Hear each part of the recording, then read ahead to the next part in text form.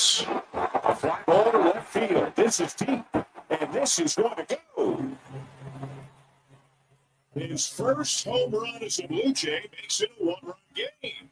On Sports 1440. Bridgewater. Pressure dropped. Parsons came flying through. He's got 2.5 sacks in this game. Presented by PlayAlberta.ca, Alberta's only regulated online gambling website. To center field. Off the wall. Kirk is in to score. Springer's rounding third, and he'll score. Jason Gregor delivers.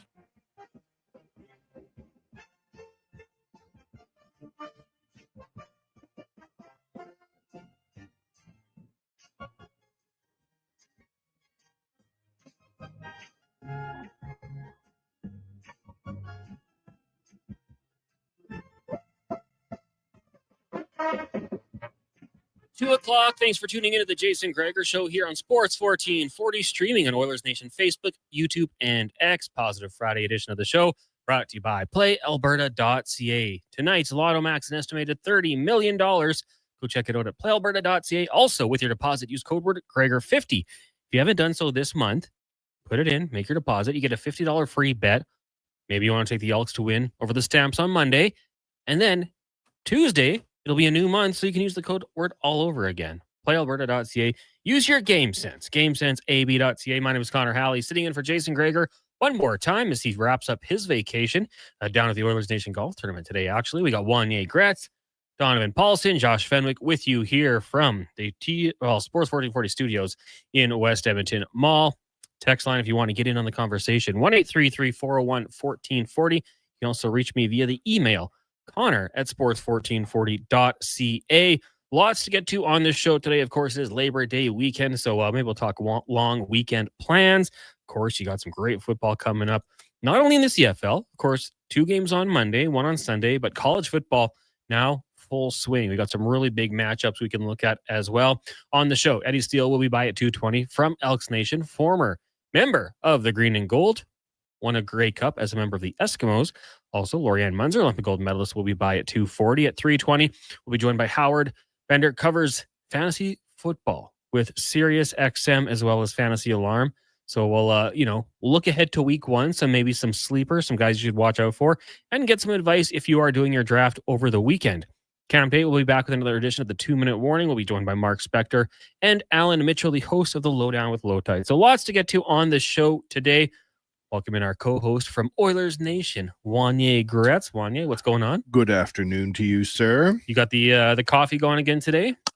Every day, brother. This is what gets me through. Stingray takes care of us. Great coffee machine. I was thinking about this machine last night.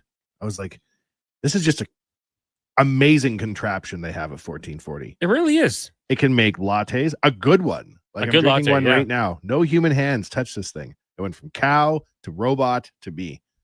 And they make mochachinos, hot chocolate. The French vanilla is terrific. Unbelievable. It's a good machine. It's great. It's worth being in radio to have access to this machine. And a water machine as well. Yes.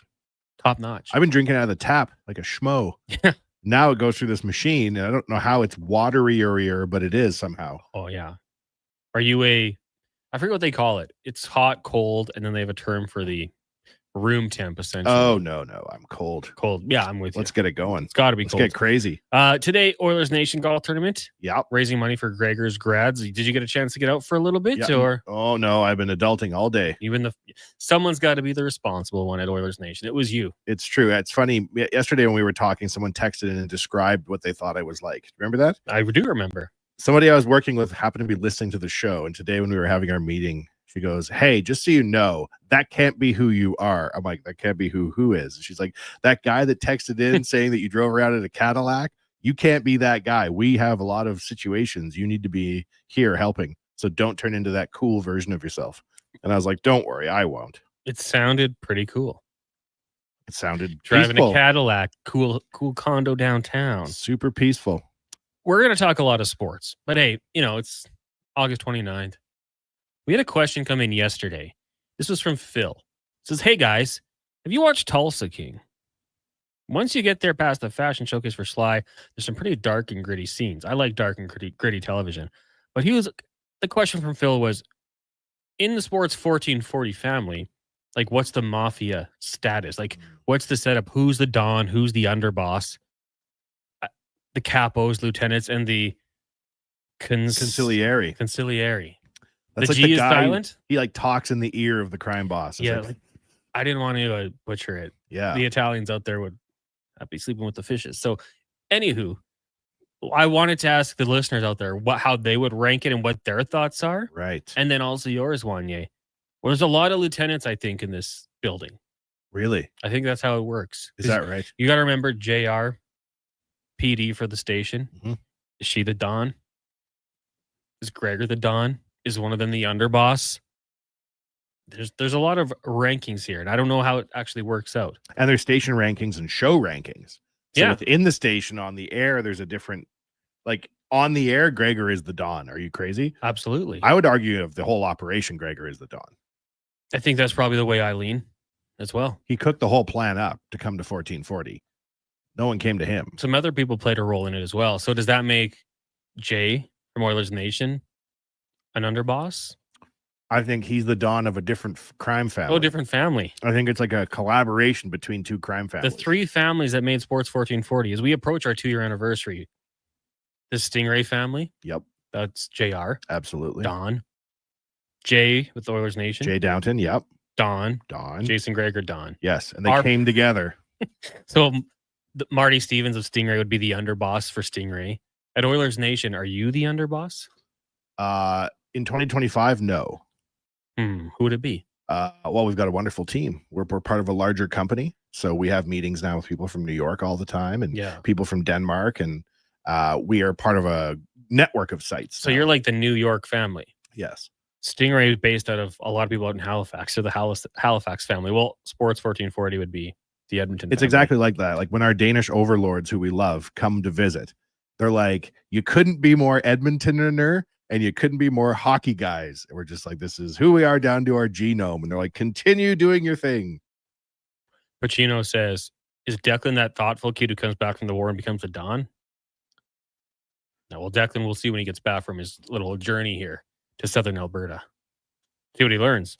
See what he learns. I was going to make fun of him, but then I remembered that we're live on the radio, and that's not very nice. It is not. So I didn't. I don't really know how it plays out. Phil asked us that question yesterday. We were pretty busy. So on a positive Friday, I don't know how the rankings would go, but I'm just happy to be in the conversation. I'm happy to be like a foot soldier. It's fun to be here. It's fun to be on the radio. It's fun to have the listeners giving us guff on the chat and on the text line. That's how it works. Yeah. And we all go together into a new season, and no matter what happens, we'll all dissect it halfway to hell and back. And that's the fun of it all. The real fun part is that now everyone on Sports 1440 will be on YouTube. Absolutely. As we make the leap on Tuesday. This is the last, it was the last morning for Kev, Fantasy Frenzy, Duke and I, and then Low Tide. The last time they will be off camera. Because going forward on Sports 1440's YouTube channel, we're going to be streaming. So do us a favor, go like and subscribe, Sports 1440 AM, and we continue our quest for 1,000 subs. Is that what it's called? That's right. 1,000 subs. We're trying to get into the culture. One of the things that blew me away when I got here was the quality of the guests you guys get. I don't know how you find these American correspondents who are like, happy to be on the radio way up in Northern Canada. Like, you do a really good job of getting people that I think are discussing North American matters. And as you move these shows onto YouTube and you clip them more, I think you'll see the audience of 1440 grow much bigger outside of Edmonton than inside Edmonton, because you guys are doing a good enough job to be an authority on the NFL, to be an authority on the NBA and multiple sports. Yeah. And I mean, hey, look, the focus is always going to be Edmonton. It's No always doubt. going to be Oilers and Elks, but You're already doing it, we though, touch on right? everything else. And that's why we're Sports 1440, Exactly. not Hockey 1440, Exactly. which was the debated topic when the station launched. I remember being involved. Should we just go Hockey for 1440? Puck 1440? You could. I mean, there's a certain type of sports fan that wants to hear hockey 24 hours a day. I include myself among them, right? It gets challenging for a couple months in the summer, but you can do it. Oilers Nation's pretty much Oilers content every single day since 2007. Yeah. Hey, just do the top 100 Oilers. That's the one we love the most. That's the way you do it. Yesterday on the show, we talked NFL. I want to talk some CFL today as well. Eddie Steele is going to join us. The Edmonton Elks in action on Monday, taking on the Stamps down in Calgary, Labor Day Classic. we talked about it a little bit earlier, but like, this is a situation where for the Elks, I don't think you have to win both of those games. Like, it would be massive. If they could pick up the win on Monday in Calgary, you're good. Like, you could probably even split the series and you're happy. Got to find a way to win one. And I'm going to be curious to talk to Eddie Steele about, with Mark Killam going up against his former team, because it didn't end in the most gracious of ways, right? It wasn't like, oh, we're going to let him go take this opportunity. And Killam's like, thank you for letting me leave and try this. Like, they were done. Killam has a chance to kind of stick it to his old team in their first matchup down in Calgary, regular season, Labor Day Classic. Like, the rivalry's there. And I also want to talk to Eddie. When you had teammates that came from, like, let's say Georgia, how long does it take to get into that rivalry? Is it happening pregame? Is there a little bit more talking? I can remember years ago, Dion Lacey not shaking hands, going to the handshake line, just had his hands behind his back, kind of getting it going early. I'm envious of everyone that's going down there. Now, if you can't make it down to Calgary and you want to watch the game with me, I'll be on the rocks for the watch party. That's a good time. OTR is one of the best spots in the city, Wanye. You know that. Oh, it's one of the best. So if you want to come down and watch it with us, you can. But yeah, I'm really fired up for this one. I want to see, because the Edmonton Elks, I think, going in the right direction. Killam knows the intensity of this rivalry. He was on the other side for over a decade, and the Stampeders are going to be the same way, trying to get back in that race with the Rough Riders. So we're setting ourselves up for a really good game on Monday. I think that we've talked about the Elks franchise itself sort of hitting bottom and coming off, right? New ownership, regime change, that type of thing. I feel like this is what year 2 of a rebuild looks like, right? Mm-hmm. You've got a few wins in the bank. You've made some changes now. And now all of a sudden, I think there's genuine, among Elks fans, there's genuine excitement for these Labor Day games. Yeah. And you know what? Like, we know that at the end of the day, the goal, but people got to get back going to the games, right? Yep. Want to get back to the status that they had in the mid 2000s and going back prior to that, winning Grey Cups, the dynasty era with Warren Moon and those types. This is kind of that step to building it back. But I think, if you win this game on Monday, or at least keep it competitive, give fans a reason to show up next Saturday, that's massive. Absolutely. And I don't know how the weather is going to be. The Elks haven't had the best situations for walk up, like the Thursday night games and the Sunday night games. And then they finally get a Saturday game and it's a long weekend and people are out of town. Like, I'm curious to see. Hopefully the weather holds up and a lot of people get out to the games and get into it. Get some mini donuts, get some chicken tendies, have a couple pops, and watch some good football. And a 5:00 start, I think, next Saturday too, which is ideal for me. Ideal. It's going to be a great night. You think you'll take out Wanye Jr.? We'll have to see the mood he's in. He's a man of many spirits. Take him onto the tailgate first. Oh yeah, he loves beer. Yeah. Well, Yeah. who doesn't? Wow. Beer and hot dogs. 4-year-olds, I mean, they're like 2 and they're done. It's hilarious. It's all it takes. So Levi texting in 1-833-401-1440 says Al is the oldest, so by experience, it's got to be low tide. But he says if JMO was there, he'd be the Don. His experience, well, I mean, like, there was older guys, and I've only seen a few movies, but like in The Sopranos, Tony gets pretty big in the family, and he's got older guys around him. Totally. You can be Junior's the there. old uncle, right? Yeah. I think LT is the old uncle, the wise uncle. He'd be like the guy that stays out of trouble, but he'll offer advice, I think. He keeps knows his nose, everything. Yeah, He's paying exactly. attention to everything. Keeps his nose clean When he's above the fray. and then gets mad at people. LT doesn't get too mad, does he? Well, I think he gets mad at us. At you guys? Not really mad. For doing what? Just saying things. Oh, I see. Kids. Yeah. That type of thing. On the porch type situation? Phil says, thanks for giving us a peek behind the curtain. Yeah, well, there is no real, we have like 3 bosses and that's it. Everyone else is just employees and we try to keep it going. Drink this coffee. Yeah. That's the vibe, right? It all changed. I used to walk through the station here and go, oh, it really doesn't take a whole lot of people to run. How many stations are out of this building? 4? 4 stations, yeah. So I was like, oh, it isn't even that hard. Like barely anyone even works here. It turned out they were all working from home. Yeah. And suddenly the return to work order has been issued. And suddenly this place is hopping with people. It turns out it's way more complicated than I thought. Yeah, we got a lot of staff. Sales in and out because they're grinding, sales. Oh, yeah. You got to go visit clients and Gotta things get like out there. that. But yeah, a lot of people in here. The construction done. Looks good. I mean, what do you know what all these people do? No. Yeah. But they're busy. Right. We know they're busy, so it does make sense. Some news for the Edmonton Oilers going back to speaking to the media yesterday doesn't necessarily be great news. Zach Hyman, unsure about his status for the start of the regular season, basically saying, I don't know. which I don't think is surprising. I mean, the injury was not good. We saw him as soon as he got hit, can't hold a stick, straight down the bench. Even speaking to the media and being seen in public at this Hockey Canada orientation camp down in Calgary, he's got the wrist brace on. So the rehabilitation process probably going to be a little while. I hope the start of the season for the Edmonton Oilers goes well and he doesn't feel that pressure to get back out there. Take all the time you need, in my mind. Like once he's healed, it's going to probably just be, does he have that mobility and can he play through the pain? But I think, put up a little extra protection. And we say this, like I say this all the time, like I hope they don't feel rushed to get back there. I don't know Zach Hyman personally, but I feel like as soon as he's like ready to go, he's going to be just chomping at the bit. Like, I'm good to go. Don't worry, I'll be fine. I pretend I know Zach Hyman, but I actually don't. I feel like he's got the pain threshold that you couldn't even believe. He's so tough.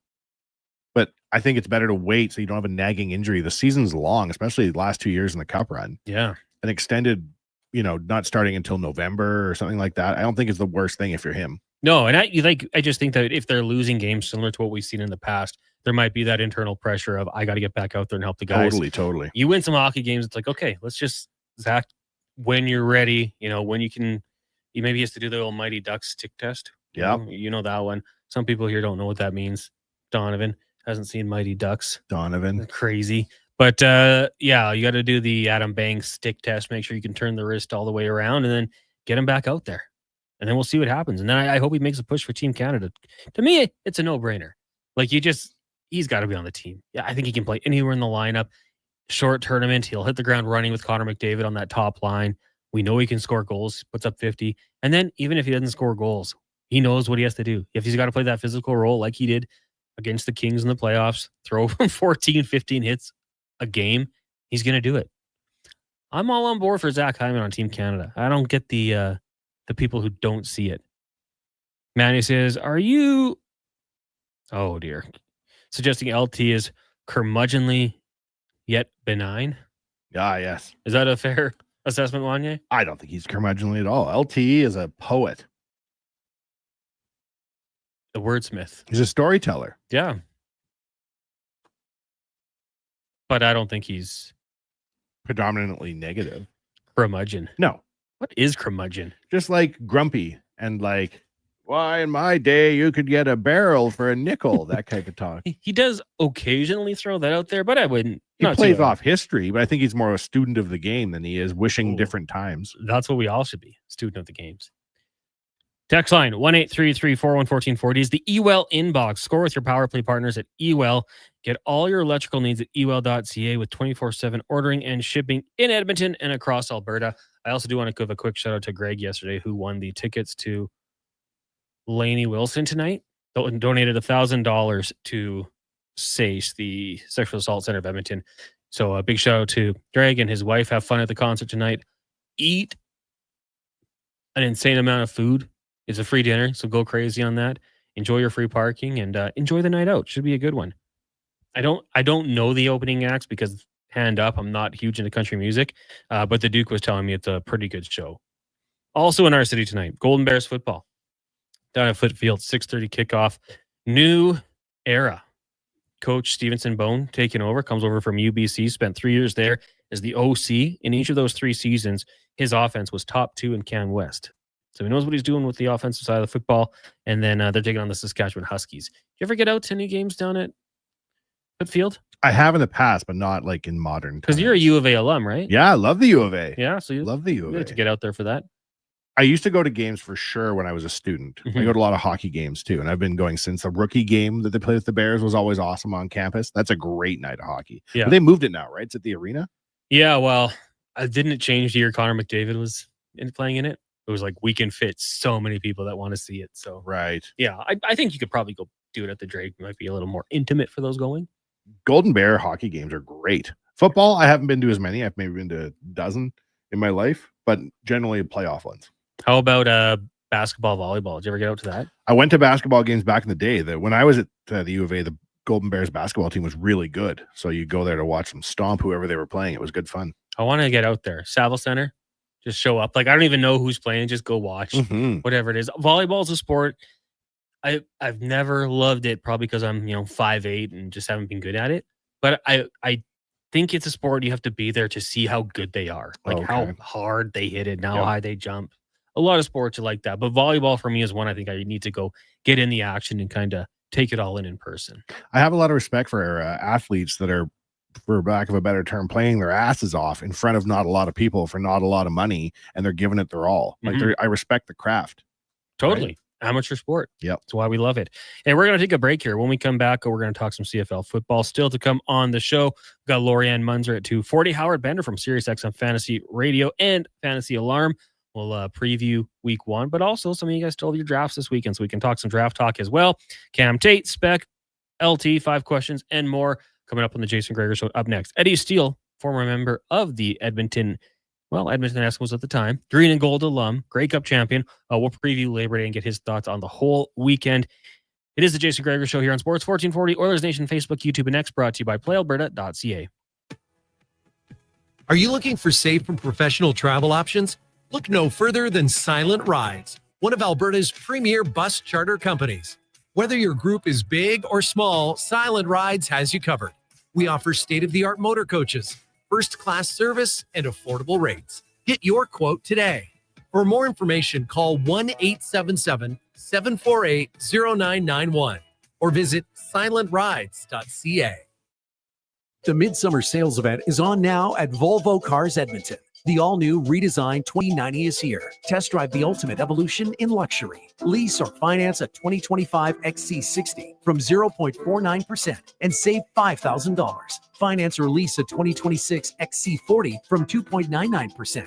Come and discover the deals now at Volvo Cars Edmonton. Great vehicles, better service. The Midsummer Sales Event is on now at VolvoCarsEdmonton.com. It's happened again, and construction season is in full swing. Job delayed, money lost, and clients disappointed because your rigging failed and it wasn't inspected. Don't let this happen to you. Have your lifting slings, fittings, hoisting tools, and safety harnesses checked with Titan Supply. Titan Supply offers certified on-site and in-house rigging inspections and service, so they can repair it, replace it, and recertify it. Titan Supply in Edmonton, Grand Prairie, Red Deer, and Calgary, and at titansupply.ca. Lift, dig, haul. And here comes Action Electrical Service Team sprinting onto the scene. These are your first responders for any electrical emergency. That's right. With their fleet of service vans and specialized gear, they assess, they service, and maintain electrical lighting and automation systems. They're all about rapid response. Quick diagnostics and repairs to restore power and safety fast. Hire the Action Electrical team to bring home a win for your project. Visit actionelectrical.net.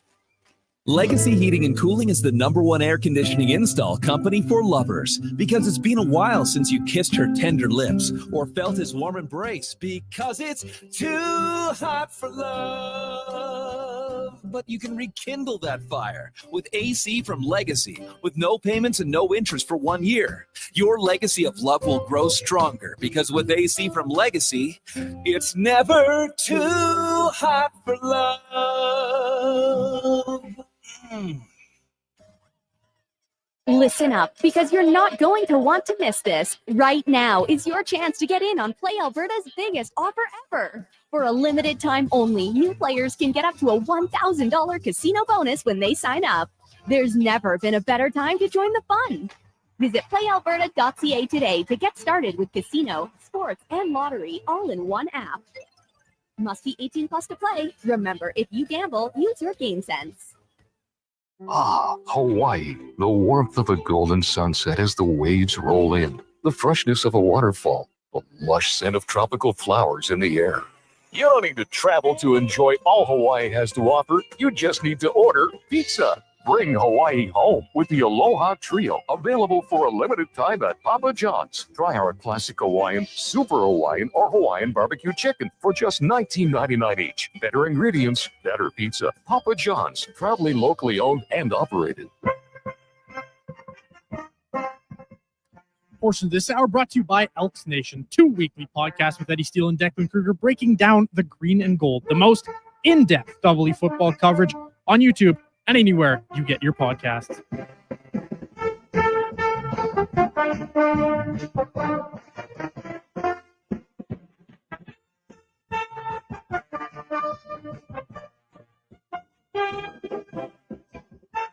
puck drop to kick off.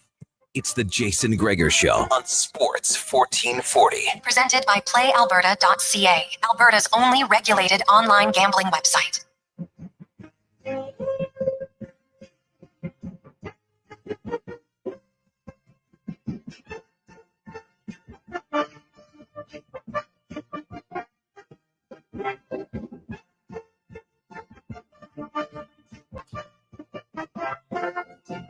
$225. Welcome back. It is the Jason Gregor Show here on Sports 1440. Also streaming on Oilers Nation Facebook, YouTube, and X. If you are watching on the tube or the book, make sure you hit that like button. We would appreciate it. We'll have some little conversations in there. Josh Fenwick monitoring that. My name's Connor Halley. He's Wanye Gretz. We also got Donovan Paulson here with you, keeping us on track as we roll through this positive Friday edition of the Jason Gregor Show. Long weekend. What's coming up? Anybody make that trip down to Labor Day for the game? I did it for about 11 years, and it was awesome. Saw the green and gold win twice. That was less awesome, but the times are always good. You go down there maybe Saturday, maybe go Sunday. We used to go Saturday, have a couple nights of fun, wrap it up with a good football game. When they win, it's a blast. When they lose, still a blast, but fans in Calgary talk a lot of trash to you. That's less fun.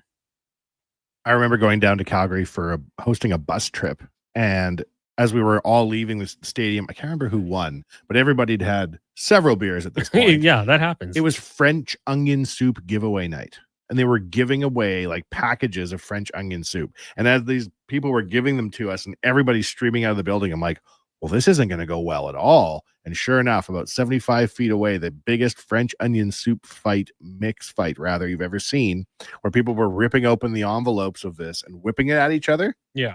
Oh, I couldn't get the taste of French onion soup in my mouth for hours. First, I had a different vision of that, like drinking and then people eating French onion soup and then the sickness that might ensue. But you're talking it was just a mix, the powder. Yeah. Oh, yeah. No, That's not wild. like liquefied, just in the envelope. I used to love back in the day Esks giveaways on like fan appreciation night. Pepsi Blue was a good one. Then they went to like razors one year. Oh. I didn't even What? have facial hair. That's dangerous. Yeah, well, I mean, it was probably handy. Like someone probably collected like a lifetime supply because people like me were thinking, I don't need this. Do you remember when George LaRocque scored that goal? Was it a hat trick? Everyone got free McDonald's. Is that what it was? Do you remember that? No. George LaRocque scored a goal one time in Edmonton, and everybody got a prize. And he was so excited. I think he got a hat trick, if I'm remembering it right. And everybody was so excited for him, but also because we all got a free Big Mac. That was living, Connor. That is good. That is living. I love contests like that. They get a basket the next 30 seconds. Everyone gets chicken. Then there was like the basketball player who like missed the free throw intentionally to give the home crowd chicken. Great stuff. Good stuff. More contests. Yeah, absolutely. Let's go in the room. Brought to you by Action Electrical, the most diversified electrical contractor in Alberta with 4 divisions in project, service, tag, and solar for commercial or residential. Contact them today at actionelectrical.net. Now joined by Grey Cup champion, former member of the Green and Gold, and you can also hear him on Elks Nation 2 times a week on YouTube or wherever you get your podcasts from, Eddie Steele. Also, hear him on Sports 1440, Monday and Friday on the Kevin Carrier Show. Eddie, good afternoon. How are you doing today? I'm doing well, fellas. Now, Connor, I got to say, man, I think me and you must be a couple of sick puppies because when Wanye brought up the French onion, I instantly went to a stinky foul bus ride as well. And I went that route as well mentally, man. So I'm in the same boat as you. Yeah, I thought that's going to be a long bus ride home on the road, a bunch of people crushing too many beers, but I'm glad it was just a fight with powder. I mean, pretty harmless fun, eh, Wanye? I think it's better than if it was hot soup. Yeah, better than a hot That's soup, a whole right? different situation. Eddie, you've made the trip down for this game a few times. A little different than me, though. You've been on the field, actually. I want to ask you, do you have any favorite memories from the Labor Day rivalry, Elks and Stampeders? Not a ton, man, and I hate to be kind of vanilla with this. It's very interesting. We had Milt Stiegel, CFL legend, on the morning show this morning, and he played 15, 16 years with the Bombers, and he didn't have a ton of success, he said when we asked him that. And you know what? My Labor Day story is very similar. I don't think I won a single Labor Day Classic game in my 9-year career with the different organizations, Toronto against Hamilton, Calgary, and then I spent 2 years in Saskatchewan against Winnipeg. And I never won Labor Day. I had a success, on the rematch. But the Labor Day itself, man, it was elusive for me. What year would you have been in Edmonton for that one? Because they did go on a 8-game losing streak from 2012 to 2019. So that was your era, hey? Yeah, that corroborates because I was there 13 through 16. I was there with you. I'll tell you that much. I was there watching, and from a fan's perspective, every year I would sit down at halftime and say, why did we do this? Why did we come down here? But the next year, we'd always be back, and we'd always be watching you guys the rematch, handle your business. So it's going to be a fun one. I'm hoping there's a rivalry. I wanted to ask you, though, like you had American teammates. When they get into the Battle of Alberta, maybe they don't really appreciate it or don't know the history of it all. How long did it take them to really embrace the rivalry here? Usually that whole week leading up to it throughout practice, and coaches always talking in your ears and hyping it up at pregame meetings, because it is a really big rivalry, especially after you've been rooted and you've played a couple of years in it. You realize just how deep it goes, and the history with both organizations too. The thing about it, it's so challenging to play down in Calgary for a couple of different reasons. Usually they're a well-run organization, but believe it or not, the air is thinner there because of the elevation. So always that first quarter, it takes you a little bit extra to catch your breath. And a big factor for that too is you're extra hyped up. Picture yourself on extra caffeine, you're a little anxious, short of breath. And a lot of those emotions go into it because it is such a big game on the calendar. It's an afternoon game. Usually when you arrive to the stadium, there's a good tailgate party, but when it's Labor Day, it's next level. Everything's enhanced. As you know, you've been down there, Connor. So it doesn't take long for those guys to realize that they're in one and that this is something that's meaningful to all the players, but the people, the fans, even much more. Yeah, like I said, I've been to that's matchup a ton of times. I've been to the box factory of a stadium and sat in those seats with no back. You always leave with back pain because it's just the metal seats as well. It's pretty frustrating, but love the people who are going down for it. It's such a fun time, and Stamps fans will get on you, but it's always that mutual respect, I think, and a good time when the two teams meet. So going into this one for the Edmonton Elks, I mean, they couldn't be asking for much more, playing some of the best football of this season, winning 3 straight. These last 3 games, and then going back even further, is there any trends you've noticed that has helped the team kind of find their way in this one? Well, Rankin, everything he runs through him, no pun intended. He's the straw that stirs the drink on offense. You get him the ball in the run game, you get him the ball in the pass game. We're seeing the defense, of course, bring their play and their numbers overall. They were averaging 34.5 yards per points per game given up early in the year. They've brought that down to under 29, 28 points. So little things like that obviously have them trending in the right direction. Now, what I'm really anxious to see is how they compete against the team in the West, because this 3-game win streak and the way they played Hamilton, which could have been a 4-game win streak, it's all been Eastern opponents. And we all know the road to the playoffs, you're going to have to beat some teams in your conference.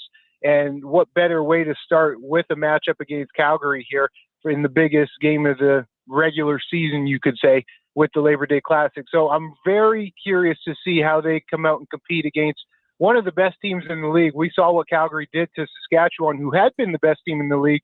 Calgary dismantled them. And the Elks, they need to put their big boy pads on, especially in the trenches, because Calgary has the best defensive line in the game, and they have one of the better O-lines in the game. Eddie Steele, Grey Cup champion, former member of the Green and Gold. Also, you can hear him on Elks Nation and Monday, Friday here on the Kevin Carius Show. Joining us here on the Jason Gregor Show. I'm just looking at it. And the Stampeders, they've been a very good team for so long. Last year, they fell off a little bit, 5-12-1, but turned it around super quick. Do you think it's as simple as saying they just had that vet quarterback and Vernon Adams come in here and help, or is there more to it?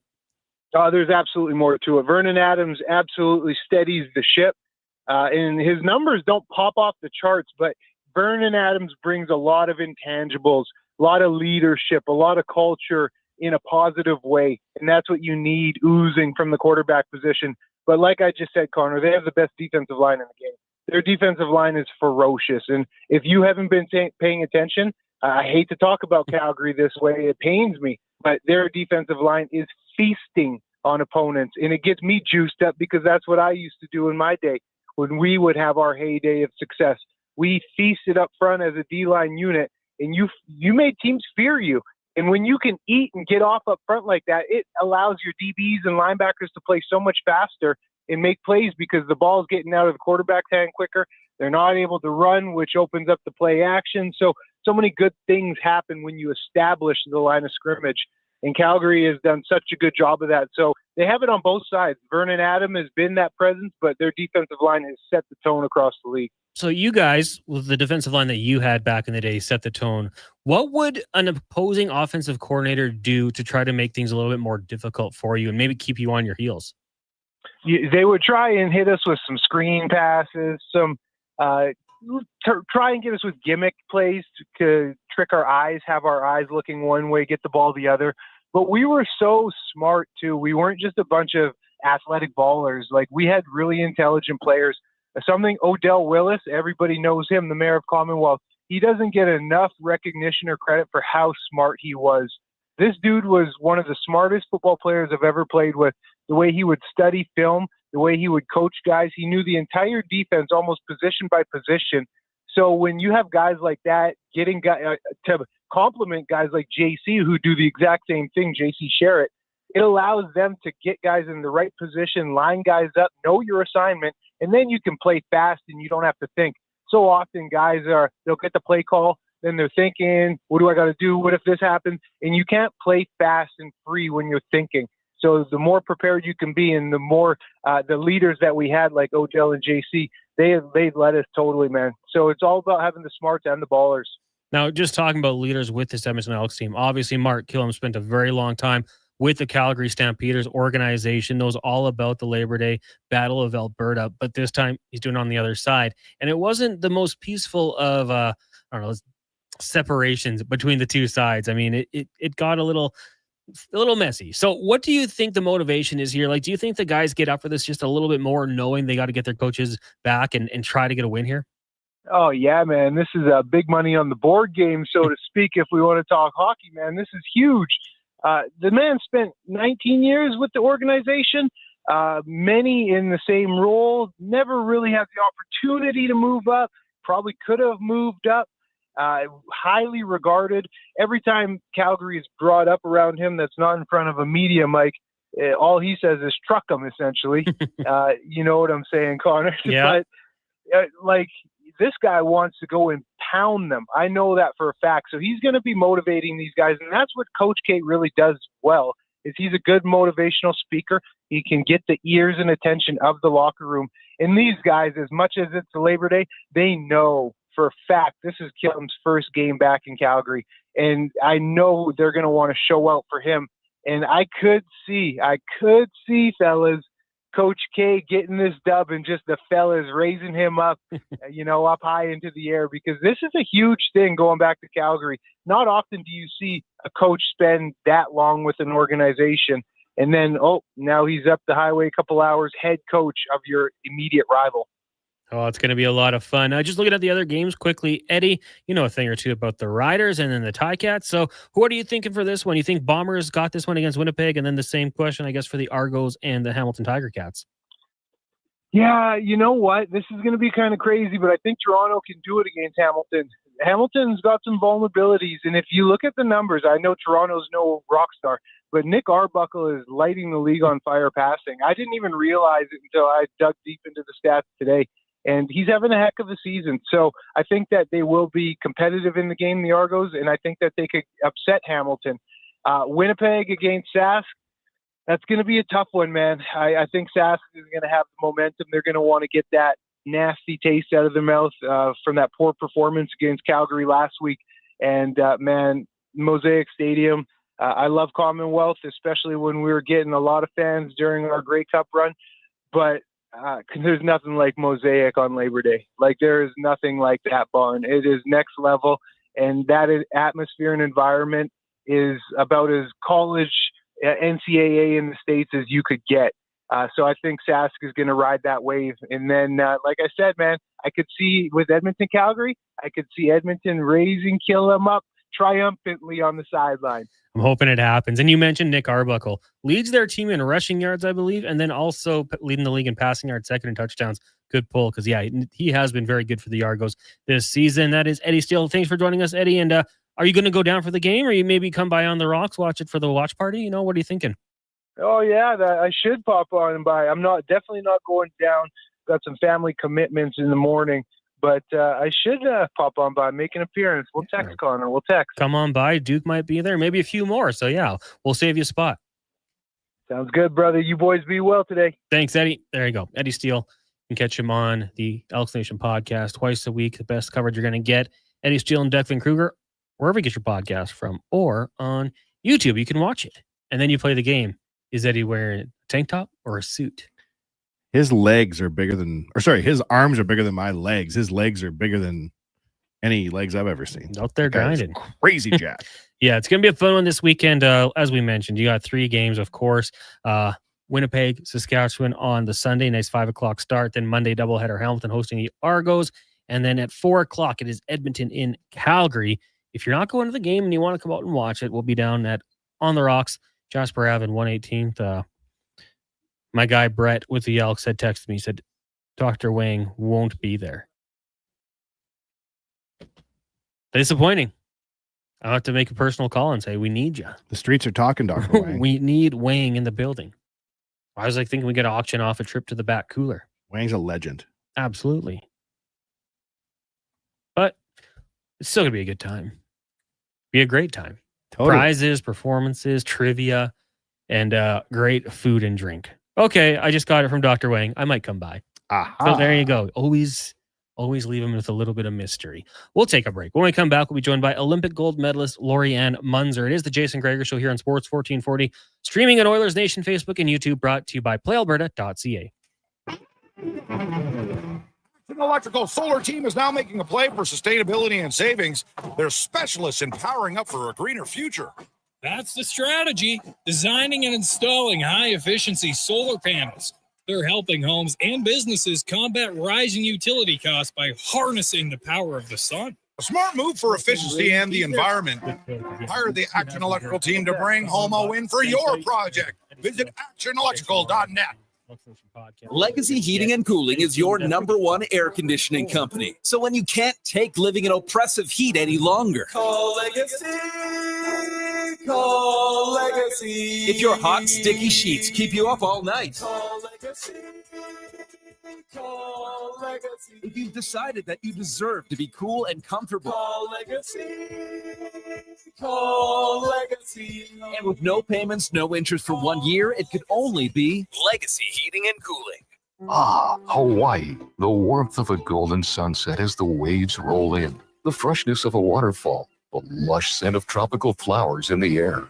You don't need to travel to enjoy all Hawaii has to offer. You just need to order pizza.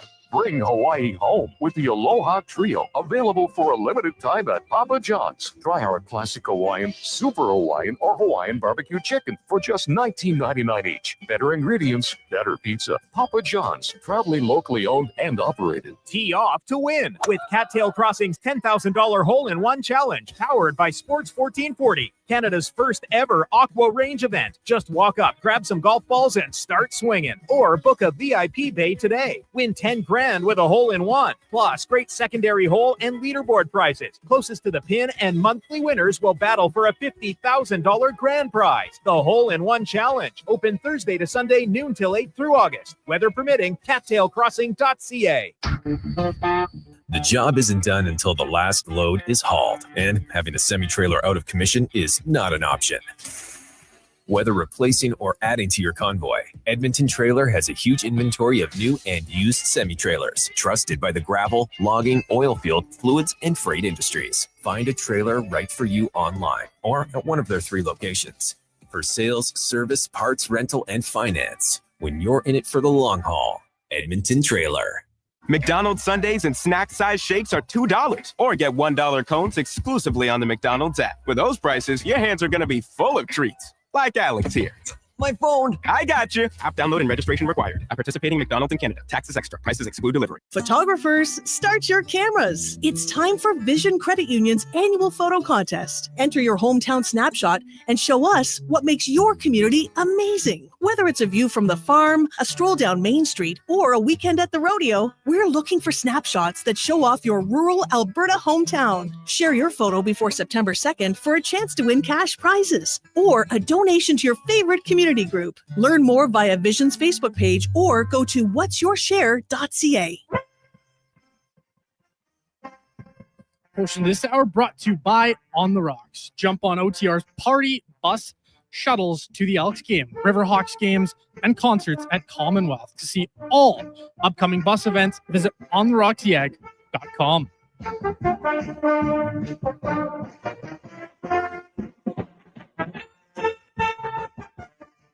Look good, feel good, play good. It's the Jason Gregor Show. Thanks for listening to Sports 1440. Presented by PlayAlberta.ca, Alberta's only regulated online gambling website.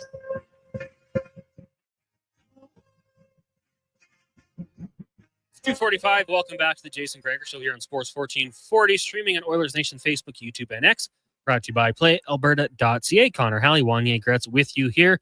Also got Donovan Paulson and Josh Fenwick keeping us on track on the radio and on the streaming services. If you're watching on YouTube or Facebook, make sure you go ahead and hit that like button, jump into the chat, start some conversation. Josh is running the Oilers Nation account, so anything you see from them is from him. And I think if Donovan opens up YouTube on his computer, it'll say it's from me. Sometimes Declan will use his computer and talk, and it says Connor Halley is speaking. So be careful. There are imposters out there. Is it Wild Time is in the chat right now? What's going on over there, Josh? Is it thumbs up, thumbs down, middle thumb? Middle thumb.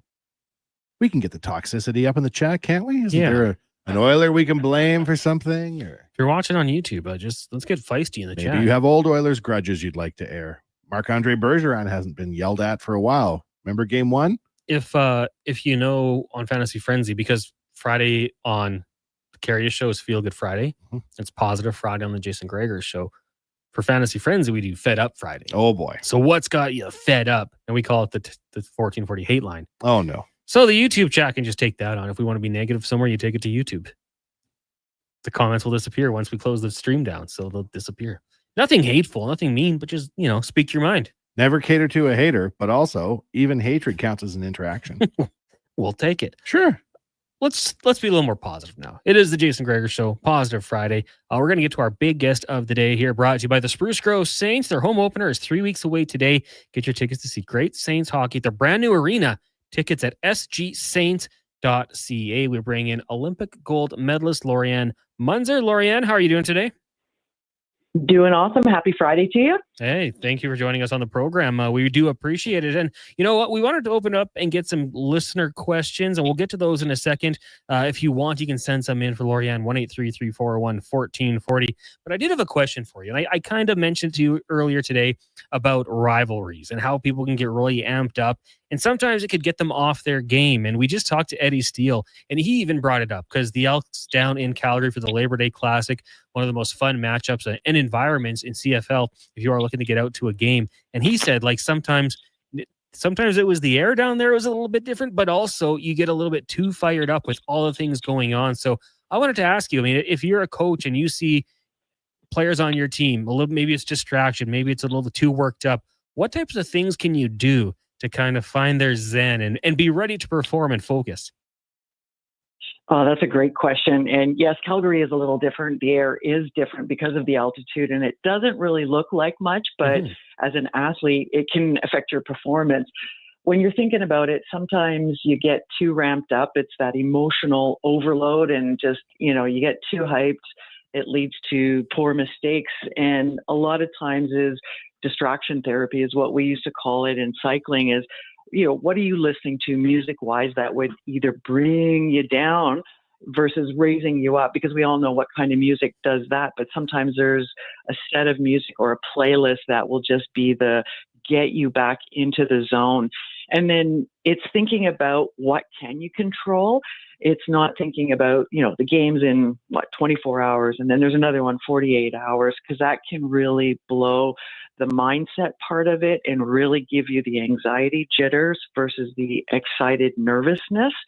And it's really about a focus shift of what do you need? What can you control? And as a coach, you're there to spot those signals. And one of the craziest things to do is to snap somebody out of it. And I know that, with guys, there's a lot of jockeying. There's a lot of, sometimes banging around or fisticuffs and just getting that part of the game going. And sometimes it's just blowing off steam. Sometimes it may be going into the weight room, lift and do a couple of reps. You don't have to do a lot because you don't want to, expend too much energy, but it's about, okay, what can you do?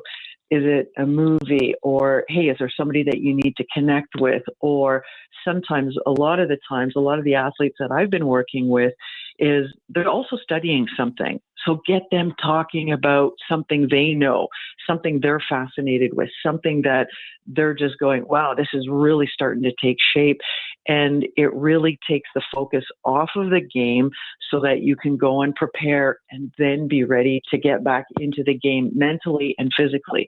The athletes are going to be ready physically, but it's really a mental game. And that mental intensity is what you got to put a lid on. And it's the hardest thing to do if you haven't done a lot of it, but it stops the pressure cooker from blowing. Laurian Muenzer joining us here on the Jason Gregor Show. Connor Halley sitting in. I do quickly want to ask you about that because you said the air in Calgary a little bit tougher. We've heard that a lot, especially in the NFL when teams have to go play in Denver. Same with the NHL, NBA, of course. I want to ask you, you've traveled all over the world. Like, what does that feel like if you can explain it to someone who's never experienced going out with that thin air? Well, it all depends on how high we're going. When I was in Quito, Ecuador, we were 10,000 feet above sea level. So you're talking, this is crazy stuff. It's a third of the height of typically an airplane traveling. So coming into Quito, Ecuador, landing the plane, it was left, right, bouncing around. But the problem is when you're at that high of an elevation, Connor, you feel like you're breathing through a straw and you've got a clothespin on your nose. Now, I don't know if that gives you a good visual, but it's one thing to walk upstairs with a clothes peg on your nose and then take another straw. Typically, usually that's done with beer, but not in this case. But then throw a bicycle in it. Or if you're playing football or basketball, start running. And you're still sucking the air or trying to get it into you through the straw. So it again becomes a mental game of how can I conserve my energy, not start to ramp up and start gasping for air. And then it's also partly of going, all right, I can acclimatize to this. I can acclimatize to this. So going through a mantra so that you know that you're up against this where the local athletes, they train in it. So for them, it's not a problem. But if you're coming in, you want to come in the closest to competition. You don't want to come in a week or two because there's a certain period of time, and I don't remember exactly what it is. There's X number of days that you would need to acclimatize. And then you're going to start feeling like a local of being able to intake the air, expend it, and not, suck flu water and still have a good performance. So coming in the night before, the day before, it's cutting it really close, especially if your luggage doesn't make it, which we've had a couple problems like that.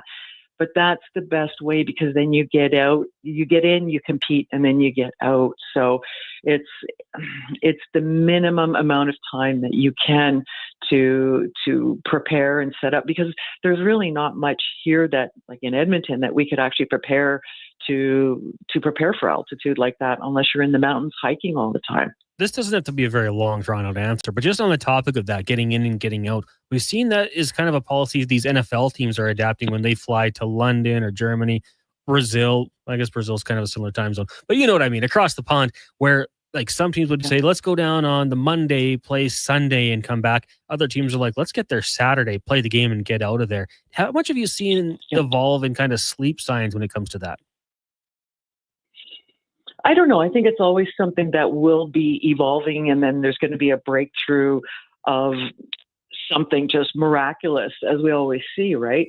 But it also is dependent too on the athlete, because everybody's going to be different. Some people take a little bit longer. Like if you think about when was the last time you were down to, I don't know, Cuba, Bahama, Jamaica, it's like 90 degrees there and it's 100% humidity, or else at least 95. And here in Edmonton, trying to acclimatize to that when we have typically such a lower humidity it's going to play havoc with you if you're not adjusted to it. So going in closest to the time that you're going to race, you're going to compete, you're going to play, you will have probably a better performance than, oh, well, I've got 6 days leading up to it, because then you've got 6 days to stew in it and go, well, this isn't working, that isn't working, which is typically the mindset of where it goes. And going in closer to the date is usually better. People will respond, and you got to show up to the game. It's like, okay, it's go time. We don't have a lot of time to think about, okay, what are we doing? We're sitting waiting for the games to start, and it's go time. Laurian Muenzer, Olympic gold medalist, joining us here on the Jason Gregor Show. Connor Halley sitting in. Now, I got some questions I want to get to you before I ask you about an event, pretty star-studded event you attended yesterday. What's one cycling technique or strategy you think most people overlook that had made a big difference for you in your cycling career? Oh, wow, that's a good one. One of the things, well, besides shoveling the velodrome in the middle of winter, was actually a thing that we call motor pacing. So it's literally a motorcycle that is, I think it was a regular Suzuki that we had. I also brought my Harley Davidson on for a little bit more power and speed. The track motorcycle will have a roll bar. So if you get way too close, you won't hit and crash. It'll spin the roll bar, which is always a good thing. And then the game becomes, how close can you get to it? The motorcycle is actually breaking the wind. So it's like the birds flying south in a V formation, which allows you as an athlete to get higher cadence, higher speeds, and really get that top end acceleration. So we would be going around the velodrome, middle of the track, moving up to the top at about 50 kilometers an hour. And there would be a certain point, usually out of turn 4, and the driver, usually my coach, he would pin it, and you got to react to the motorbike, because it's like simulating a race when your opponent goes away and takes or tries to take off on you. And being able to have such a fast snap, or jump as we call it, is imperative to sprinting. But then you got to keep it into turn 1, out of turn 2, and then you're trying to bring it home, as you're going, and you're trying to increase your speed versus lose the speed. And that is something that France, Australia, Britain, the Scottish teams, they would all use. And that was where we always found that they always had the advantage, because you didn't have to rely on your teammates to bring you up to speed. For me, the guys were a little bit faster, maybe 5 kilometers faster. So I would get motor pacing off of them. But then for them to get an increase in their speed, I was the driver on the motorbike, and I would be, cruising around at 70, 80 kilometers an hour with them an inch behind me. And you've got to be exact, but that speed, and just one right after the other, you do 3, 4, maybe 5 efforts like that. And you'd swear you'd gone to heaven, because it was like the best workout. And it is one of the hardest efforts to train, and also to get a driver that is really good with the throttle, not too much, not too little, but just times it right.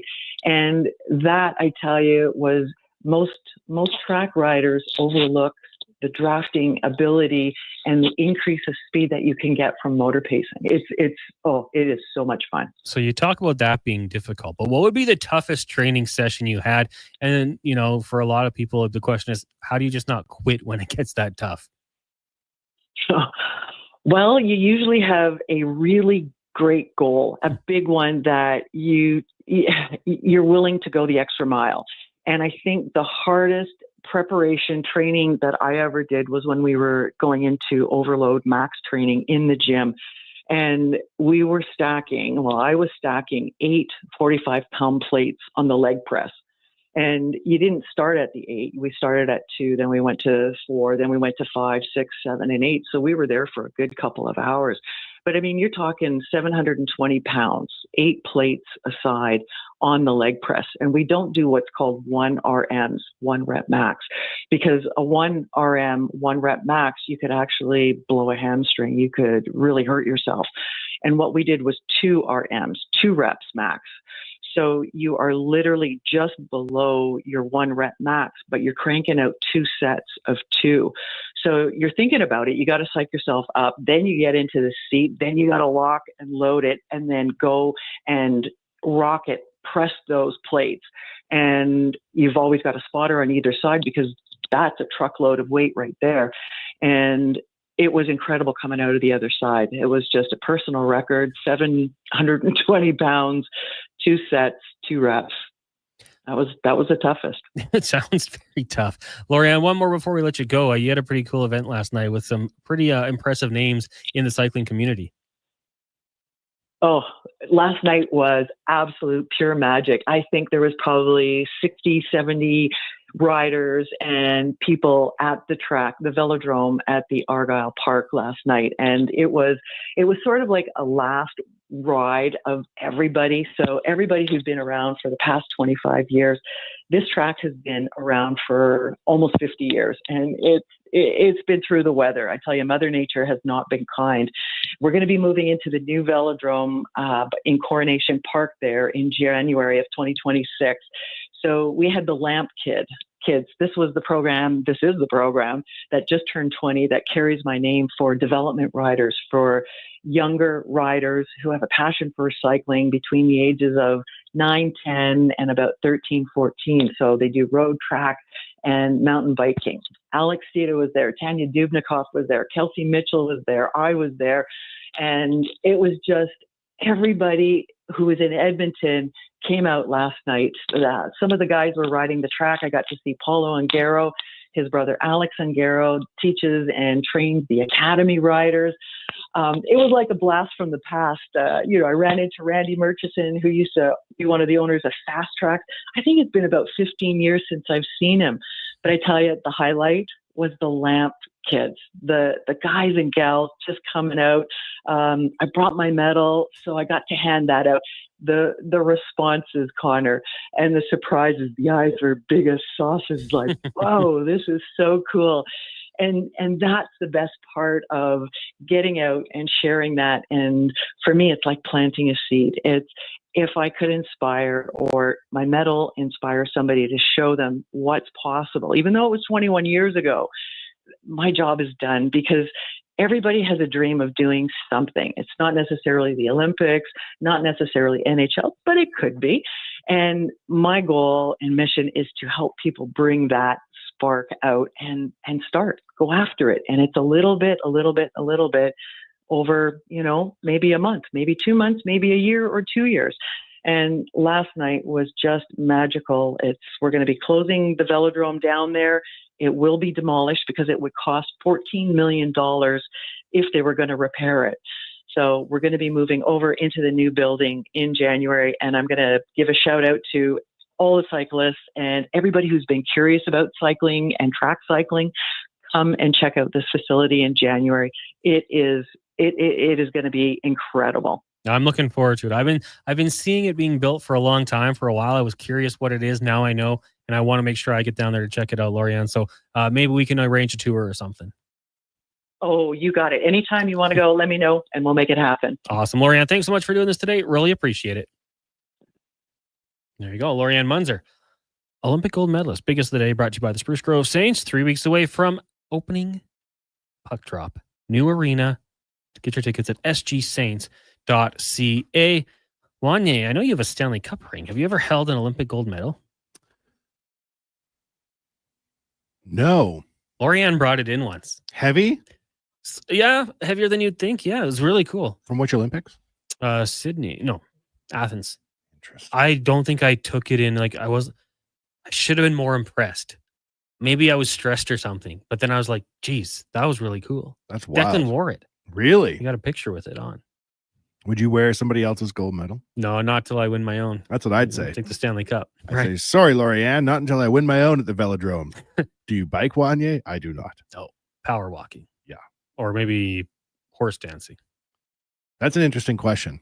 what, if anything, if you had the remainder of your life to devote to it, what do you think you'd have the best chance of winning a medal at the Olympics? Only like power walking. And that's not to belittle that sport, like the speed walking. But nothing else. I don't think I'd have a chance at anything else. I don't think I'd have a chance at any. With your whole life? Yeah. My best days are behind me. Okay, let me Athletically. rephrase it. What would you be best at for an event in the Summer Olympics? Isn't there weird like billiards and breakdancing, like, dressage? Are you a breakdancer? Are you a b-boy? No, not at all. But I think I could learn. Ray gun made it. Did you guys talk a lot about that when it happened? No. That was weird. It was weird. Australians were not happy about that whole thing. The thing was, some of her moves weren't that bad. It's just the ones that were bad just got played on a loop. Wow. Hey, she made it. Shout out Ray gun. Shout out to Ray gun if you're listening over in Australia.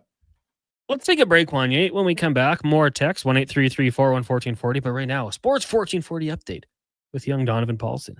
Brought to you by 01 Hockeyology. Build your game all summer long with custom training and cutting edge tech. Become unstoppable. Sign up at 01.ca. That is ZERONE.ca.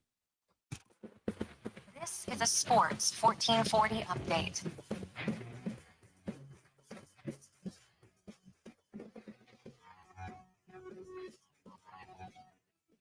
It is Jays game day as they're hosting the first place Milwaukee Brewers. First pitch flying just after 5 o'clock. Shane Bieber making his first start at the Rogers Center. Other games around the majors. The Cardinals, they're in Cincy.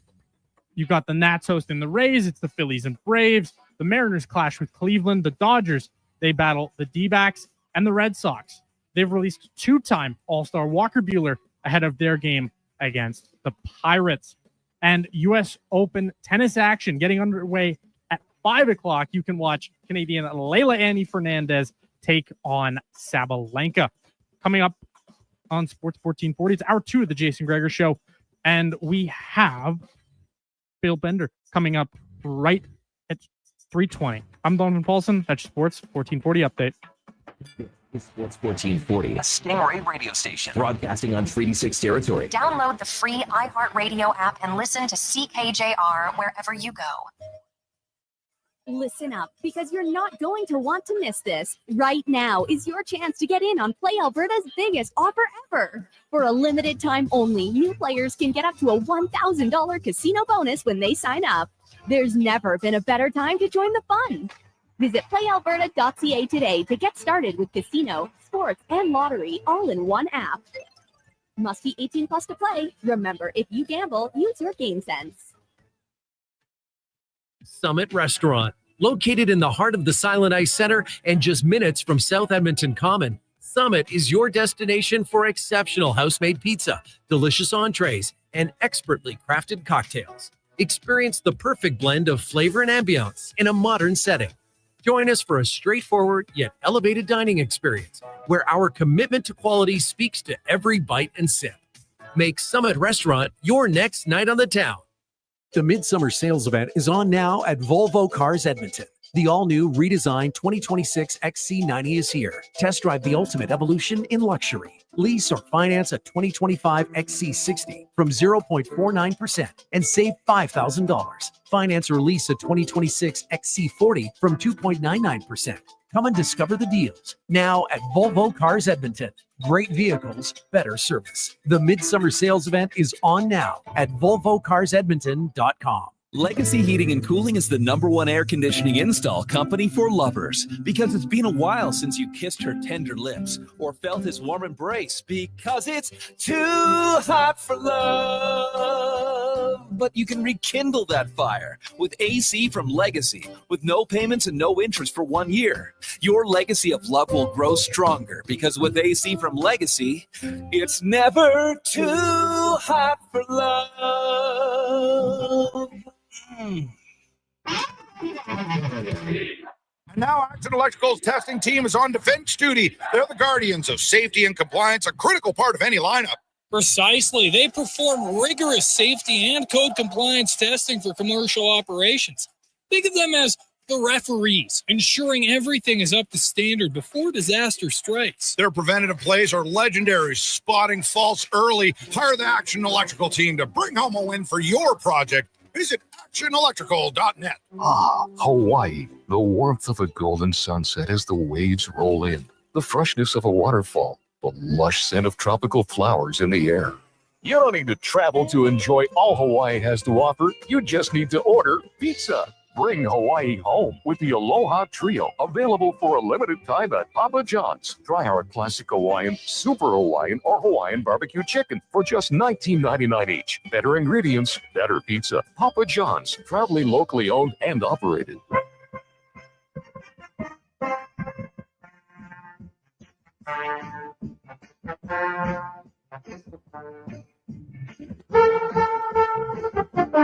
Portion of this hour brought to you by Cantor. We offer sale, rental, repair, and calibration of hydraulic, pneumatic, and battery-powered torque wrenches, stud tensioners, and flange maintenance equipment. Order today at Cantor.com.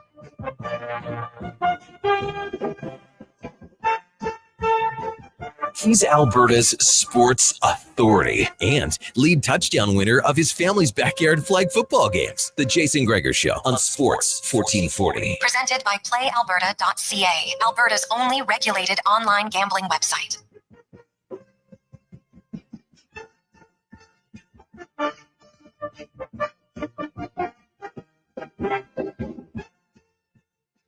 Jason Gregor Show here on Sports 1440. Connor Halley, Wanye, Gretz with you. We got Donovan Paulson and Josh Fenwick here as well. The Jason Gregor Show brought to you by PlayAlberta.ca. Use code word Gregor50 when you make your deposit. With that, $50 free play. And you get a new one in September.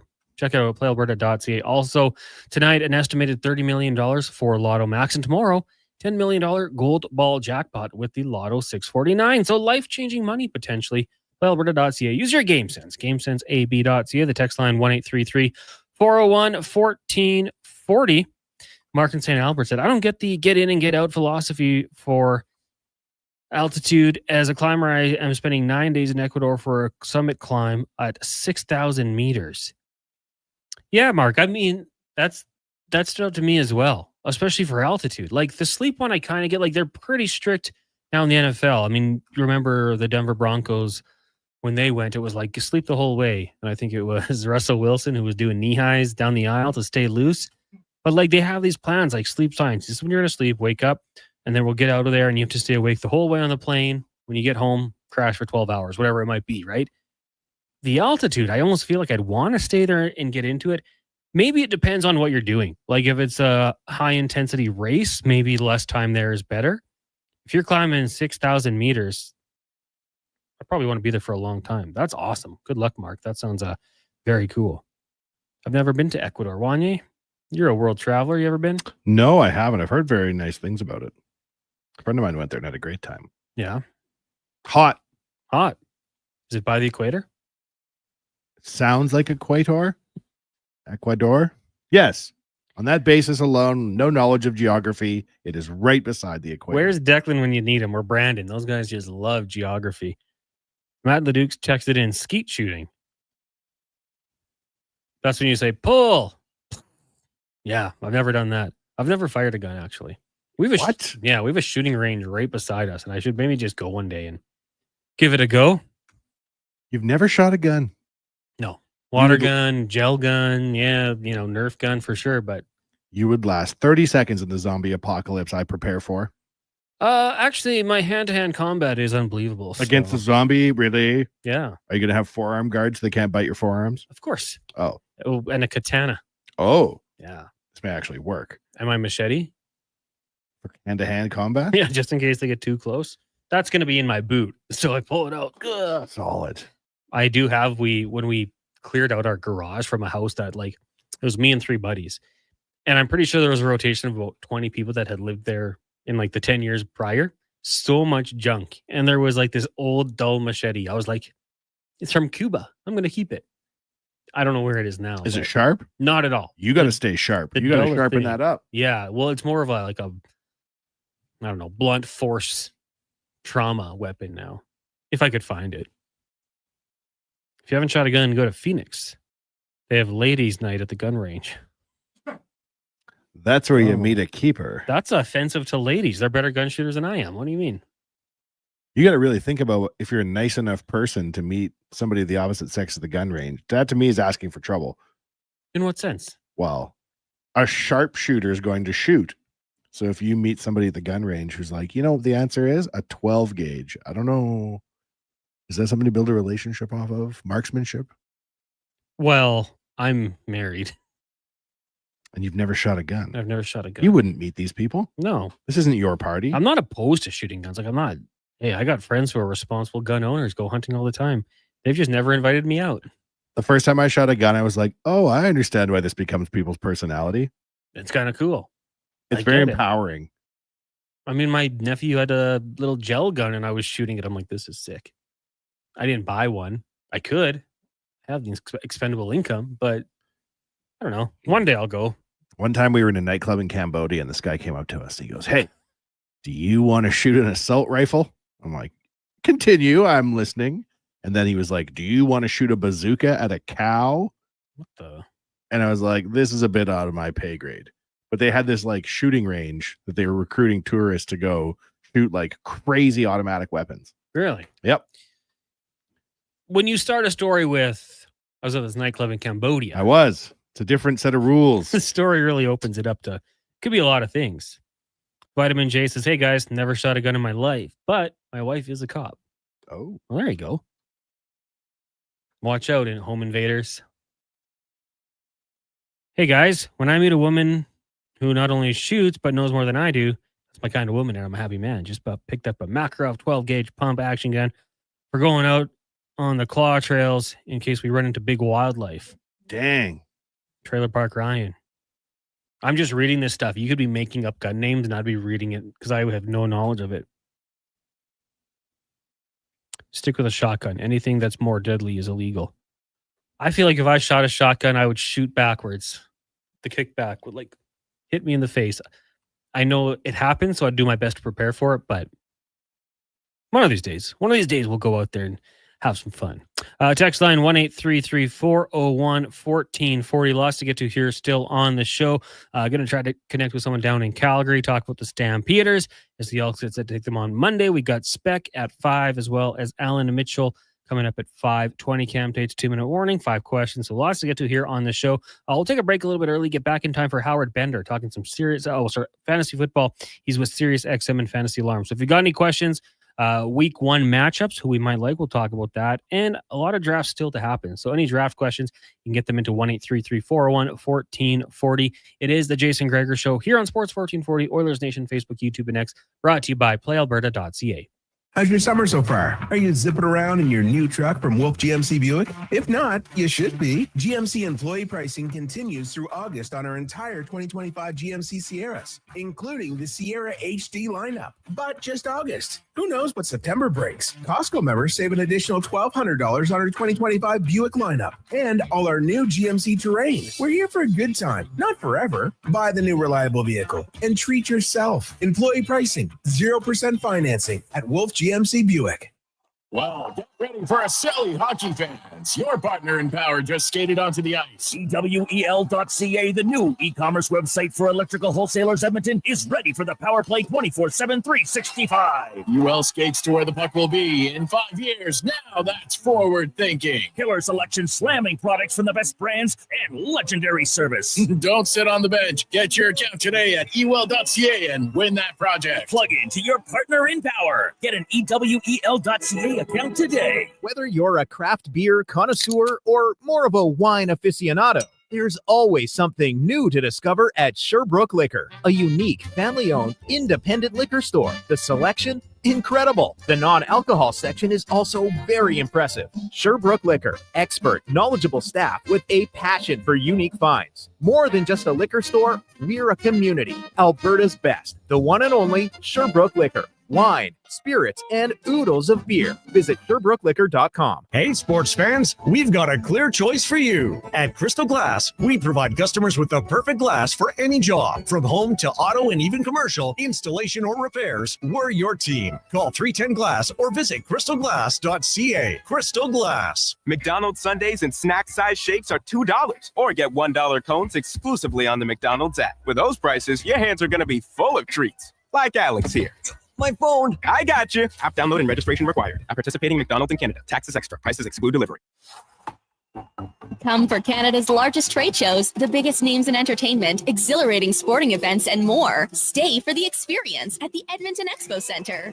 TNA Wrestling makes its explosive debut at the Expo Center on Friday, September 26th and Saturday, September 27th for back-to-back nights. Buy your tickets online today. Learn more about what's happening at the Expo Center by visiting the calendar of events online at edmontonexpocenter.com today.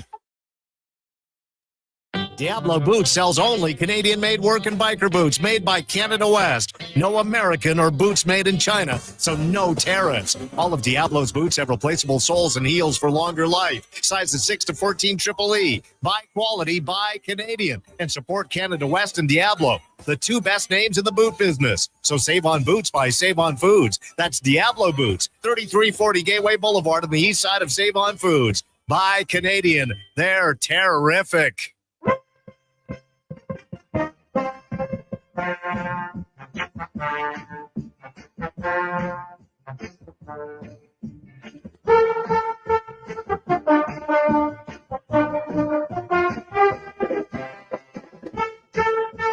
Portion of this hour brought to you by Japa Machinery. Japa is digging deep on their 50-year history of supporting Alberta's construction industry with their line of special edition blackout excavators. Visit japamachinery.com for all the details.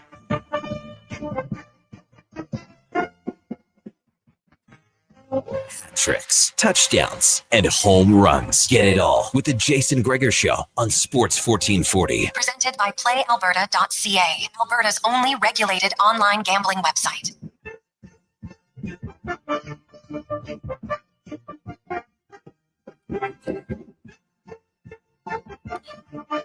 321, welcome back. It is the Jason Gregor Show here on Sports 1440, brought to you by PlayAlberta.ca. Use code word Gregor50 on your next deposit and get a $50 free bet. Use your game sense. PlayAlberta.ca. Connor Halley, Wanye, Gretz. We got Donovan Paulson and Josh Fenwick keeping us on track here as we roll through this Positive Friday edition of the show. Still to come, Mark Spector, Alan Mitchell, the Oil Report, 5-question, Cam Tate's 2-minute warning, tons going on, and even Wanye's World. We're going to get to our fantasy report brought to you by Lakesea Heating and Cooling. Hiring HVAC installers, plumbers, starting bonuses to the right candidates, strong benefits, RRSP matching, tuition reimbursement. Apply today at lakeseaheating.ca. We are just trying to track down Howard Bender, of course, with Fantasy Alarm and Sirius XM Fantasy. We're going to talk some NFL football. Some questions already rolling in here. And of course, probably for a lot of you, the leagues are already done. It's probably already happened. The draft is underway. But Week 1, there's the matches we want to talk about. And then for those of you who haven't yet got your draft completed, lots of things to look at here. Lots of intrigue going on. So we're going to bring in Howard right now. Howard, good afternoon. How are you doing today? I'm doing very, very well. How are you guys doing? Oh, we're doing really good. Just completed our station fantasy football draw. So we took about 25 people. We narrowed it down to 12 people. We're going to have our draft on Tuesday. Really looking forward to that one. And Howard, we do appreciate you joining us. Now, are you up in Juneau, Alaska? I am. I'm actually up here in Alaska right now. Yeah. Right on. I took a cruise up there a couple of years ago. Beautiful, beautiful area up there. Actually, I loved it up there. Oh, I tell you, the best thing I ever did was move up here. Northern California stinks compared to up here. I can see it. I loved it. We got a chance to do some touring. The town is fantastic. So that's awesome. You're up there. Just had to ask you about that one quickly. Now, I want to ask you this first. I ask it of all our fantasy writers, media members that come on the show. How many leagues are you in this year? Wait, can I say too many to count? All right. If we're talking just regular old best ball where you just draft and you don't have to worry about your team, I'm somewhere in the 200s on that front. Oh my gosh. If you're just talking about season-long leagues where you have to make roster moves and waiver claims and stuff like that, I narrowed it down to just 42 this year. Okay, that's actually not too bad. Then, so my first question, and I have to, second question, I suppose. Who is the one player in each of those leagues you do your best to stay away from? Oh, stay away from. Mm-hmm. It's kind of funny. I'm pretty out on Alvin Kamara this year. Normally, I'm a big fan, but when you take a look at what Kellen Moore has done at every stop that he's made, whether it's as an offensive coordinator or a coach, he doesn't throw to the running backs. Right? The big complaint against him, when he was in Dallas, was that Tony Pollard didn't get involved enough. When he went to the Chargers, Austin Eckler was coming off of a career season, and he was garbage under Kellen Moore. Then he went over to Philadelphia, and he used Saquon Barkley as a power runner, which was great. And obviously we saw all that. But Saquon Barkley had 53 targets last season, which was the fewest that he's ever had in his career outside of the one season where he only played 2 games. So when you're looking at the power run that he likes to do, it kind of focuses a little bit more on guys like Devin Neal or even Kendry Miller if he stays healthy. So I think Alvin Kamara, he's going to try to be a power runner, but he's got a lot of mileage on him right now, and he's never had a 1,000-yard season rushing the football. So I'm kind of out. We had a text roll in here from Ryan. He wanted you to ask, or me to ask you this question. 3rd overall pick, 12-team, half-point PPR with 3 receivers, 2 running back, and a flex. He's picking 3rd overall. So he's thinking between Barkley and Gibbs, would you have a preference in that spot if they're both available? I work for a company called Fantasy Alarm, and I put Jahmyr Gibbs on the cover of our draft guide this year for a reason. I love Jahmyr Gibbs. I love that he's active in the passing attack. You look at a guy like Barkley, he's fantastic. He really is.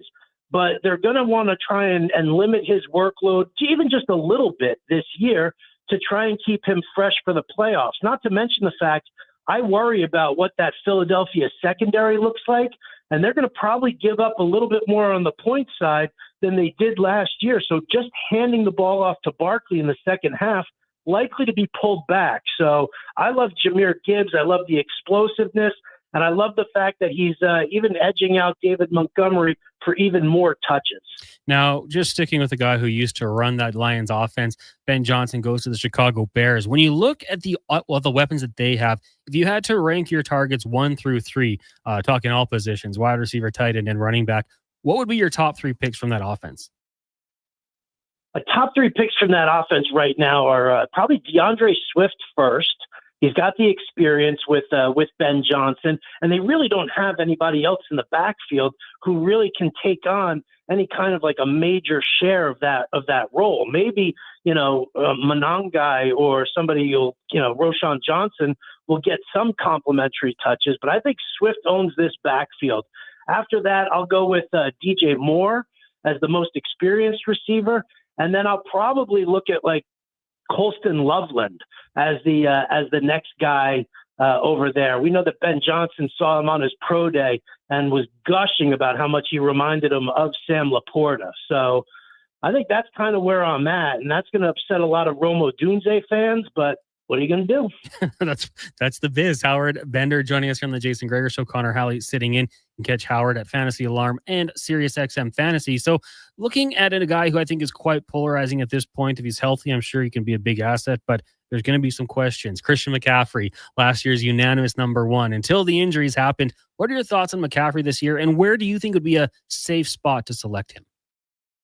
Well, there's no safe spot to take Christian McCaffrey, just given the injury history, but listen, I have him as a first rounder still. When I draft injury agnostic, because you look at any guy can get hurt. We've seen it before a million times. Has it happened to McCaffrey a little bit more often? Probably. But when this offense is running, Kyle Shanahan does everything through Christian McCaffrey. He's active in the passing game. He's active in the running game. And when you look at the fact that Brandon Ayuk's not going to be back for at least 6 weeks, Jawan Jennings is banged up. Ricky Pearsall is kind of on the inexperienced side. And then in the backfield, they add a guy like Brian Robinson, who just doesn't have that explosiveness that McCaffrey has. He doesn't do the outside zone running particularly well. He's a little bit more of like a plotter. So I look at this and I say, if I'm sitting there, pick 7, pick 8, and I'm like deciding between, do I want Nico Collins or do I want Christian McCaffrey? I'm locking in on Christian McCaffrey and just taking my shot. I'll draft Brian Robinson late in the draft just to handcuff him, but that's probably where I'm at. Where do you come out on Ashton Genty for the Raiders? I mean, you have to love him, right? You have to love the fact. I mean, listen, we saw him at Boise State, and he looked absolutely spectacular. But it's about Chip Kelly's offense and what he wants to do. And he's got his eyes set on Ashton Genty in the passing game as a power runner. You know, they tried to beef up the offensive line a little bit more to kind of give that added run blocking for Genty. And it's Geno Smith, who's a serviceable guy, so the defenses can't stack the box against Genty, right? So it's a good situation for him to be in. I'm probably looking at him late first round also, 9th, 10th pick, somewhere in that neighborhood. We're looking at fantasy football with Howard Bender of Fantasy Alarm and Sirius XM Fantasy. So looking at the Green Bay Packers, huge news yesterday, obviously, with Micah Parsons, but offensively for fantasy purposes, there's a lot of options there. Josh Jacobs probably the best one. But when it comes to the receivers, do you think Matthew Golden's going to be the guy that gets the biggest share of the targets? I don't know necessarily if he's going to be the biggest share, but I think he probably sees more targets than a lot of people were expecting. Jaden Reed's still trying to come off of this foot injury. He had a Jones fracture, and that's never good. You know, it's like if you got to cut and run, you got to turn on a dime. A Jones fracture right there at the ball of your foot is very problematic, and it's just going to be something that's going to linger for a while. Romeo Doubs is a good possession guy. I don't mind him very much. But yeah, I think that probably the edge goes to Golden simply because he's actually shown in training camp now that he's more than just a fast, deep threat. The route tree they've got him on, he's taking work over the middle. He's going up on contested catches. So if I had to pick one of those receivers to just kind of lock in on, it would probably be Matthew Golden.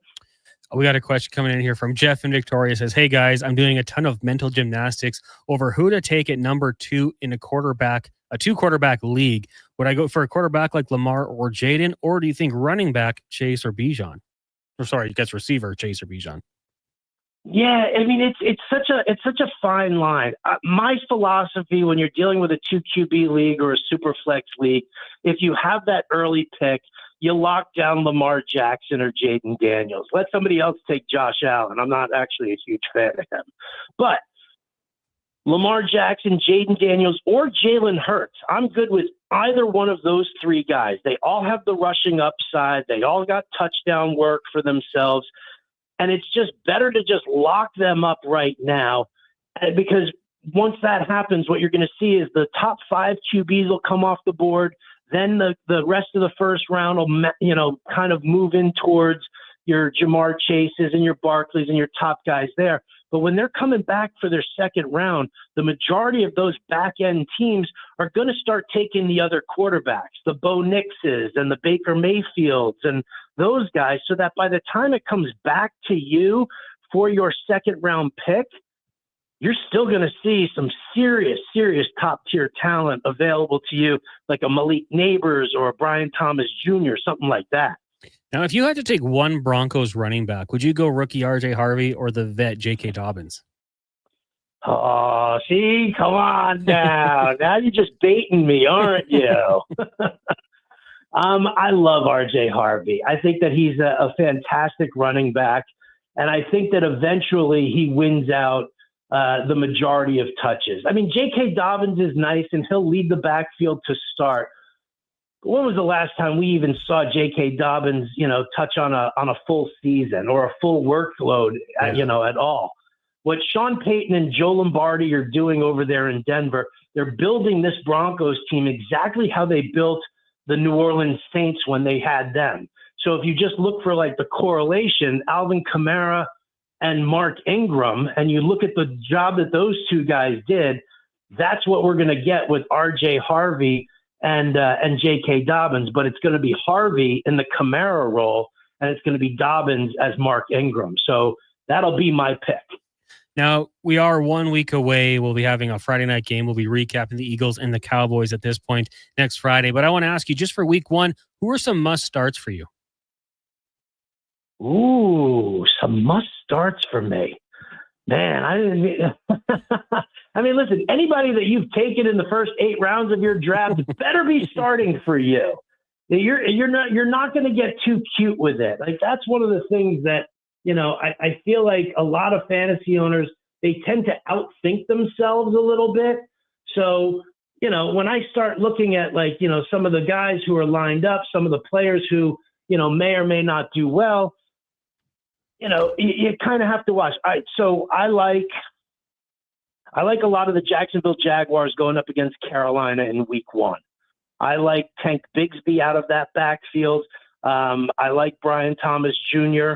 I like Trevor Lawrence as well. I think he's in an absolutely fantastic spot. I am definitely very bullish on the Arizona Cardinals defense. How about that? Really? Nobody talks defenses. Look at the Arizona Cardinals' first 6 weeks of the schedule. We're talking the Saints. You're talking about the Panthers. You're talking about the Seahawks. You're talking about the Colts. It's just, with the exception of the San Francisco 49ers, the Arizona Cardinals have probably, 5 out of the 6 games that are an absolute must. So I kind of like them a lot in that realm. I'm trying not to go too mainstream for you here, right? I don't want to be like, well, you got to start the Bengals because they're playing the Browns. I don't want to be that guy here. So I'll say, how about this? How about Hunter Henry for a deep tight end going up against the Las Vegas Raiders? They changed around their linebacking core a little bit, and obviously not what it once was. They don't cover the tight end particularly well. They were soft on it last year, probably going to be even worse on it this year. So if you're looking for like a deep dive tight end, that's probably the direction I would head. You know what? I will not touch the Bengals after last year's loss to the Patriots. Knocked me out of my own survivor pool. So I'll be very cautious with them. Now, just before we let you go here, I had a text come in on our YouTube chat. I don't know all of Alaska that well. He says, can you see Mount Hunter? No, I cannot see Mount Hunter, at least not from my office right now. No. I don't even know where Mount Hunter is, but I looked it up. It is somewhere in Alaska. Maybe that was just way off base, but Eric asked it, so I wanted to make sure I pass it along to you. A little bit crazy there. Hey, thanks so much for doing this today, Howard. Really appreciate it. Oh, absolutely. My pleasure. And if any of your listeners need some fantasy talk, I'm at Roto Buzz Guy on all the socials. Go check him out on X. That's where I've been following you here. So thanks a lot for doing this. We'll talk to you again. Thanks so much. Have a great one. There you go. Howard Bender. On X at Roto Buzz Guy, ROTOBUZZGUY, up in Alaska. Wanye, you ever been to Alaska? It's beautiful this time of year. I feel like we live in Alaska, Connor. I feel like going to Alaska, I'd be like, wow, this is crazy. It's so cold and dark and snowy. Unlike my home, which is cold and dark and snowy. It's different. And you take a cruise ship up there so you can indulge in the buffet and the drinks and all that. Do you go do that sort of thing? I did once. I went up to Juneau and Skagway and something else. Good times? It is cool. Like there's cool like history of, the people that were up there exploring, and it's probably not for everybody. I think a lot of people go on cruises to like go to the Caribbean and exotic locations. We did Alaska. It was fun though. A lot of the towns very similar, I will say. Like once you get up into those towns, I went up as far north as we could. I went to a local bar, sat down, did a shot of Jack, didn't fit in, and then went back to the boat. It's a good time.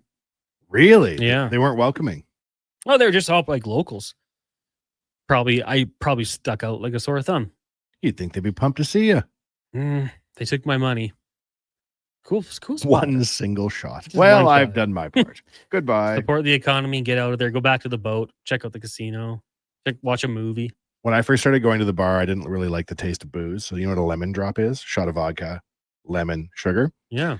This is Nashville's in the mall. I'd go see my boy who was the bartender. I would get one lemon drop to start the night. I would get one lemon drop midway through the night. And other than that, I would just drink pop.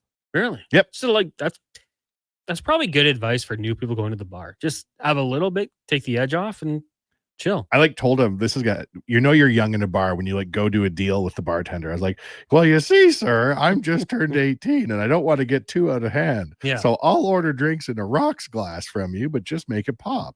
And then I would be like, 1 unit of alcohol, please. And I would do my shot and I would come back. He's like, I always know it's halfway through my shift when you come back, he said. Pull out your chart. Okay. Yeah. It's been 2 hours. I can go have another one. I never got too crazy in my early days by overindulging because I knew I would have 2 units. That's what I'm saying. I think that's kind of a good game plan for the newbies at the bar. The first time I went to a bar, I think it was the ranch before the ranch. The Standard? Was that? Oh yeah, was that Standard was a place. Yes, I think that was it, and it was so uncomfortable. Why?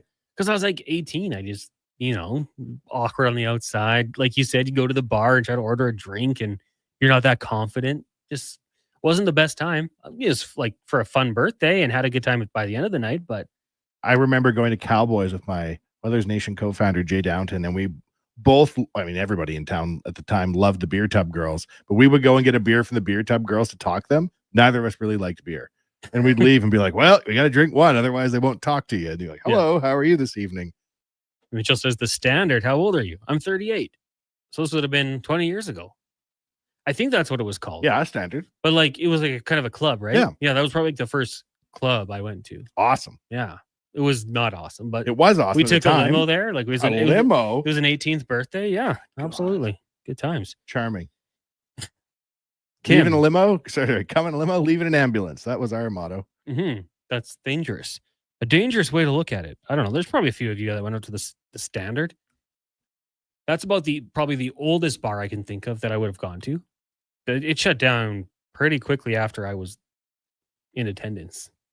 Why don't you let Connor Halley in the bar? He brings so much heat from the streets that it shuts down, man. Yeah. With my little afro back in the day. Did you? Oh, absolutely. Come on. Get any pictures of that vintage of yourself? There actually might be. I'll see if I can find it off on your Facebook. Nexopia. Well, I might be on Facebook.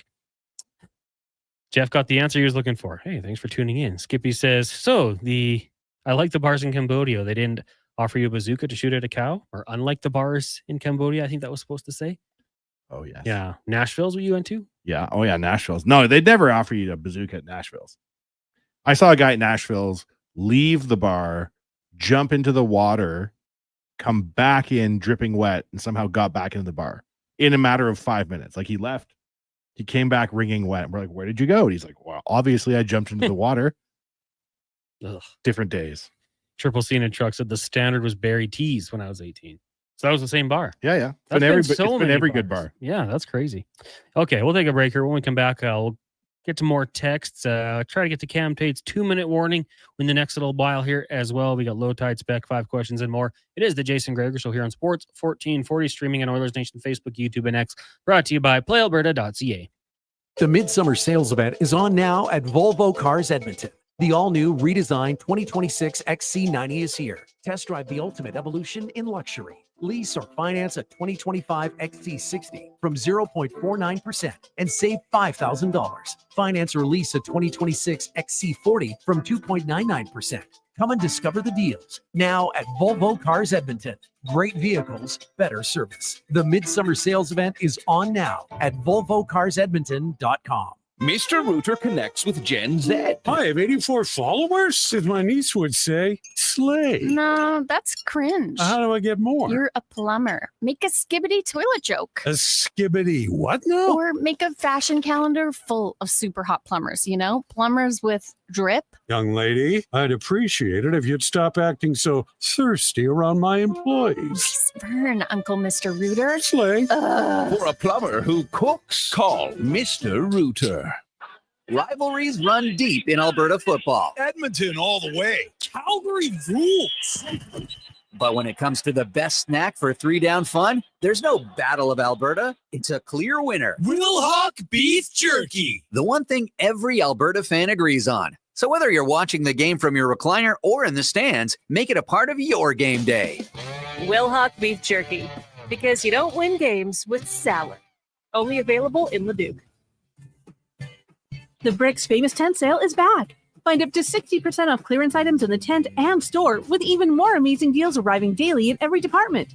And Thursday through Monday, score limited time 5-day deals, like mattresses starting at just $99. and TV starting at just $199.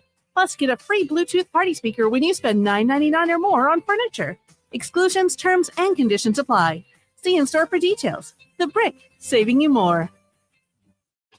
I'm Colin Livingston, president of Cantork. Since 2016, we've been at the forefront of hydraulic torque wrenches in Canada. I'm delighted to share our latest venture, in-house production for quicker turnaround, superior quality, and heightened versatility. Experience excellence at cantork.com. Scott McGilvery here, HGTV host and renovation expert. The one upgrade I know homeowners will love, better, fresher Culligan water straight from the tap. Culligan's Aquasential reverse osmosis filtration system takes your water to the next level. With up to 7 stages of filtration and 14 filter options, they're certified to reduce over 90 contaminants. Your tap water is about to get a major upgrade, safer water that tastes great. Get started with a free in-home water test at Culligan.com. Culligan, water you love. At Leading Edge Physiotherapy, we believe that life shouldn't hurt. Now, that doesn't mean that we don't know that sometimes it really hurts. I mean, we've seen people at their worst moments in life, when they feel they have nowhere to turn, or at a time when they felt like their problem just wouldn't ever go away. We've also seen people who thought to themselves, it'll just go away on its own, or this is no big deal. I don't want to bother anyone about this. Don't know where to turn to, or think it's no big deal. Either way, we have the technology, techniques, and skills to help you get back to it, whatever your it may be. Life shouldn't hurt. LeadingEdgePhysio.com. McDonald's sundaes and snack size shapes are $2, or get $1 cones exclusively on the McDonald's app. With those prices, your hands are going to be full of treats. Like Alex here.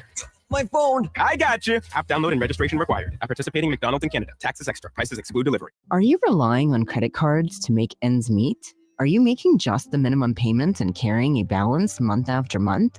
It's time to break free from the debt spiral and take control of your finances. I'm Parveen Middleton, licensed insolvency trustee at BDO here in Edmonton. During a free consultation, I can explain all your debt relief options and stop your credit card bills from piling up. Call 1-833-BDO-TALK or visit bdodebt.ca to discover your debt-free future.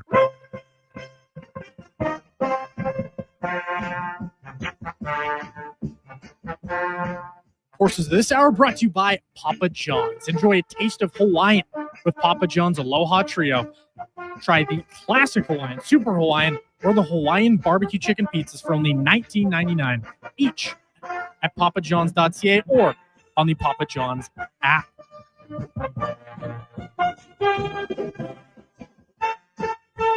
The Jason Gregor Show, the best of Edmonton sports talk and beyond. This is Sports 1440. Presented by PlayAlberta.ca, Alberta's only regulated online gambling website. Welcome back. It is Positive Friday here on the Jason Gregor Show. Connor Halley, Wanye, Gretz with you. Donovan Paulson, Josh Fenwick as well. Jason Gregor Show brought to you by PlayAlberta.ca. Use code word Gregor50 with your next deposit. Get a $50 free bet. You could hypothetically do that today. And then again on Monday, as it'll be a new month, and it resets also tonight. Lotto Max, an estimated $30 million. The Austin Eckler of drafts and other great NHL goaltenders. Get your ticket at PlayAlberta.ca. As a reminder, use your game sense. You see last night, Leila Fernandez with Venus Williams winning Declan? Wanye? Donovan, either of you? Holy man. Say again? I think you're talking to me. Well, I said Declan for one. It's been a long couple weeks here. Leila Fernandez, Canadian tennis player, pairs up with Venus Williams for doubles and they win. Awesome story. Is that a random draw? How does that work? I think they have to agree to partner up with each other. Cool. So like Venus, like one of the legends of the game with young Leila, the Canadian, big win. I think it was against like a top seed too. And then Venus said, best doubles partner I've ever had. That's, of course, not Serena. Serena just crying in the stands. Eh? And then they did the signature twirl at the end. Like it was a good moment. So they advanced. And Leila crushing it. So that's awesome news at the U.S. Open. Hopefully they can go on a little bit of a run here. But yeah, I think that's a pretty good way. You have to put in that little tidbit at the end. She's the best doubles partner I've ever had, except for Serena. Serena, pretty good. Legend has it. Full disclosure, Williams sisters related. I thought they were twins for a long time. Oh, really? I was surprised the day I found out that I watched the movie, I think. King Richard. Yeah. And I was like, what? I thought they were twins. I thought they were literally identical twins that were that good at tennis. That'd be crazy. It's still pretty crazy. It is crazy. I mean, maybe it's not that crazy because we see it in every sport, right? There's always siblings that just must push each other their entire lives. And then they're like top of the game. But like lots of really good tennis players have siblings that they played against with a lot, and the sibling quit. Yeah. Venus and Serena somehow or other inspired each other. They didn't have it, like, sorry to say, Matthew and Brady Tkachuk. They've battled all their way up. The Robertsons. What other siblings do we got in the NHL? NFL, Chase and Sidney Brown. Stall kids. Like, yeah, the Sutters in Alberta. Legends. Yeah, very cool. Anywho, keep watching the US Open all weekend. It's going to be really good to see here. They'll take on Ozuma and Akiri in the second round in women's doubles. 1-833-401-1440 is the text line. We are going to get to Cam Tate's 2-minute warning, maybe in the next segment here. Just waiting for that one to roll in. And every Friday when we do this, I'll read along with some nice instrumental music to kick it off here. We have fun with that one. Text line, let's see what we got going on here. How about Triple C in a truck?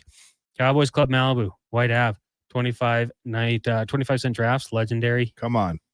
2 knee down, you grab 4 beers in each hand. I would always try to wait a little bit because I thought that sometimes the draft wasn't quite as smooth as maybe just grabbing a. Oh, it was never smooth. So if I could have a couple beforehand, might be good. Just some other siblings people mentioning. Yeah, the Bosas. So Joey and Nick. Their dad was a first-round pick. I think their uncle played as well. Like they had some, and then their like great-grandpa was like a mob boss. The Kelsey brothers? Kelsey brothers, yeah. It's not automatic, but a lot of times I feel like, it's just, hey, the brother's really good. I want to be as good as him. Younger brother kind of follows suit.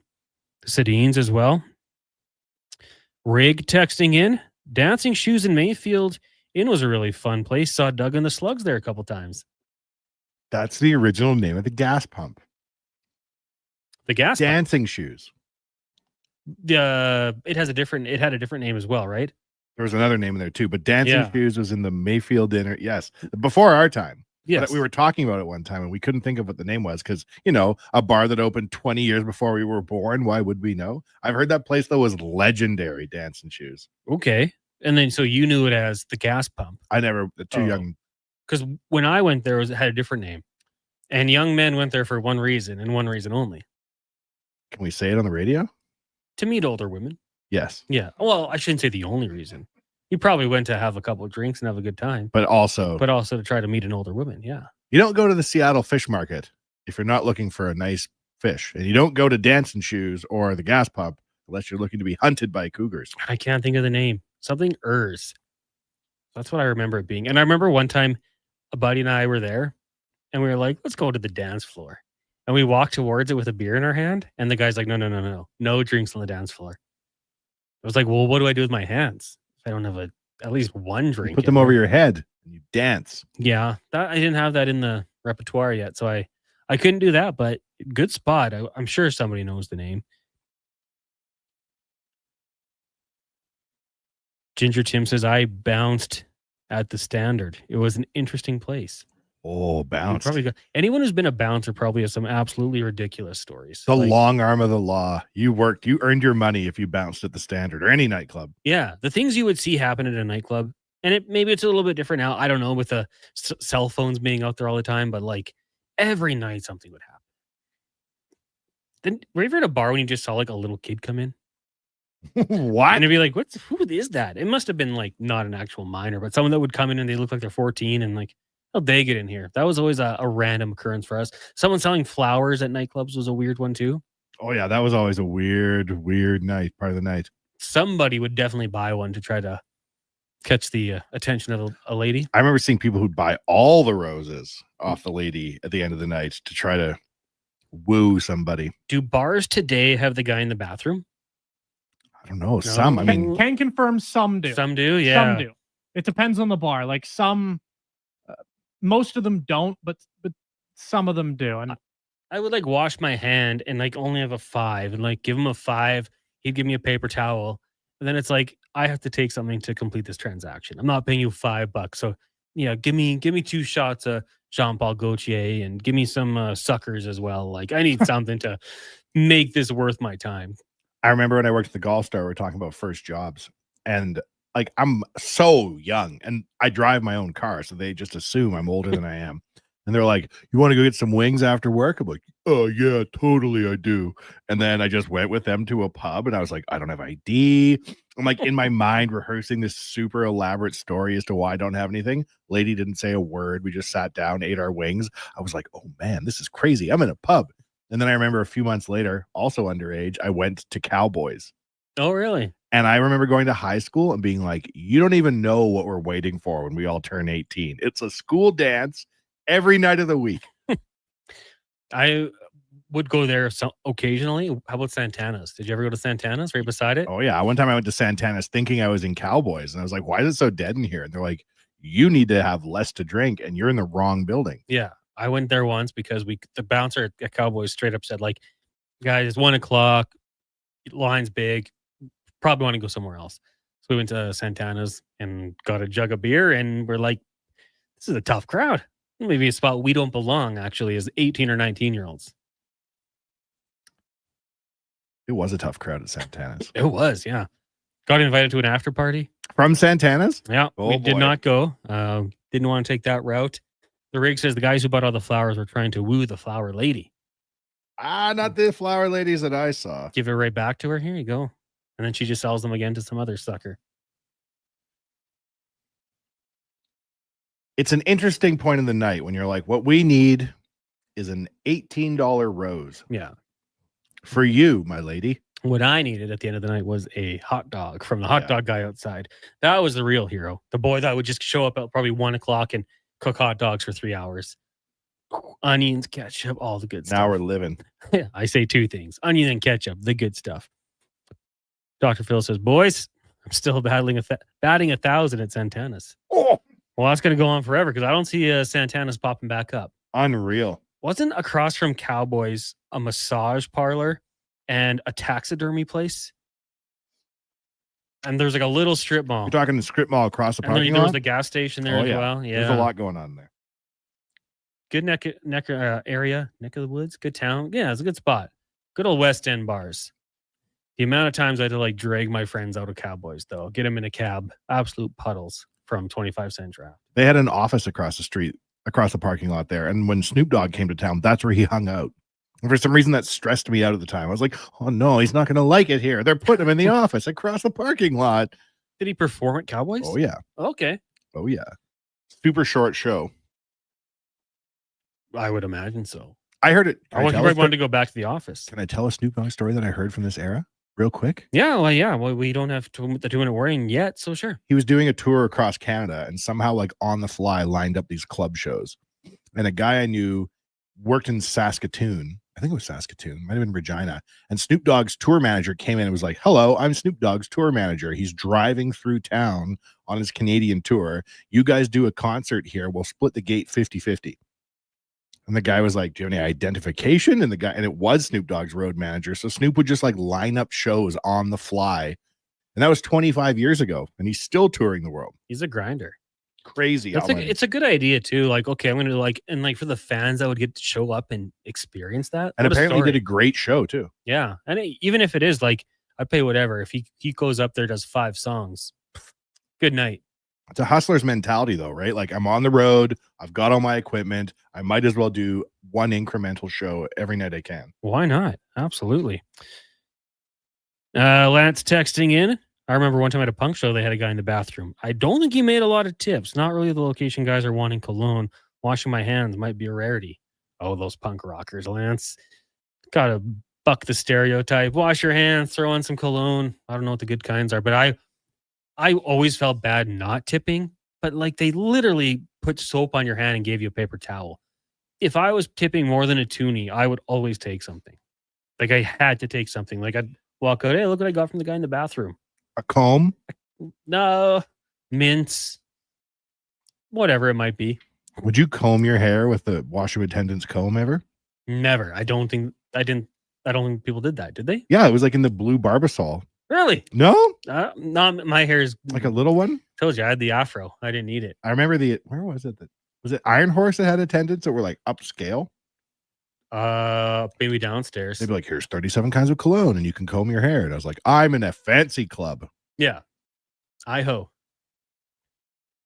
Things happen there. The most Can't talk fallen down set of stairs in Those Edmonton. Stairs were deadly. I had a guy that I went to the bar with. A girl bit his face there. Oh my God. It was a spot. I saw Pat Falloon at Iron Horse once. Oh, really? When he came for training camp. I took one look at him and I was like, that guy ain't making the team. He's having a great time. And then I realized that it was still like 2 weeks till training camp. He'd just come to town early. But he was like superstar when Pat Falloon was in the Iron Horse. Everybody was so pumped. He was a good player. Oh, yeah. Really good player. Remember when he came to the Oil? Yeah. Good times. Let's take a break. When we come back, more texts, 1-833-401-1440. It's funny. Every time we talk about old bars, text line really gets jumping. People love it. We can touch on that. We're also going to get to Cam Tate's 2-minute warning. We'll get to the oil report and ask 5 questions. But right now, a Sports 1440 update with young Donovan Paulson, brought to you by Cattail Crossing. Juniors 5 to 17 are crushing it every Wednesday night. You can sign up now for classes and tee up for a summer golf fun only at Cattail Crossing. This is a Sports 1440 update. It is Jays game day as they host the first place Milwaukee Brewers. First pitch flying just after 5 o'clock. Shane Bieber going to make his first start at the Rogers Center. Other games around the majors, it's the Cardinals. They're in Cincy. The Nats host the Reds, the Phillies and Braves. The Mariners, they clash with Cleveland. The Dodgers battle the D-backs. And the Red Sox, they've released 2-time All-Star Walker Buehler ahead of their game in Pittsburgh. And U.S. Open tennis action. You can watch Canadian Leilani Fernandez. She's going to take on Sabalenka at 5. That is your Sports 1440 update. I'm Donovan Paul. 1440 Stingray radio station. CKJR broadcasts from West Edmonton Mall and Wetaskiwin. Download the free Stingray music app and listen wherever you go. Silent Ice Sports and Entertainment is an innovative market leader across Western Canada with sports and entertainment properties, including the Spruce Grove Saints, the Junior Prospects Hockey League, Silent Ride Starter Company, the Hockey Super League, and the newly launched Female Super League. Silent Ice also owns the Western Hockey League Seattle Thunderbirds and operates the Morinville AAA Arena. The Silent Ice Center, a new state-of-the-art entertainment facility, is open in Nisku, which features 2 sheets of ice, including a 1,600-seat arena and a restaurant with a viewing area. Listen up, because you're not going to want to miss this. Right now is your chance to get in on Play Alberta's biggest offer ever. For a limited time only, new players can get up to a $1,000 casino bonus when they sign up. There's never been a better time to join the fun. Visit playalberta.ca today to get started with casino, sports, and lottery all in one app. Must be 18 plus to play. Remember, if you gamble, use your game sense. Reports suggest that Canadian taste buds are bored to tears. Can't handle another dull drink. Summertime smoothie experts everywhere are recommending a watermelon wake-up from Booster Juice. It's so smooth, cool, and refreshing. And ridiculously delicious. Enjoy the Watermelon Wave and Watermelon Explosion smoothies, available all summer long at a Booster Juice near you. Stay cool, Canada. Booster Juice, Canadian born, blending since 1999. If you're looking for the ultimate off-road adventure, you'll find it in a Jeep Wrangler. And if you're looking for the ultimate financing deal on a Wrangler, you'll find it at St. Albert Dodge. Right now, St. Albert Dodge is offering 0% financing for up to 72 months OAC on their full selection of 2025 Jeep Wranglers. And it's a great selection. Sport, Willys, Sahara, and Rubicon, plus all the new colors, all on the lot ready to go at 0%. Come see how easy it is to do business at St. Albert Dodge. The job isn't done until the last load is hauled, and having a semi-trailer out of commission is not an option.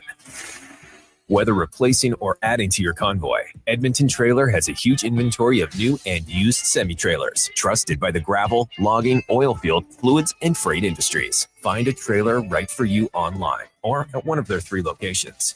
For sales, service, parts, rental, and finance, when you're in it for the long haul, Edmonton Trailer. Farm, ranch, acreage, or lake lot. They're here to help at Bashaw Concrete Products. Family owned and operated for 60 years. They continue to provide the best products and service, period. Call now for your free quote on the highest quality ready mix and gravel, a new septic tank, or an outhouse pad and tank, plus precast cattle water pads, garage sumps, and more. Call 780-372-3854 for prompt delivery. Bashaw Concrete Products. 780-372-3854. BashawConcrete.com.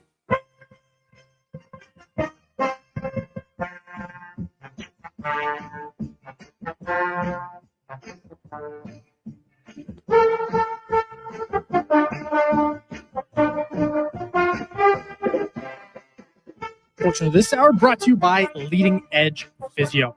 From weekend warriors to professional athletes, kids playing soccer to grandparents in the garden, rotator cuff tears and tendonitis to post-surgical knees and hips, we fix your body. Life shouldn't hurt. LeadingEdgePhysio.com.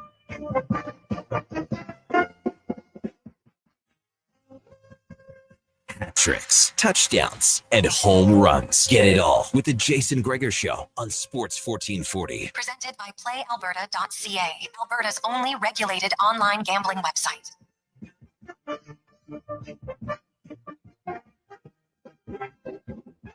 .404, welcome back to the Jason Gregor Show here on Sports 1440, also streaming on Oilers Nation Facebook, YouTube, and X.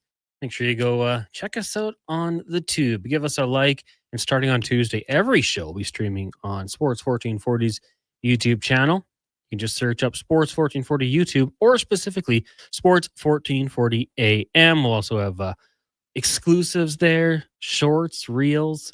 Maybe somehow we'll work in some giveaways. I don't know. You never know what could happen when we get it going up on the Sports 1440 YouTube. The Jason Gregor Show brought to you by PlayAlberta.ca. Tonight, an estimated $30 million for Lotto Max. And when you make your deposit, use code word Gregor50 for a free $50 bet. You can do that once a month at PlayAlberta.ca. Lots of text rolling in here. Steve in a truck. As I scroll up here, this is a good one. A long one. Hey, hello, guys. You guys were talking about bars and stuff, and I grew up in Red Deer. I never got a chance to go to a bar in Edmonton.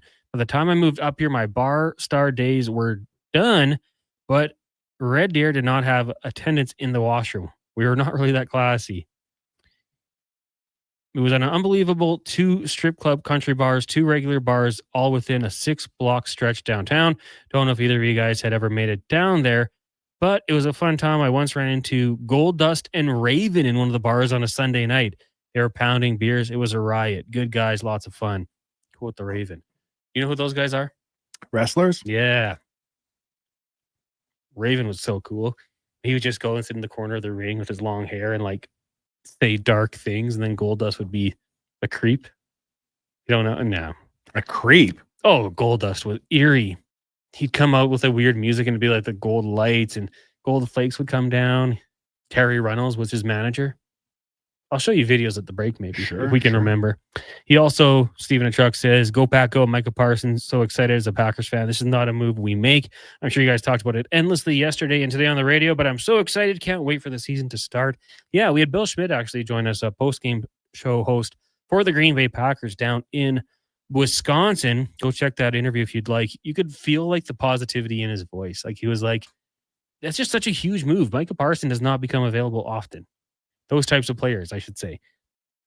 He, of course, well, he did eventually become available. 2 first-round picks, Kenny Clark going the other way. I mean, I don't know what you would have hoped if you're the Dallas Cowboys. Like, the dream would have always been to have kept Parsons and had him there for the next 5 to 10 years. 2 first-round picks, we'll see, you know, what they do with those picks. Will they move up? Will they hang around, make the selections? Maybe they use them to bring in someone else, but for the Dallas Cowboys, it's going to be tough. I'm curious how the usage is going to be for Micah Parsons in the first couple of weeks. Maybe they want to kind of slow play him. 3rd and long, throw him out there for a couple of reps, but I think he's got to take a couple bumps in practice first. So we'll see when he does eventually get out there. BG just saying that Ezzy's back in the day had the mature ladies. I only went there once. Northside's finest, right? Well, Nate. Nate? Wasn't Ezzy's? Yeah, it was right by Nate. It was in the Ramada? Yep. Yeah, one of those hotels. Jeff and Victoria said, just talking about West Edmonton Mall bars, the Joint, Rum Jungle, Juice, Had fun at the time, but kind of cringy looking back. Also said he saw Run DMC at Cowboys once. That's awesome. When I was growing up, we lived in La Pearl, so like just over the berm down the street from Cowboys and Santana's. And in the summer, it's hot. You leave the windows open. We could just hear the bass going till like 2 a.m. And I thought that must be a fun time. Oh yeah, Rum Jungle. That was a time. Only went there once. You had to have your head screwed on straight to go to Rum Jungle. Like there's 2,000 people waiting in line on a weekend. Need your wits about you? It was crazy to get in. You couldn't just show up. No, we went there once after a pub crawl, actually. So we got like the no line, no cover type thing.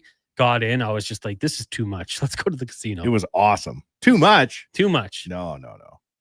What are the other places you named? Rum Jungle. The Juice. Joint, Oh, yeah. Juice.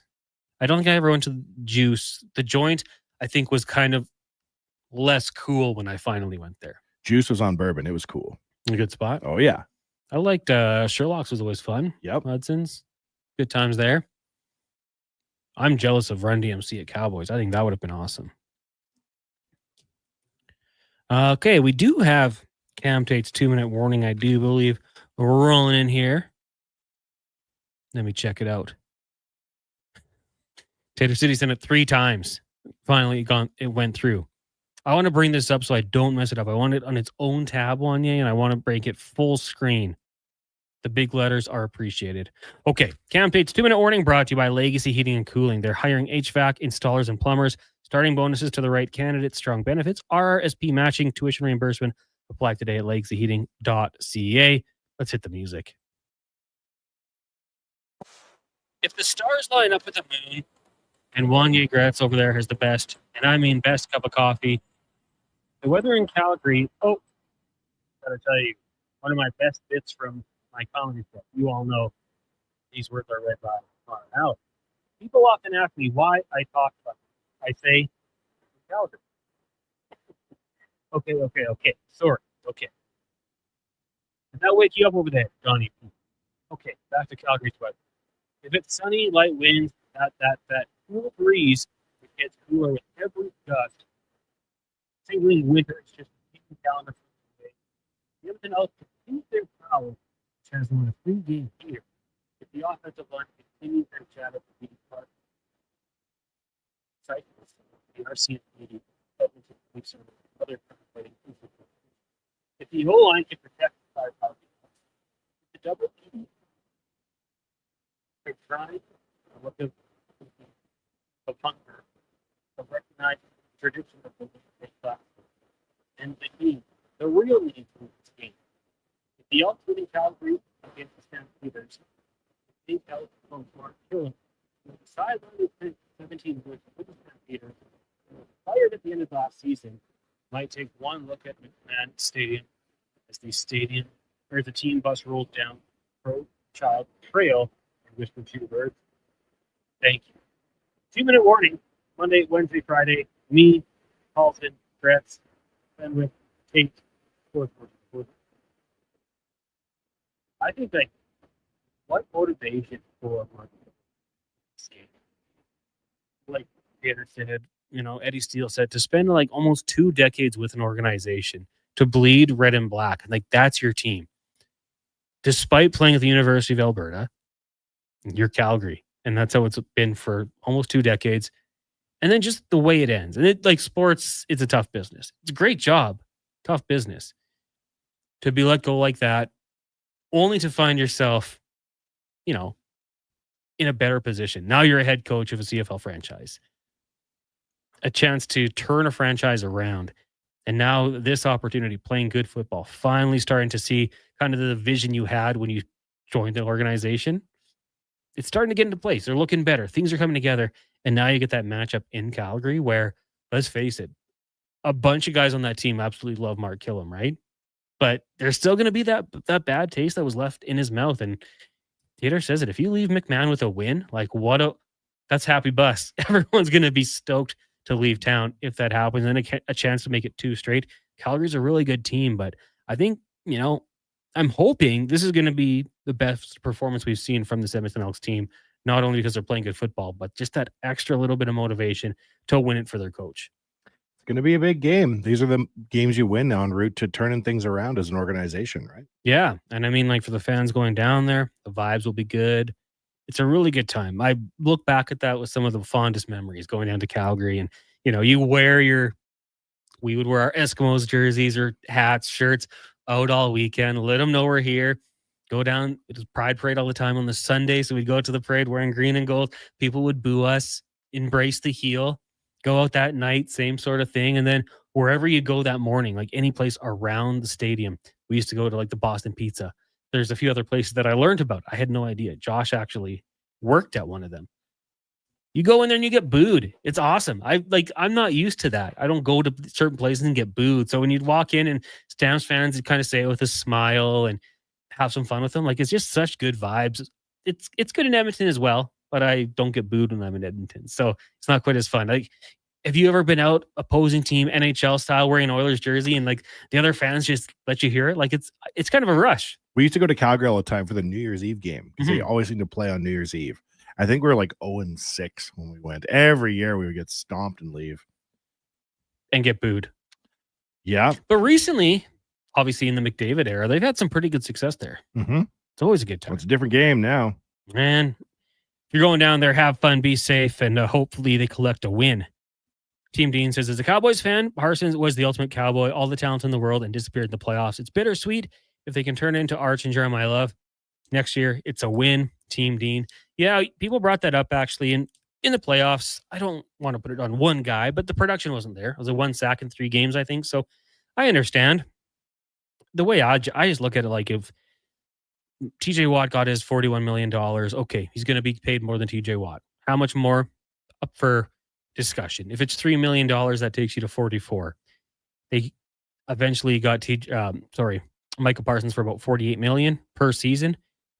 That's not that much money in the NFL world. In real life, it's life-changing money. But to overpay slightly to get Micah Parsons, I'd be doing it all day, and I wouldn't want to lose him for that. And I wonder about the message it sends to the rest of the team. You know, guys going into a chance to sign big deals, like the negotiation process, the things Jerry said about not needing to have an agent, things like that.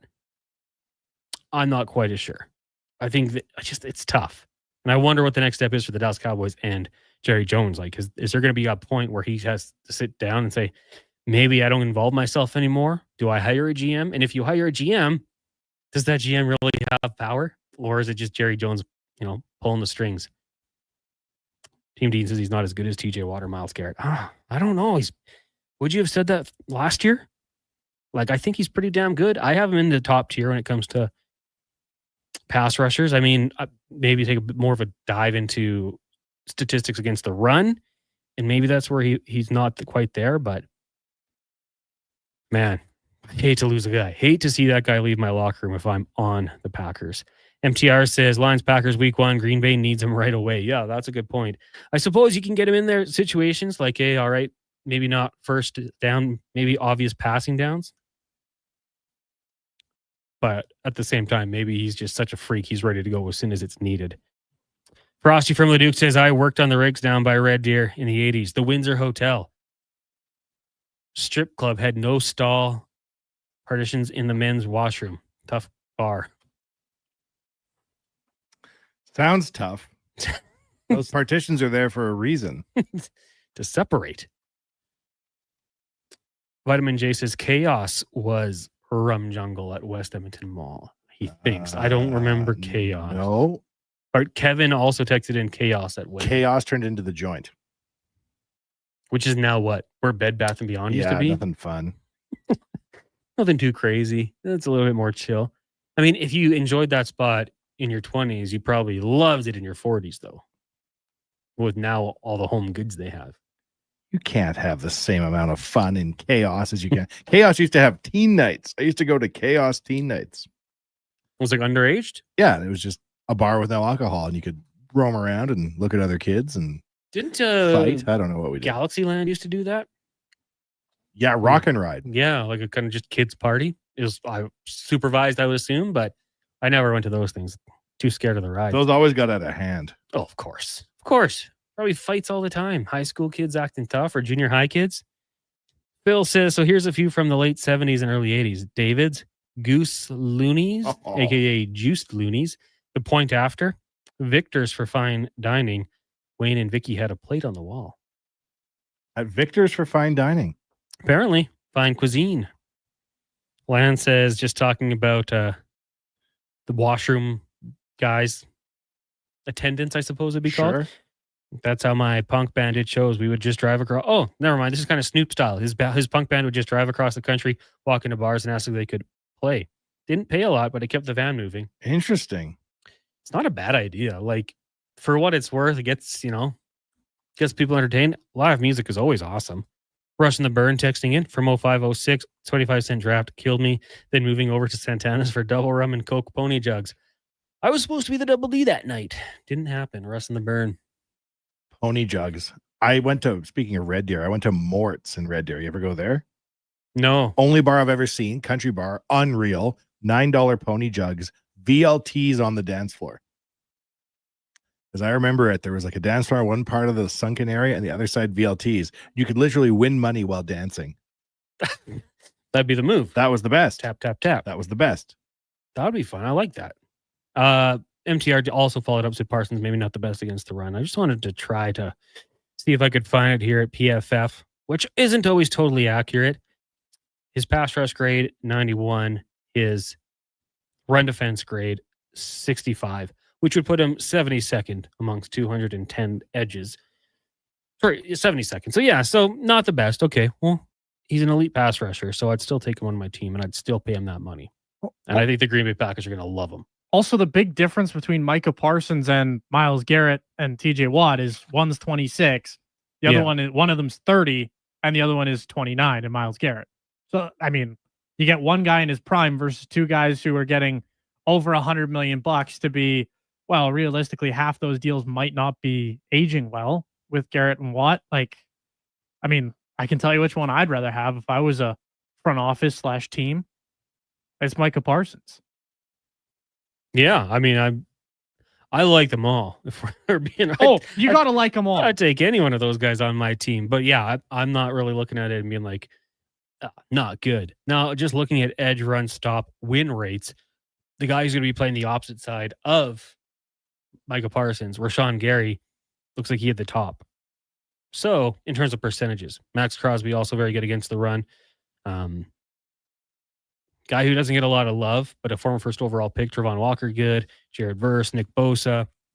Jadeveon Clowney, actually, pretty good against the run as well. So, yeah, I mean, hey, nobody's perfect, but when you can do something really good like Micah Parsons and get to the quarterback, forcing pressure, pretty damn good.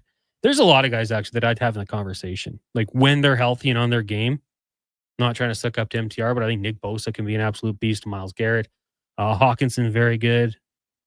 Parsons, TJ Watt is a stud. When he's out of that Steelers defense, you can tell. Like, it's totally different. So we'll have to see. I think it's going to work out okay for the Green Bay Packers. I'd be very thrilled if I was the Packers and if I was the Cowboys. Just holding out, hoping Kenny Clark can produce. Hopefully the depth is strong, and hope as much as possible that the Green Bay Packers lose games and that draft pick, is higher rather than lower. Delta Valley Jeff texting, and Rum Jungle was reserved for current and future beta males with a weird fetish for white framed non-prescription glasses. Did you wear the non-framed glasses? No.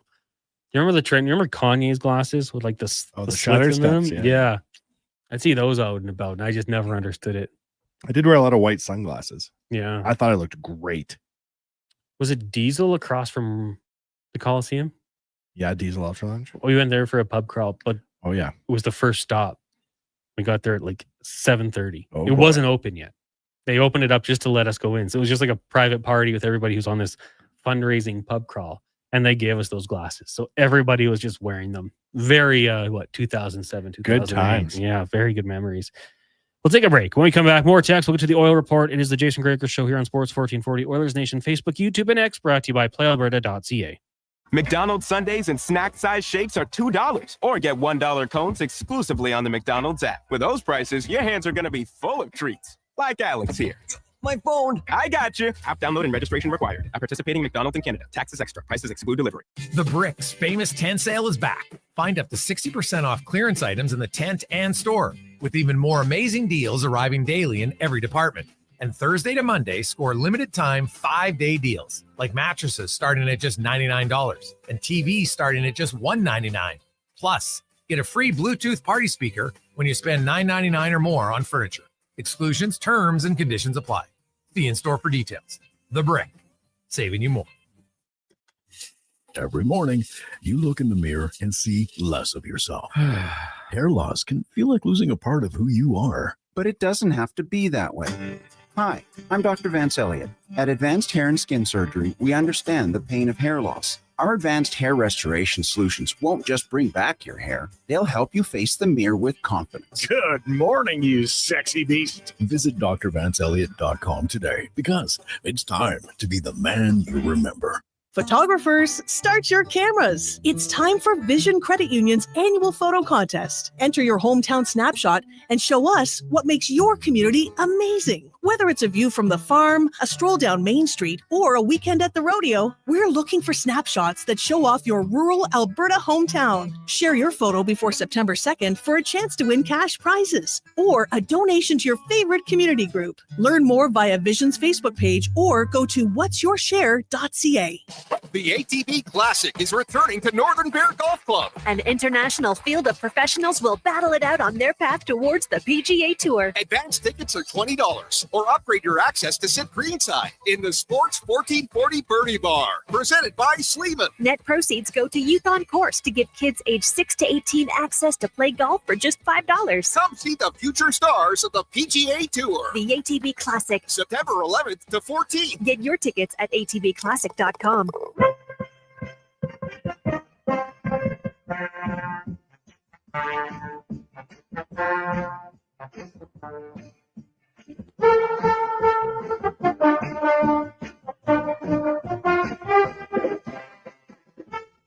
Portion of this hour brought to you by Cantork. What's the best way to beat the tariffs? Buy Canadian. Cantork's products are not only made in Canada, we're right here in Edmonton. Save money, support Canada at Cantork.com.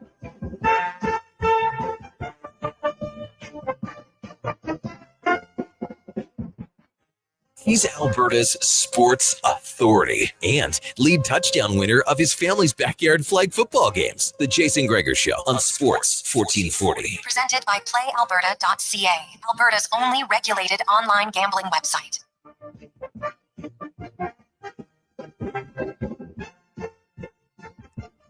425, welcome back. It is the Jason Gregor Show here on Sports 1440, streaming on Oilers Nation, Facebook, YouTube, and X.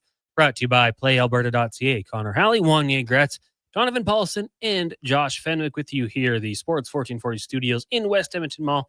It's Positive Friday edition of the show. The text line, 1-833-401-1440. Get those texts rolling in here. We got a lot of topics going on. Fantasy football, edge rushers, bars of the 90s and 2000s that you went to, and even a message about a guy changing his name on our text line. His name, previously redacted, has been changed to Culpepper to Kleinsaucer. Kind of a similar one as Montana to Rice, MTR. So he is now CTK. For those of you who don't remember, Jim Kleinsaucer, fullback tight end for the Minnesota Vikings. Very good in the old video games. Culpepper, when Randy Moss wasn't open deep downfield, which was pretty much never, you just dump it off to Kleinsaucer, or even Michael Bennett, who I believe had like 98 speed in Madden 04. Vikings were a dangerous team back in the day. And Kleinsaucer, two-time Div 2 All-American and a college football Hall of Famer from North Dakota. The Fighting Hawks, but I believe they would have been the Fighting Sioux back in his day. Good memories, man. I like that. That's how I know you're an old Vikings fan. Right now, let's get to the oil report, brought to you by Volvo Cars Edmonton. The all-new redesign 2026 XC90 is here. Come test drive one today. Great vehicles, better service, only at VolvoCarsEdmonton.com. Wanye, when we're talking football, and I'm talking about the fullback, he's the guy who just goes out there, does what he has to do for the team, doesn't necessarily get the most praise, but a grinder. Who on the Oilers this season do you think is going to be the guy that grinds, goes out there, does the work for this team, and then skates off and lets Connor McDavid and Leon Draisaitl have the glory? Good question. I'm hoping Savoy or the Iceman. I'm hoping one of these rookies grinds his way into an NHL career this season. That'd be great to see. Yeah. I'm going to say, there's a few. I think Kasperi Kapanen, if he can keep it going, because we know people talk. We've heard stories like, yeah, he's good at the start of his time with the team. I think there might have been that desperation moment of last year, like, okay, if I want to play in the NHL, I got to keep it going. And he's a guy to me who can do the little things. Hey, he'll score a big goal if he has to. We've heard Gregor and Speck talk about him as like watching him at practice. Like he just looks like an NHL player flying around out there. If he can keep it going, that's good. Trent Frederick is another one who I think Trent Frederick got to do those things, the little things that he has to do, and provide a bit of a physical presence, be a pest if he has to. 8 years of grinding ahead. He's got to keep it going. Vasily Podkolzin, another guy on the back end. Maybe you're not counting on it quite as much. Maybe Jake Wallman to be a little bit like that guy. But for the Oilers, it's going to be an interesting season. Trent Frederick, he changed his number 10. I like number 21. 10's cool. Sean Horkoff. Jason Smith to Sean Horkoff. Nothing wrong with that. No. All good Oilers legends. Good history there. Kapanen going to keep 42, it looks like. Savoy 22. Isaac Howard. Or Ike Howard, my apologies. The Iceman. 53. Ooh, 53. That's so icy. That's so Iceman of him to pick 53. Taking it from Skinner. It's an interesting number. Not my favorite, but if you make it your own, that's cool. Go back to Rick Nash. 61. I was like, that's ugly. And then all of a sudden he starts scoring 35, 40 goals a season, and all of a sudden it's looking pretty damn good. So yeah, I'm looking forward to this one for sure. Training camp's going to be here in no time. Obviously, we did talk about it a little bit earlier on in the show. Zach Hyman spoke to media at this little Hockey Canada soiree that they're doing out in Calgary, saying he doesn't know if he's going to be ready for the start of the season, which is totally fair. The injury is very serious. Even at that event, he had the wrist brace on, so obviously the offseason training, we'll see how it works out for him. The good news, you can still do lower body, cardio, all that sort of thing, and still be working out on. And I'm sure once he gets going, the guy's a consummate professional. He's going to be good to go. We'll see when he eventually does get into the starting lineup. And as we said, you probably want to wait a little while just in case. Make sure he's 100% healthy because, unfortunately, it's the NHL and there's some mean guys out there. He's going to get hacked. They're going to test it. We're going to test that wrist. Cup test, but wrist test. Nobody better hack the Iceman, I'll tell you that. Cover up some, just load it up with protection just in case. Knight's armor. When Iceman scores, can we throw chocolate icy squares on the ice from Jordan? Yes, Jordan. Now you're thinking about the new season. Yes. I don't know about that. Don't throw anything on the ice. Not nachos, not jerseys, not icy squares. Not jerseys, unless it's jubilant. Jordan says, can you do the Adam Banks? That's what I was saying earlier. You know the Adam Banks from Mighty Ducks. Do you not know? I'm trying to think of what the like as a celebration move. No. Because he scored a goal and he kind of was tapping the back of the net, and someone came in and two-handed his wrist, so he was out for a while. So before he could play, if you're watching on YouTube, he had to hold the stick straight out in front of him, and then rotate it to the left and rotate it to the right to make sure his wrist was strong before Coach Bombay would let him play. Remember when Coach Bombay showed up to the first practice in a limo? Yeah. Outdoor, and they took it on the ice. Yes. Conway's mom was not happy. No, she didn't like that one bit. But over time, he won her over. Yeah. Just takes time. It just takes time. HD said, Cons, what about John Shannon's comments about McDavid's contract? What'd he say? I don't know. If anyone knows, let us know. Maybe we'll get Donovan to dig into that and he can enlighten us later on. All right, breaking news. No name on this text. I played with Jim Kleinsasser at UND. Who are you, mystery person? This is a first-time texter, and this is the name you drop on us? That's unbelievable. Minnesota Vikings fullback and tight end, Jim Kleinsasser. Okay. And what position did you play? That's awesome. Tim? Oh, okay. I'm a little starstruck right now. That was from Tim Princeton. Green and gold legend. Played for a long time in the CFL. All right, now. That's so cool. Connor's grinning ear to ear. Tim, hope everything is going well. Yeah. Jim Princeton, for those who don't know, former first-round pick, 4th round, played for the Elks, the Brotherhood of Nasty Eskimos, we should say. A long-time coaching as well, 2-time Grey Cup champion. Tim, thanks for the text. That's awesome. Sorry, that rattled me a little bit. Like, those were the teams I grew up watching, Wanye. The 2003 team, Hervey, Vaughn, Tucker. That's who I wanted to play football. John Avery might have been there for that one. Mike Pringle. Ronald Anderson, was he the running back before John Avery? Like Moss and Ray. Beauty of a team. Donnie Brady, Seymour Mobley, Terry Ray, AJ Gass. Did Joe Montford come for 90 in the 2003 team, or was that later on? I don't know. Anywho, I'm rambling. You got the comments here from John Shannon? Donovan? I do. This is this is from someone paraphrasing what he said, but I think there's people in the Oilers front office holding their breath. Connor's in no hurry. He's going to go into the regular season without a new contract. Oh, really? Okay. Do I buy that? I'll be honest. No. So he's thinking that there is people think that he could go into the season without a contract. He is saying that he is going to go into the season with no contract. Yeah, I don't know if I'm buying it. I'm not buying that. Like John Shannon probably knows way more than we do, but that doesn't make sense to me because I feel like as soon as the negotiation starts, essentially whatever Connor McDavid wants, they're going to sign off on. All due respect to John Shannon, I'm sure he has some very credible sources out there.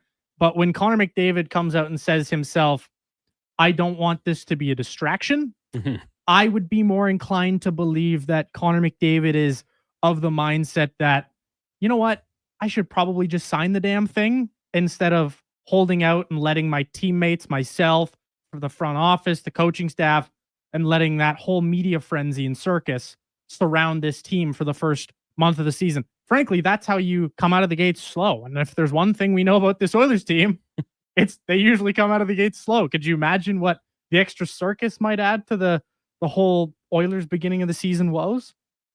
You know, it'd be awesome. And there's more things to talk about.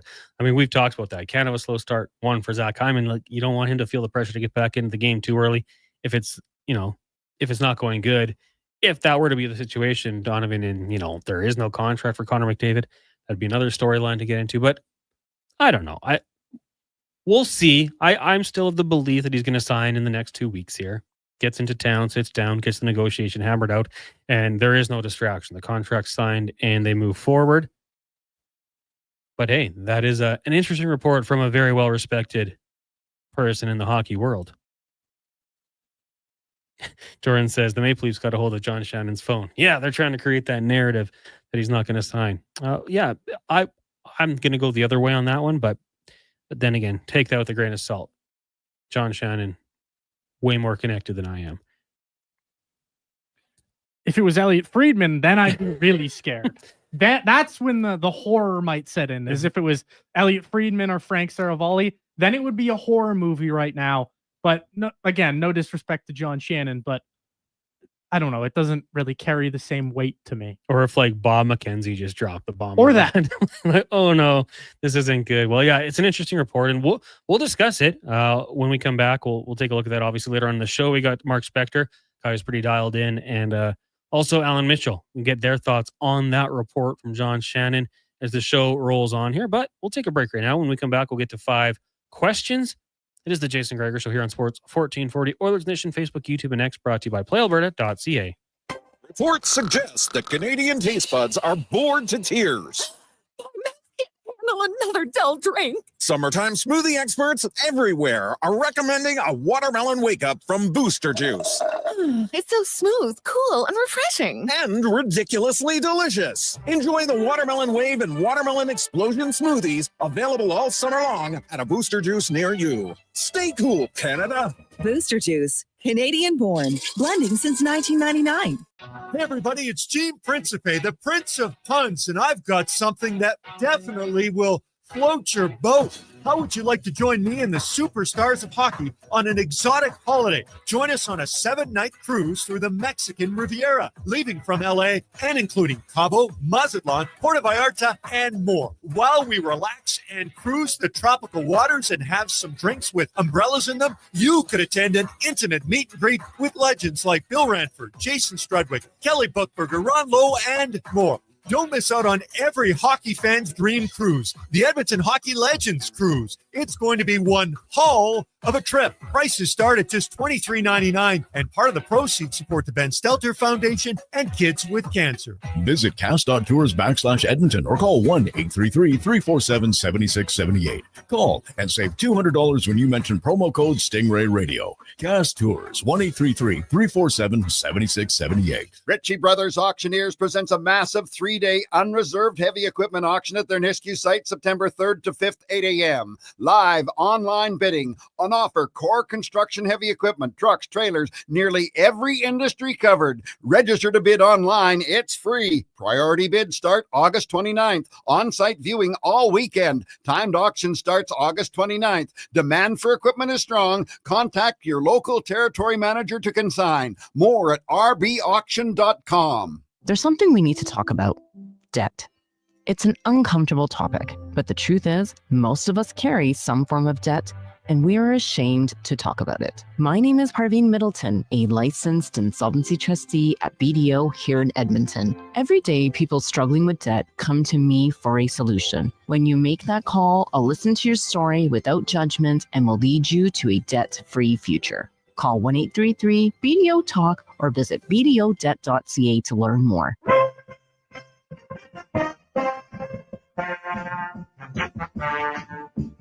Portions of this hour brought to you by Culligan. For all your residential water needs, your local water treatment company, more than just big bottles.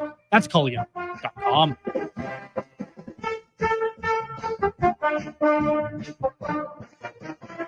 It's not just another pair of glasses. It's the Jason Gregor Show. Thanks for checking out Edmonton Sports 1440. Presented by PlayAlberta.ca, Alberta's only regulated online gambling website.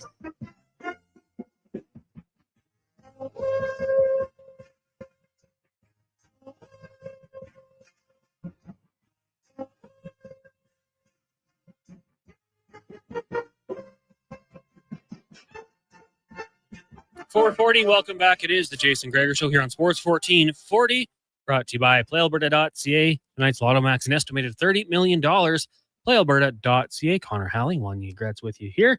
Also got Donovan Paulson and Josh Fenwick keeping us on track.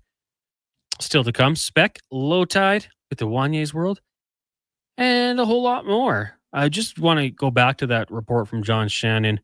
The quote here again, as I got a chance to actually dive into it.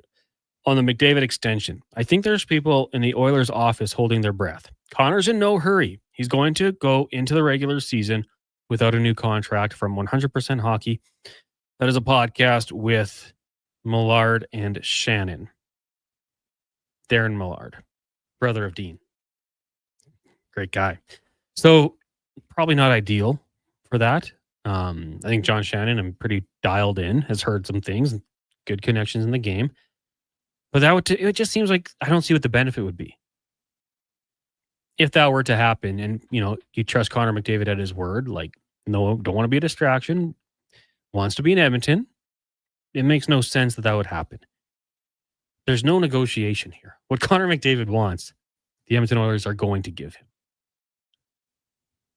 If that were to happen, Wanye, reason to panic. But I don't think it will happen. I think we should calm down. I'm calm. Are you calm? I'm calm, man. Donnie P, are you calm? I'm always calm, Connor. Josh, you're a Flames fan. He's thrilled. He's feeling it. Well, we're going to right now get to 5 questions with Donovan Paulson, brought to you by The Brick and the Tent Sale. You can score up to 60% off original prices on clearance items in the tent with new items arriving daily. You can start sleeping better now with mattresses at just $99. Queen size beds start at $199 at The Brick and thebrick.com. It's time for 5 questions on the Jason Gregor Show. Alrighty, gentlemen. of course, the Micah Parsons trade yesterday. Where do the Packers rank in terms of Super Bowl contenders? Hard to say. I put them as the favorites in their division, but I don't know if I would put them as Super Bowl contenders. Connor? Yeah, it's funny because you look at that division, and my first thought is the Detroit Lions, until someone knocks them off, but they're down both offensive and defensive coordinators. So I think there's some questions there. They got to stay healthy. Injuries really ran through their defense last year. The Minnesota Vikings, you got essentially a rookie quarterback. Now, I know he's got a year of film and kind of learning the system, but until you go out there and put it on the field, we don't know for sure. I would put them enhanced odds from where they would have been before. That's a nice defense they're building. They got some nice offensive weapons. I don't know if Jordan Love, if I've seen enough from him to say he's a guy who can go out there, and if he has to, outduel Mahomes, Lamar Jackson, Josh Allen, Joe Burrow. So I'll say they're top 10. I don't know if I have them as top 5. Okay, I might have them in that number 7 hole. Just kind of off of some of the other teams in football. Do I think Jordan Love is the guy to win a Super Bowl? I'm not convinced. That's why I'll hold them outside of my top 5. I love the Parsons acquisition. I love I really like a lot of players on that team. I'm a big Josh Jacobs guy, but is Jordan Love the Super Bowl winner? I don't know. That's fair. Off to number 2. The opposite side of this. Do the Cowboys, with their return, trade either of the first round picks that they received?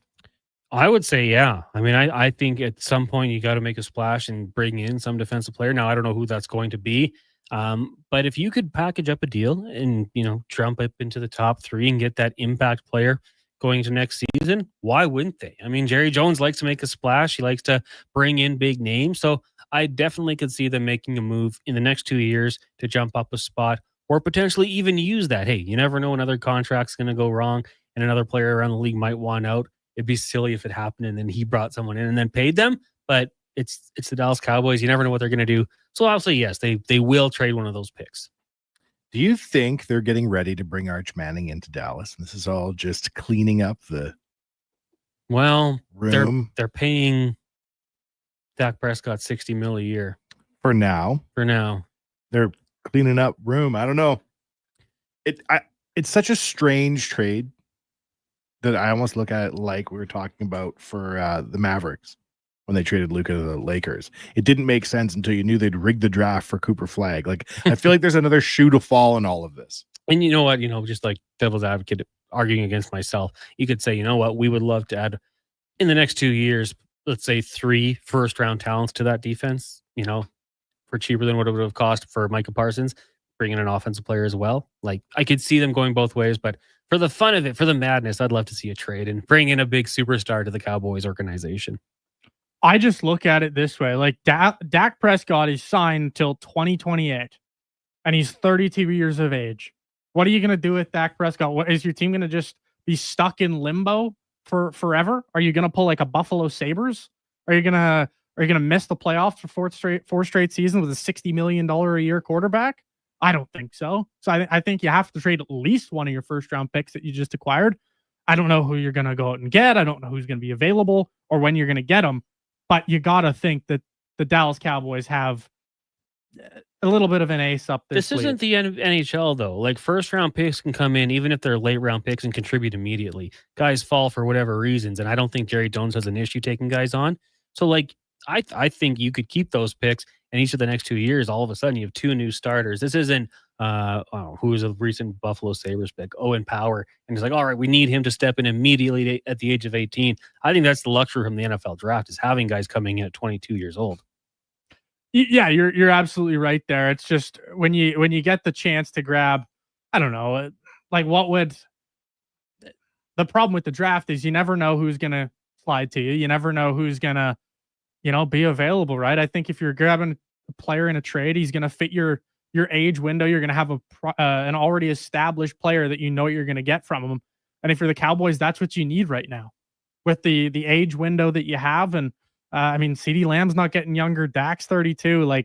They're in a bit of a pickle after this trade. And you had him.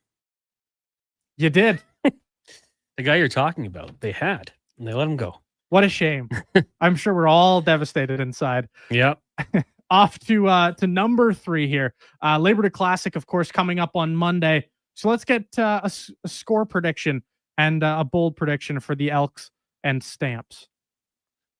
Well, as I sit here with my double E hat on, and I'm going to go watch that game from the Edmonton Elks watch party, I think I have to go with the Elks to find a way to get the job done. Probably a bold pick with that just in itself. I'll say they win 28.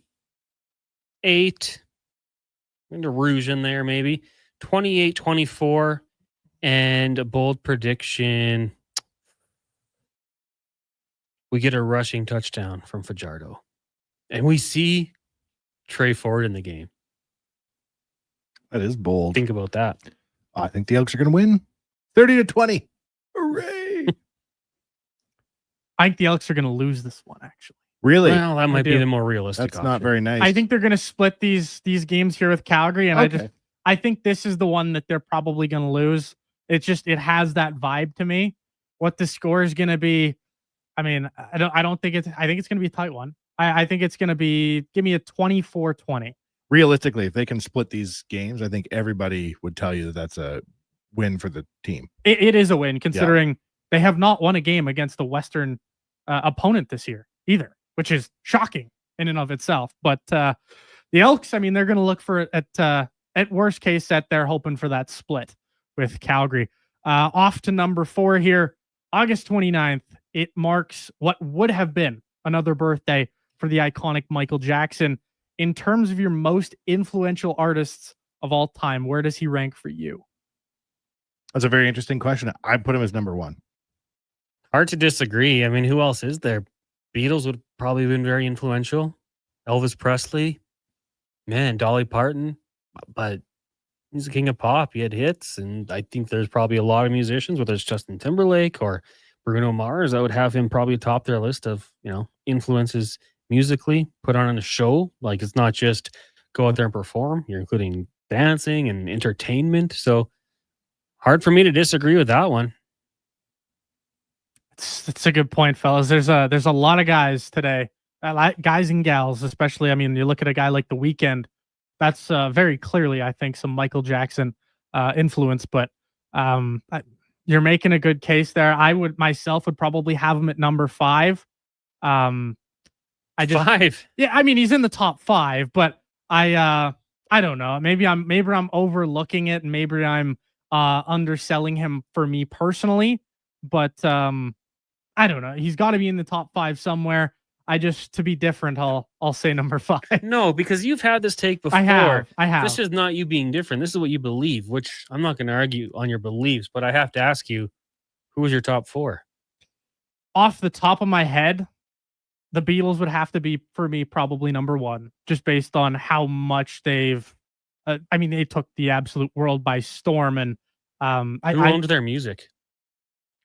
That's a question that I can't answer for you. Michael Jackson. It's Michael Jackson. Did he? Yeah. But either way, it's the Beatles are the band. Yeah. The Beatles are the band. I would have the Beatles above them. I would I don't know who I'd have 2, 3, and 4 off the top of mind. Exist. But I have the Beatles ahead of LaMelo Ball. Definitely. Oh yeah, for sure. I'd throw Anthony Richardson up there. Oh boy. That's a good one. Maybe New Dolphins tight end Darren Waller. Darren Waller had a hit. Yeah, he had a big smash. Cooper Marody, former Oiler. I can't believe how many how many athletes have made music, and it's all terrible. No. Didn't Carl Lewis have a whole album and then he sang the national anthem? They were like, we're gonna scrap your album, Carl. Sorry about this. Yeah, that was not one of the better anthems. Kobe Bryant, I think, once famously said he was going to be the Will Smith of the NBA, and he worked hard to put out music. He put out a song with Tyra Banks. Yeah. Johnny Cash and Bob Marley getting some shout outs in the text line here as well. Johnny Cash for sure. Those are good ones. A ton of, up and coming country artists. Bob Marley. I'm trying to think who would have followed in Bob Marley's footsteps in the reggae world. Reggae is a genre, I think, kind of slowed down. Yeah. Is it his son Ziggy? Yeah. Snoop Dogg kind of followed after Bob Marley. Snoop Lion? Oh yeah. Team Dean says Beatles, Elvis, Willie Nelson. I think Elvis is a big one, like for sure. Alrighty, fellas. I know you haven't done this in a while, Connor, but Hypothetical Friday. If you could live in one fictional world, what would it be and why? Excellent question. When I was a little kid, I would watch Star Trek The Next Generation, and I legitimately on some level thought eventually we'll get there. Eventually we'll have a warp drive, and eventually we'll meet the Klingons, and eventually we'll meet Spock. I would totally want to live Star Trek The Next Generation world. I mean, this is a question that has popped up before. For me, it comes down to a very simple answer. And I wanted to say like Arlen, Texas, but Arlen is very similar to modern day Texas, right? It's essentially normal. Real life. I would go with Springfield for The Simpsons. I mean, you know, you have a good time. You go to the comic book store, they got a movie theater, go watch the Topes play, maybe go into Krusty Burger, get a Krusty Burger, and then go to Moe's for like a Duff. I think that's a nice way to spend an afternoon. So I'm trying to think what else I could do there. There has to be more that would be intriguing. Go see the nuclear power plant, maybe. Check out the three-eyed fish Blinky. Maybe I could even attend a live taping of Krusty the Clown with Sideshow Mel or Sideshow Bob. I think that's the one for me. What about Walking Dead? Would you want to live in that zombie world? world? I told you, hand-to-hand combat is my specialty, so I might be okay there. I don't think I'd want that one. No? Well, you would? Oh, it's pretty fun. Like, assuming you're not dying for real. Well, you're living there. Well, if I went to live in Star Trek Next Generation world, I wouldn't be worried about dying in a phaser blast. This is clearly a dream world. It'd be cool to hack zombies. That would be cool. I mean, if you were safe, there's some pretty intense scenes in that show. Oh, such a good show. Trailer Park Ryan says Itchy and Scratchy Land. Like, yeah. To me, it's simple. Go get a squishy from the Quickie Mart. Donovan, what you got? I got Star Wars. That's sick. I would just the original trilogy of Star Wars. We don't need any of the new ones. Those those never existed. And I'm also not a big prequels guy for Star Wars either. So the original Star Wars trilogy and just, you know, interacting with Han Solo and you know, some of the other awesome characters like Chewbacca. And I don't know, I was always a big Star Wars guy. I like Star Trek too, but Star Wars was always the one for me. So to just play off your question then, what is the place, you know, movie fictional landscape you'd least want to live in outside of Walking Dead? Because I think it'd be like, it would not be great living in like Gotham City. Like the Batman universe, a lot of crime, a lot of criminals that we don't see usually. One day you end up in Arkham. Yeah, like a Arkham dystopian Asylum. future, one of those shows where you're like, how did it all go wrong? One of those. Hunger Games. Hunger Games would be up there for me. And I think any superhero world, realistically. Yeah, where like buildings are just being blown up by flying people. Hey, I mean, West End Mall in this world, in one of those superhero worlds, could just randomly explode for no reason at all because, you know, ex supervillain has decided that they want to take it over. And then even when they save the day, they blow up half of it. Exactly. Like, it's lose-lose. Think of the small businesses that would be terminated. Speaking of which, Greater Man Jay says Terminator. Yeah, that'd be a land you probably wouldn't want to live in if it came down to it. Let us know. 1-833-401-1440. You can go live in any fictional landscape, from a movie, TV show, book, whatever it might be. Where would you like to go experience? I don't know. For how long? Is it for a long time, Donovan, or just a day? That is up to your interpretation. You could do a day, your entire lifetime, a week, whatever you want. It's your imagination. It's the only thing that can Don't limit live you. in it. We'll take a break here. When we come back, we'll be joined by Mark Spector. Then at 5:20 or so, we'll hear from Alan Mitchell, host of The Lowdown with Low Tide. Right now, though, Sports 1440 update brought to you by Legacy Heating and Cooling. They're hiring HVAC installers and plumbers, starting bonuses to the right candidates. Strong benefits, RRSP matching, tuition reimbursement. Apply today at legacyheating.ca. The Sports 1440 update. It is Jays game day as they're hosting the first place Milwaukee Brewers. First pitch flying just after 5 o'clock. Shane Bieber also making his first start at the Rogers Center. Other games around the majors. It's the Cardinals. They're in Cincy. The Nats host the Rays. It's the Phillies and Braves. The Mariners clash with Cleveland. And the Dodgers battle the D-backs. Other news around the majors. The Red Sox, they have released two-time All-Star Walker Buehler ahead of their game against Pittsburgh.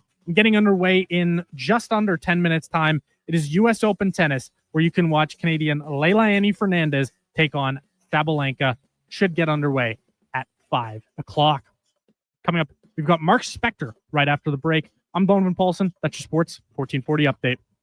Sports 1440 in West Edmonton Mall and Wetaskiwin. CKJR is a Stingray radio station. Download the free radio player app and listen wherever you go.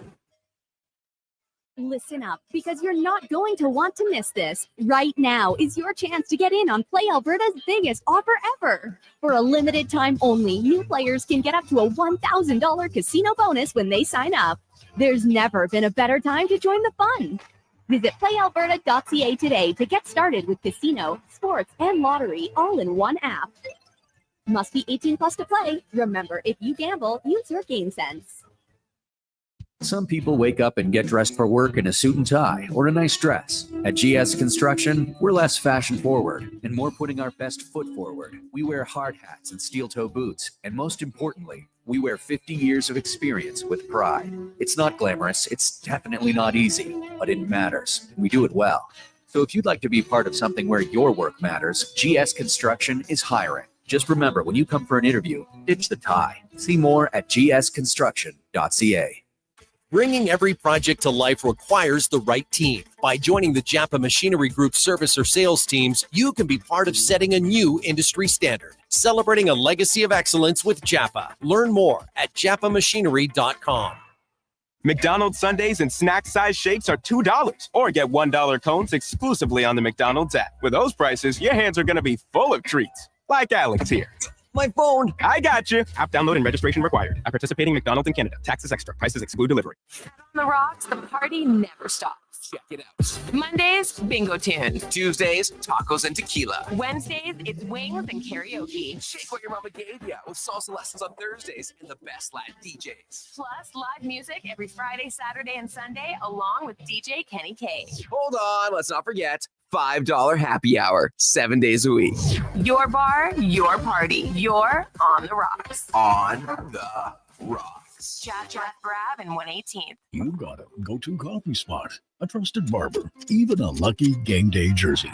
But when it's about looking your absolute best, there's only one name you need: Mr. Dirk. Family run since 1939, we're experts in crafting impeccable tailor-made suits and offering a wide variety of everyday styles. Pair that with personalized one-on-one fittings and the convenience of on-site tailoring. Mr. Dirk elevates your style game. Visit our Edmonton store or explore MrDirk.com. Score big on style with Mr. Dirk. Noodle, noodle, noodle, noodle, noodle, noodle, noodle, noodle, noodle, noodle. Noodle, noodle, noodle, noodle, noodle, noodle, noodle, noodle, noodle, noodle, noodle, noodle,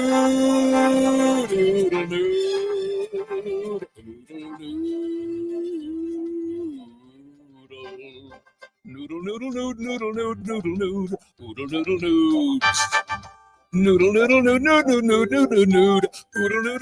Trollolo down to Oodle Noodle tonight because dine-in is open. Score an A-plus deal on 5G Ultra Home Internet from Explore. Switch to incredible internet speeds and get a $100 gift card for a limited time. Upgrade today at explore.ca. What's better than a family reunion? Getting the family discount. At Nisku Ford, you're not just a customer, you're part of the family. And we believe our family deserves the very best. That's why our legendary employee pricing is back. This August, get the Ford you want at the price you deserve with exclusive deals reserved for our closest kin. It's our way of saying, welcome home. The coffee's on. Drive into Nisku Ford or visit niskuford.ca today. Above expectations. Ritchie Brothers Auctioneers presents a massive 3-day unreserved heavy equipment auction at their Nisku site September 3rd to 5th, 8 a.m. Live online bidding. On offer, core construction heavy equipment, trucks, trailers, nearly every industry covered. Register to bid online. It's free. Priority bids start August 29th. On-site viewing all weekend. Timed auction starts August 29th. Demand for equipment is strong. Contact your local territory manager to consign. online. More at rbauction.com.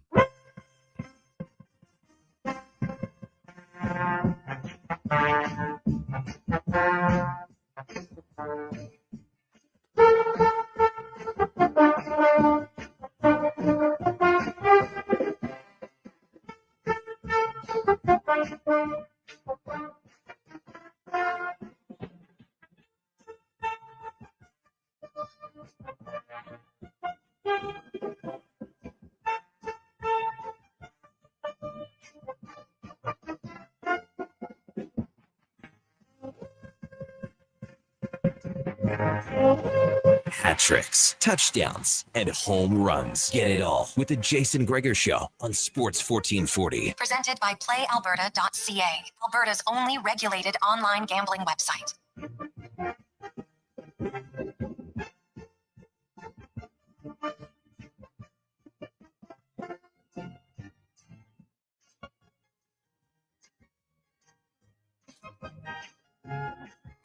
Just after 5 o'clock, welcome back to the Jason Gregor Show here on Sports 1440. Connor Halley, Wanye, Gretz. We got Donovan Paulson and Josh Fenwick with you here today. Positive Friday edition of the show. The Jason Gregor Show brought to you by PlayAlberta.ca. Tonight's Lotto Max an estimated $30 million. When you make your deposit, use code word Gregor50. Get a $50 free bet today. And then if you make another deposit, you can use that code word again in September and get another one once a month with the $50 free bet with code word Gregor50. Text line 1-833-401-1440. Donovan asked the question, if you could live in a fictional universe, what would you pick? Playbook Vic said Avatar's Pandora. That'd be kind of cool, I think. I've only seen that movie once. I haven't seen the sequel, but don't you have to live through an Avatar? Don't they strap you into it? I don't know. Wanye, have you seen that? Yeah, you got to That's strap what they in. do? Remember that guy who got the Avatar tattoos?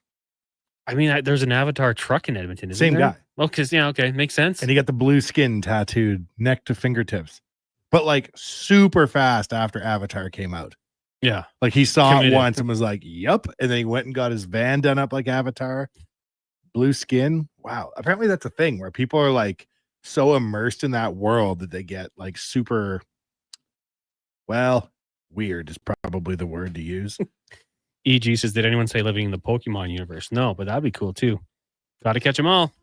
Let's get to the Spec Report right now, brought to you by GS Construction. They specialize in underground infrastructure. They make your life more enjoyable with running water and indoor plumbing. The grinders of the construction industry, GS Construction. Mark Spector of Rogers Sportsnet joins us now on the Jason Gregor Show. Spec, good afternoon. How you doing today? Whatever happened to that Avatar van that used to drive around? I remember seeing it too. If I was a city columnist, I'd be finding that guy and writing a piece on him. Maybe you should do that just for fun. Yeah, no. No, maybe not then. All right. Get paid to write pieces. I don't write them for fun, buddy. Wanye, good. Maybe Wanye would pay you to do an in-depth piece on him. What's the story on that guy? Who is he? What's his deal? Does anybody know him? He loves Avatar. That's all we really know. Yeah, to an alarming degree, I would say. I don't think I love anything enough to make my vehicle covered in it and then tattoo it on my skin, but to each their own. Now, Spec, if you could go live in any fictional world for, let's say, a day or two, is there any ones that come to mind? Fictional world. So give me some examples. Are we just talking movies? Or what are we talking here? I went with Springfield from The Simpsons. Go to Moe's, watch an Isotopes game. Wanye is a big fan of The Walking Dead. Donovan had the Star Wars universe. Wanye had Star Trek, not The Walking Dead. Just brought that one up in jest. But those types of things. Geez, I don't know. What about Planet of the Apes? What about the movies where the humans are in charge? I could be one of those humans. I wouldn't want to be in the one where the apes are in charge. They were really mean. Yeah. Do the Flintstones count? Oh, totally. Yeah. Bedrock, that counts. I'd take a run at Betty every day. He's happily married, Spec. All right. Okay. Well, geez, Barney's a tough guy, right? I don't know, man. It's all I don't live that life. I'm having a hard enough time figuring out the freaking world we're in, buddy. You're telling me now to pick a second one? Oh my God. That was a good answer, though. Very good answer. We'll get back to the, our current situation here. Spec, did you see the quote from John Shannon on the podcast 100% Hockey? That's what he does with Darren Millard on the McDavid extension, saying, "I think there's people in the Oilers office holding their breath. Connor's in no hurry. He's going to go into the regular season without a new contract." Yeah, I heard about the quote. I don't. It's one of those things where if it turns out to be true, you beat your chest and say, I was right. If he signs at the end of camp, you go, well, I was almost right. And if he signs at the start of camp, everyone forgets you said it. So I don't know, you know what? There's so many voices on so many podcasts now, Connor. Everyone's an expert. Everyone's got a hot take. I guess that's Shanny's hot take. And, I don't think, first of all, if he goes into the season without signing, I don't think that there's a bunch of people in the Oilers, the important people in the Oilers front office aren't all clamoring and worried and, oh my God, we're not going to sign him. I just don't see it. So, you know what? To me, it's a bit of a grain of salt thing. It's just some podcast saying something. I don't put a lot of stock in it. Does anyone else? Am I off base here? I don't think anyone in this room has really been too concerned about it because to me, it just doesn't make any sense, with what he said about wanting to be here and not wanting it to be a distraction in the regular season. I mean, you're in the room every day, Spec. It would become a distraction. I would think, for a little while, people would be bringing that question up to Connor McDavid and his teammates. Oh, for sure. And you know what? The distraction, I think it's easy to say, oh, the media is make a distraction. We'll ask the same question every day. No, we won't. Because, frankly, Connor McDavid will. I know him well enough that if the season begins, he's going to say, "Okay, I'm going to talk to all you guys about this today, but we're not doing this every day. I'm not answering questions on this thing every day." So he would be in some level of control. To me, the uncertainty is when your leader is in a situation like that, when your franchise player is kind of got one foot in and one foot out. That's the distraction. The distraction is the entire organization lacks some clarity. They're a little nervous about the future. That's the distraction that, when you're Connor McDavid, it's when you wear the C, when you're the highest paid guy, when you're the best guy, everything revolves around you. And that's, whether you want it or not, that's how it is. So in a situation like this, I'm not saying he owes it to the organization to he owes stability to the organization, but the longer this thing goes, the harder it's going to be to have a stable dressing room, a stable organization, a non-distracted team that can do what it's trying to do.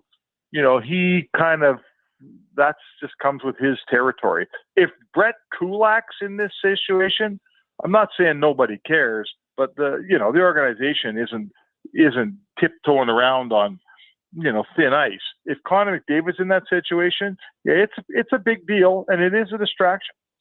Yeah. And, Jeff Jackson said it with Jeff Merrick on the sheet. We don't expect this to be a tough negotiation. Essentially, I would think what Connor McDavid wants and whatever he decides the number is and the term is, I can't see the Edmonton Oilers pushing back too much here, Spec. Hey, listen, here's the deal. I've talked to some people in this thing. It's not a negotiation.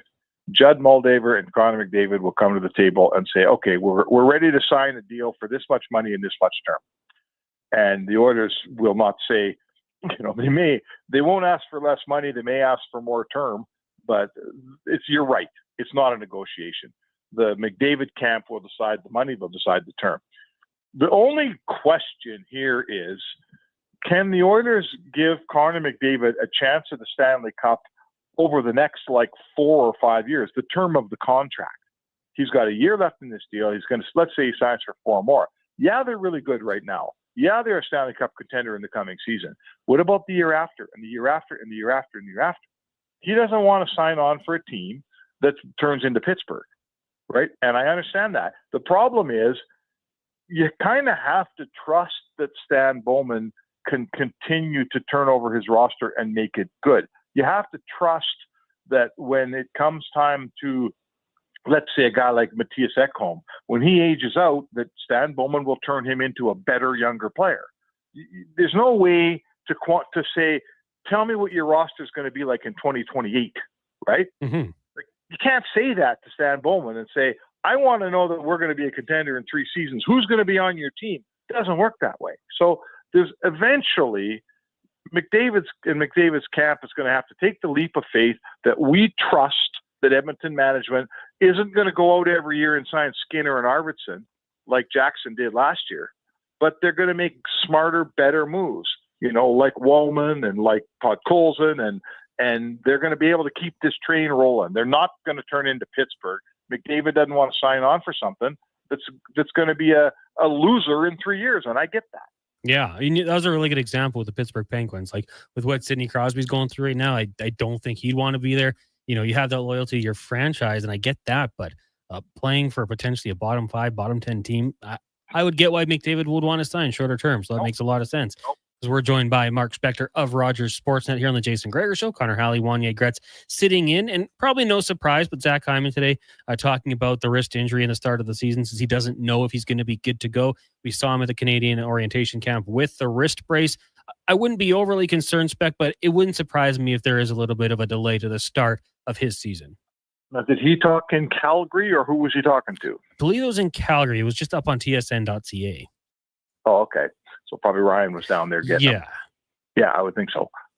Yes, I saw the sit-down he had with Paige from Oilers TV, and I've talked to a couple people who are telling me that it's iffy that he plays game 1 of the season. It's not a for sure at this point. It's not a for sure no, I'm hearing. It's not a for sure no, but it's certainly not a certainty. Personally, who cares, right? If he misses 10 games, who cares? He's an older guy. He's a professional. Zach Hyman is steady as a rock. We all know that. He's not one of these flighty type of guys. I got no problem with it. But there is definitely question as to whether Zach Hyman will be ready to play game 1 in Edmonton. Is it against Vancouver? I don't know who they open against. Yeah, Vancouver, I believe, on Wednesday to start the season off, I think. Yeah, so, if he misses the first 2 games at home, I think it goes Vancouver, Calgary, then they go to New York, play the 3 teams. They play Ottawa, Detroit. That's 7 games. Maybe he's ready for the next homestand. I am told it's not going to be a December or January thing, but it might be a November 1st thing. Let's see what happens. Big weekend here locally and kind of around the whole sporting world. You got the Golden Bears football team getting going tonight down at Footfield, 6:30. We got Blue Jays baseball. You got college football, and then Labor Day weekend. Spec, what are you watching this weekend? There's so much to get to. Oh my God, I know, and it's the most beautiful weekend ever, and it's the last week. It's the last weekend before a guy goes back to work. Like, I feel like I'm not sitting in this weather in front of a TV all weekend. I'm here to tell you, as much as I love sports, and I don't have to prove anything to anybody, I love sports as much as anyone. But I also love the last weekend of summer when it's 30 degrees every day. So, you know what? I'll watch that Labor Day game for sure. College football, forget about it. Blue Jays games on my TV right now. I won't be going to Footfield, but I'll be, my heart's, I have a Golden Bear tattoo on my rear end, metaphorically. So, you know what? Like I say, when does the college game is Texas and Ohio State this weekend? I believe so. Yeah. And I think the Longhorns are underdogs as well. Oh my God! Like, there's a football game right there. I could just tell everyone to go home and sit in front of that thing for 3 hours, no problem. My son just phoned me today. His partner he buys DAZN every year for the NFL season, and his partner, I don't know, moved away or doesn't want to do it. So I'm in with him. So I got a DAZN happening out here. We watch it every single. You love the fact that when you feel like watching Cleveland play, you don't have to hope they're on, or whatever. So I'm pumped about that. NFL start. Is it not this coming Thursday that we get who's playing? Philadelphia and somebody, right? Philadelphia, Dallas next Thursday. Philly, Dallas on Thursday night. I'm already looking forward to that tilt, man. Are the Browns your NFL team? No, they're not. They're not. But I'm just saying, like, they're the first obscure team that came into my head. Once in a while. I'm a Bear. You know what? I'm really fascinated with the NFC Central. I love the Bears. I've always had a soft spot for Detroit. I don't mind Minnesota. There's such good teams in that division now. Like, it is such a good division. So I just like to be able to turn on the TV and watch the game I want to watch. So it's NFL. This is a great time of year. All the good stuff starting. Baseball's getting hot, right? NFL's coming down the pipe. College football's on all the time. Here we go with some hockey. Like, this is the cowboy Christmas, right? This time of year. Absolutely. Mark Spector, before we let you go here, I got to ask you just on the topic of the Labor Day Classic on Monday. Going to be a 4:00 start down to McMahon, Elks, and Stampeders. Long history with Mark Killam and the Stampeders organization there. He was there with almost 2 decades. So do you think, the players get a little bit more juice out of this game trying to win one for their head coach? They do. I mean, of course they do. Listen, in professional sports, there's so many games, game after game. You're looking for any little bit of motivation you can get, and that is some little motivation. I will agree with you there. But I'm going to say to you, just because it doesn't make you play better. I've told this story a few times. Don Matthews, who I never really got along with, the old CFL coach, never loved the guy. He never loved me. But he did say to me one time, and I'll never forget it, he said, if you're telling me that I got to wait for my guy to be playing against his old team to give me his best game, then what's he doing the other 12 games or 15 games a year? Yeah. Right? So I always think of those things. Don't tell me the Elks are going to play even better because they're playing for Killam. But what the hell are they? They're pros. They're supposed to play even better every week. So it's a nice story, but it's for the media and the fans. It doesn't make your team play any better. And that's kind of why I asked. Like, I like it. I mean, if they win, obviously a reason to celebrate a little bit extra, but how much more are you getting from it? I don't know. Spec, have a great long weekend. And I just emailed you a picture that Corey sent us. You as a Flintstone character with Betty. Oh, hey. All right. So take a look and keep that off the internet, will you? just between us and Corey. Spec, have a great long weekend, and we'll talk to you on Tuesday. All right, you too, boys. There you go. That is Mark Spector of Rogers Sportsnet. Did you see the picture, Wanye? No. It's on the text line? Oh, no. Oh, it's just think Fred Flintstone with lighter hair and glasses. It's a pretty good picture. Spec was really giving us some summer content there. It's great. Yeah, we got to clip that. Doesn't want to live in a fake world, but also if he did, Betty. I get it. What's Fred's wife's name? Wilma. Yeah. I was never team Wilma. Always team Betty. What about Betty or Veronica? Well, as a child, I didn't think it was appropriate to fall in love with cartoon characters. That's how I was raised. Really? You fall in love with Topanga or somebody from Saved by the Bell? Wilma or Betty? Quick poll around the room. Wilma. Betty. Okay, we got 3 out of 4 except for Wanye on Team Betty. Now, Betty and Veronica. Veronica? Betty. Do you know who those people are, Donovan? No, I don't. From Archie? I never watched Archie. You don't watch Archie, whatever. read Archie. The same thing, but isn't Riverdale like an Archie show? Sort of. Yeah, sort of. But like modern and dark. I never read it, so I got no idea. Man, this is what it's like to get old. These kids don't know Mighty Ducks. They don't know Betty, Veronica. Well, one of them does, but not the other. All they know is computers and lasers. Yeah. No, I'm there's some things I'm pretty well versed in, and there's some things that I'm not. Well, who's your favorite Star Wars girl? Are you Leia or the one that realistically it's Padme? Padme? Yeah. Who's the one you like? Padme.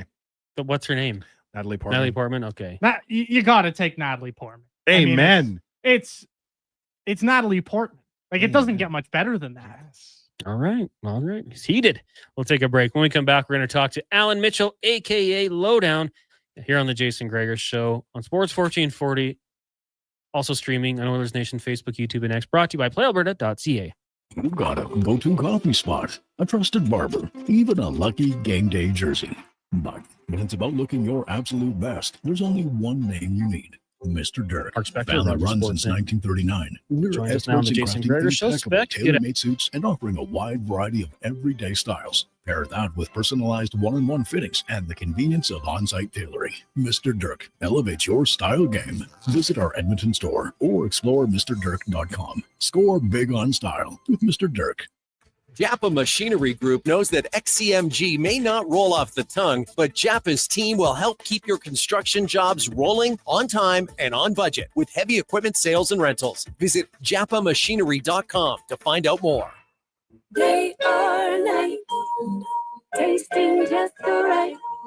You can order Oodle Noodle at oodlenoodle.ca, delivering you the news almost right away. Remember, you can order Oodle Noodle at oodlenoodle.ca. So stay on your couch all day and order oodlenoodle.ca. Oodle Noodle.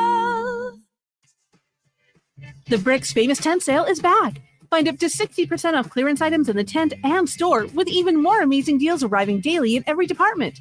And Thursday through Monday, score limited time 5-day deals, like mattresses starting at just $99 and TVs starting at just $199. Plus, get a free Bluetooth party speaker when you spend $9.99 or more on furniture. Exclusions, terms, and conditions apply. See in-store for details. The Brick, saving you more.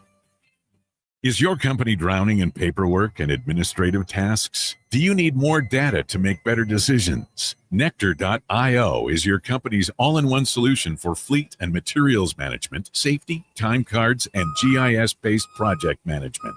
Now is the time to capture and transform field, site, and shop data into boardroom-level business intelligence, all with one login. Visit Nectar.io to book a demo today. Nectar.io, your business made better.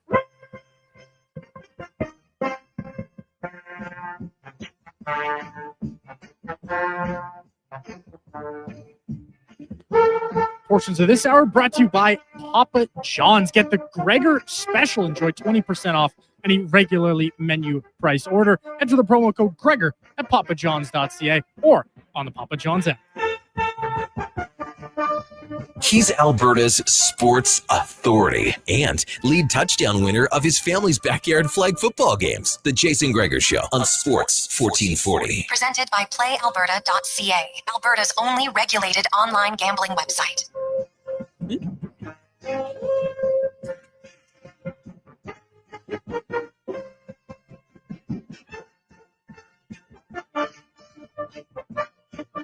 It's 5:24. Welcome back to the Jason Gregor Show here on Sports 1440, streaming on Oilers Nation, YouTube, Facebook, and X. You can also watch us on Instagram if you'd like on Sports 1440's account. Speaking of which, starting on Tuesday at 7 a.m., the Kevin Carius Show, Fantasy Frenzy, and Lowdown Flow Tide will be streaming on Sports 1440's YouTube channel. That's Sports 1440 AM. Make sure you give us a subscription, a like for our videos that are already up there, and we'll just start popping up in everybody's algorithm as we continue here to get our show on essentially every platform that we can. There we go, Al. Text line is 1-833-401-1440. Connor Halley. Good. We got Wanye Gretz. We got Donovan Paulson. And we've also got Josh Fenwick for a little bit longer here on the show. We're going to talk to Alan Mitchell in a minute or so here. Text line. A few of them still rolling in here. I think Trayden had a good point. Now we kind of threw out Betty or Veronica, and Trayden said Cheryl. And then I said, well, what about Midge? And he said, but you got to watch out for Moose. Moose is a big dude. Could do some damage. So, yeah, it's a fair debate here on the Friday edition of the Jason Gregor Show. Positive Friday. Right now, go around the NHL, brought to you by McDonald's. Cool down with $2 sundaes and snack-size shakes. Or check out the McDonald's app for an exclusive $1 cone deal. Taxes extra. Prices exclude delivery at McDonald's. Joined now by the host of the Lowdown Flow Tide. You can also get his writing at The Athletic, Alan Mitchell. Al, how you doing today? Yeah, I'm good. Who is Cheryl? Cheryl had red hair, I believe. Nope. No? You're making up a character that doesn't exist. The ones I read had Betty, Veronica, Midge, Miss Grundy, Ethel. Mr. Weatherby, the principal? Mr. Weatherby was like a Homer Simpson early version, I think. Cheryl Blossom was her name, Al. I don't think so. I mean, maybe that character was written in later. I do not recall an Archie comic character named Cheryl. I think they wrote her in as like a love interest for Archie, and she had red hair like Archie did. So it was a whole big thing. Oh, I see. Okay. Well, as long as she didn't have to ride in that jalopy, I think everything's fine. She was originally introduced in 1982. So you might be right, because the original Archies were way before that, right? Yeah. Oh, yeah. No, I think Archie's, as soon as I turned sometime, well, it doesn't matter when I stopped reading them. I stopped reading them before 1982. So here's the question, because Donovan asked it in 5 questions. If you could live in a fictional universe for 1-2 days, whatever you want it to be, what would it be? And I'll just tell you, like, Wanye went Star Trek, Donovan went Star Wars, I had The Simpsons. Is there a place you'd like to go check out? Wow, that's really cool. Spec had Flintstones go so he could try to talk to Betty. I don't know. I'd like to go to Olympic Stadium in 1981 and stop Jim Fanning from bringing Steve Rogers in from the bullpen, if I could. All right, we're going to count it. Now, we talked about this a little bit earlier. I don't know if you saw John Shannon on his podcast giving a little bit of concern to hockey fans, mostly Oiler fans, talking about Connor McDavid and saying he doesn't think that there could potentially be a deal by the time the regular season rolls around, and that there might be some Oilers brass worried about it. I'll get the exact quote in a second here, but do you have any concern that this won't happen and Connor McDavid could roll into camp without a contract? I think he could roll into camp without a contract, but I'd be very surprised if the Oilers ownership didn't have some kind of assurance that a contract would get done over the period of between the start of training camp and sometime early in the year. I think this summer would have rolled out far differently if you feel there's a chance that McDavid is going to play out his contract and go elsewhere. You definitely would want to have at least a conversation about, not to be confrontational, but is this an option we have to consider? Because, as a for instance, if you had to trade him before the draft would have been the time to do it, but you definitely have to. I think you can't let Connor McDavid go to free agency a la Mitch Marner. So I suspect they've got some assurances that is not the case. We'll see. But I think the management and ownership would be blindsided by that. And that doesn't a Connor McDavid move. Yeah, the quote was, I think there's people in the Oilers office holding their breath. Connor's in no hurry. He's going to go into the regular season without a new contract. Well, I mean, the thing about John Shannon is he is connected, so you have to take that for what it's worth.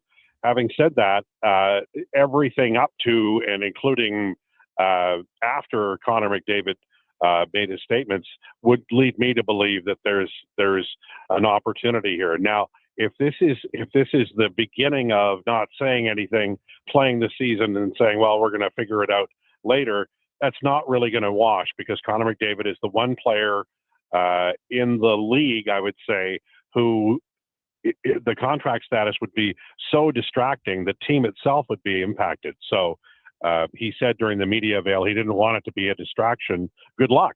And I think that the longer he goes without being if that is what his plan is, he's going to have to make that public, and then the Oilers are going to have to react to it. I don't think he can go all a year just putting people off. It'll become very obvious by Christmas that he doesn't plan on signing. Yeah, and I mean, from what he said, it just doesn't seem to make any sense. From what we've heard from the other side, Spec pretty much said it black and white. Like, there's not going to be a negotiation here. It's going to essentially be, this is the money we want. This is the term. Potentially the Oilers say, can we do another year? Because of course they would, but it's not going to be much pushback. So I don't see why it would take long. It seems like it's a pretty easy transition, and he said he wants to be here. So I don't necessarily know if I totally believe it, but John Shannon is way more connected than I am. So I guess we'll have to wait and see, Al. Now, let's talk a little bit about your Philadelphia Eagles, looking to make it back-to-back Super Bowls, perhaps. He's kicking off the season next Thursday against the Dallas Cowboys. I love that the NFL does this. Like, you get your Super Bowl banner, you do the presentation, and they do it in front of your biggest rival, the Dallas Cowboys. Such a clutch move. It's really classy all the way. I'm loving the way this has worked out. We've got Barkley from the Giants. Jerry Jones is helping the Philadelphia Eagles in any way possible, even trading his best player away and pretending that he was offended by something. I can't tell you. I've been a fan of the Eagles since 1972. This is probably the best 12-month period in the history of the franchise. Everything is coming up Millhouse. I couldn't believe that. I mean, you were probably tuned in, on your phone watching that as it happened, and the news kind of broke during our show. We were very lucky to get Bill Schmid, Green Bay Packers postgame host, to join us kind of on the fly. How did it get to that? Because, at the most, like $3-4 million would have separated these guys annually, and they just couldn't get it done. I don't see why, one, that Jerry Jones would let that little amount of money in NFL terms, not in the real world, but in NFL terms, where the cap's always going up, getting away. And then from the Packers' perspective, I'll take that all day. If I have to overpay a little bit for a guy who does what Micah Parsons can do, and you feel like you're close in the division and you have that tough competition, I just don't know how we got to this point, LT. Well, I think it's ego. There was feelings involved. My understanding is he thought that Jerry Jones thought they had a deal. He takes the player for supper and they make a deal. That's not really talking to the agent. Jerry is so old school that Fred Flintstone thinks he's out of fashion. So the problem the Cowboys have is that their general manager is their biggest problem. And I'm an Eagles fan. I think it's the best thing ever. But I do feel for Cowboys fans because this is a tough spot. They were successful under Jerry Jones, under his ownership. They are not now. Who's going to tell him? Who's going to tell a guy who owns, a major sports franchise, a massive stadium that is filled, has more money than not anybody, but a lot of people. Who's going to tell him that he has to let go the reins of the general managership? I don't think there's anybody who can, but I do think that a poor season, like a 7 or 6 win season or a 5 win season, is going to start affecting the box office, and they're not going to be the marquee team they've been since I was a child. If they continued along this road, it's pretty bad, and they still have good players. But you can bleed a player like this and have no repercussions. This will impact the fan base. Yeah, for sure. And I think it's going to create some questions in the room. And I mean, even if they were to make a move and let's say they say Stephen Jones is taking over or they hire a new GM, we're still going to say, yeah, but is Jerry actually controlling it behind the scenes? Because, why would we not think that way? Yeah, it's true. And selfishly, I hope this continues forever, but it can't because the Cowboys the NFL is like the most successful business on the planet, really. And they are kings of making things happen in a quick hurry and having things solved. The Dallas Cowboys being a bad team and run poorly is not good for business. They'll figure out a way. I just don't know how, but they'll figure out a way. And I do think there's evidence that Mr. Jones has some issues in terms of dealing with people and maybe being in that role. How do you get him out of there? Lord knows. But I think this particular situation, especially because as what I read today was that Parsons was actually interested in maybe going back and trying to renegotiate just before the trade. So that tells me that there were hurt feelings. And when you're a billionaire and you have your feelings hurt, then you really got to examine what exactly you're going through in these negotiations. Maybe you're not the guy who should be talking to players. Alan Mitchell, host of the Lowdown with Lowtie, joining us here on the Jason Gregor Show. Connor Halley, Wanye, Gretz, sitting in for Jason. Al, I want to ask you about this weekend because it is a long weekend. There's so much going on. You've got Golden Bears football tonight, kicking off their season down at Foot Field. We're going to have college football tomorrow at 10 a.m. Texas, number 1 seed, taking on the number 3 Ohio State Buckeyes. Then you've got more college football. You've got the CFL Blue Jays taking on the Brewers. They're in action right now, currently scoreless. What is the must-watch TV for you this weekend? Well, I heard that Lee Corso was not going to be on anymore, so I would have said him on College Game Day. I'll be watching the Notre Dame game. That, to me, is the big one. But what I love is this kickoff weekend where there's actually good teams playing other really good teams. I mean, somebody's going to have a hole blown completely in their national championship goal on the first week. That's outstanding, man. That's exactly what college football should be doing. I think Lee Corso doing the final game day tomorrow, isn't he? Oh, is he? Okay. So you do have to watch that. Yeah, I love him. I've been watching him I'm not as old as him, but I've been watching him for a long time, and I'm going to miss him. So I'll get to watch him tomorrow and say my goodbyes. Oh, he's the best. Before we let you go, what do you think happens Monday down in Calgary between the Elks and the Stamps? Well, I'm going to say I think the Elks play well, but they lose, but they come back and win the game here in Edmonton next weekend. I think they'll be 1-1 against the Stamps by not this coming Tuesday, but the Tuesday afterward. Good picks. Now, actually, before we let you go here, on Tuesday, you're streaming on YouTube. Are you ready for this? I am. I've got my fake tuxedo top, and I've got these funny glasses that Wanye gave me. And it's going to be a different look for me, but I think people will like it, especially the big red nose and the flaming blue hair. It'll be good. LT, I know you don't want to necessarily stream your life away like one of these streamer kids, but I think in the long run, getting all these shows onto YouTube will grow the 1440 audience online significantly. I think it will too. I'm looking very much forward to it, and it should be a lot of fun. I'm looking forward to all the very kind comments that'll come in immediately after we go on YouTube. You're a good sport. Thank you. Al, have a great long weekend. We'll see you Tuesday. Don't come in Monday. All right. Sounds good. You too, boys. Have a great weekend. There you go. Alan Mitchell, host of The Lowdown with Low Tide, which you can hear here on Sports 1440, Monday to Friday, noon to 2, and starting on Tuesday on YouTube, Sports 1440 AM. Give us a search and then hit that subscribe button. I've been bugging poor Low Tide to get with the new technological trends since forever. I remember telling him to go on Twitter. I was like, you should go on Twitter. You'll be great at it. He's like, I don't know. And then he thought it was funny that it was called a hashtag. Like he liked that it was called hash. And I was like, whatever you want to get out of it. But he's done such a great job. Now to go on to onto YouTube on the 1440 YouTube channel. He's a good sport, RLT. Well, it's going to be a lot of fun. I'm going to see all our Al, faces. how you doing today?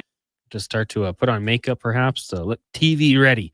We'll take a break here. When we come back, it's Wanye's World. You're listening to the Jason Gregor Show here on Sports 1440, Oilers Nation, Facebook, YouTube, and X, brought to you by PlayAlberta.ca. Listen up, because you're not going to want to miss this. Right now is your chance to get in on Play Alberta's biggest offer ever. For a limited time only, new players can get up to a $1,000 casino bonus when they sign up. There's never been a better time to join the fun. Visit playalberta.ca today to get started with casino, sports, and lottery all in one app. Must be 18 plus to play. Remember, if you gamble, use your game sense. Work never gets done by standing around. You have to put your words into action. And that's exactly what GS Construction does every single day. Our priorities are safety first, quality second, efficiency third. GS Construction works hard. It's true. But first comes the care, the planning, and the people. Underground infrastructure isn't just about machines and trenches and some traffic inconveniences. It's about doing things right. Find out more on what we do. Visit gsconstruction.ca. On the rocks, the party never stops.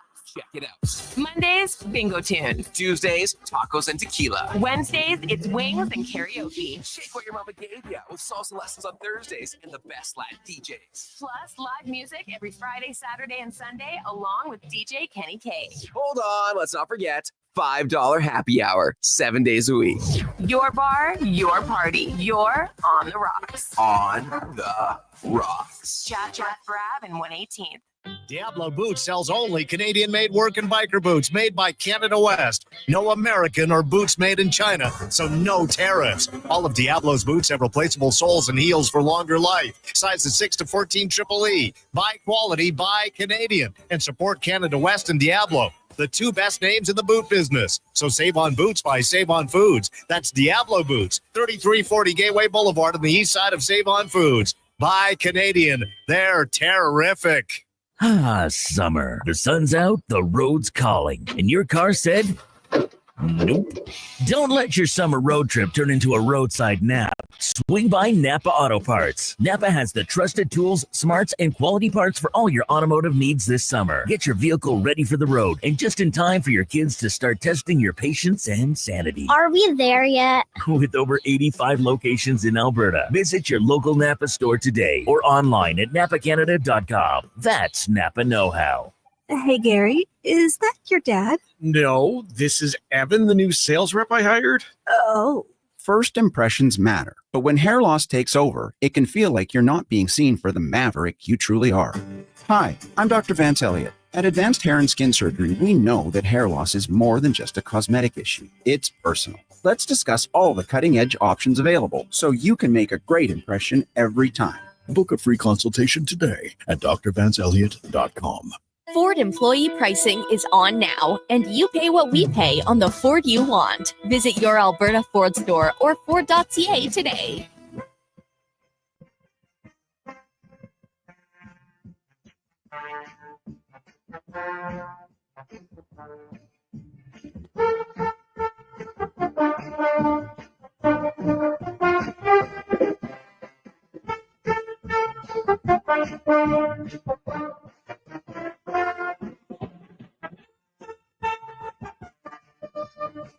Portions of this hour brought to you by Ewell. Get your power play amped up with Ewell, supplying the City of Champions and Alberta with quality electrical gear since 1975. Ewell.ca is your partner in power.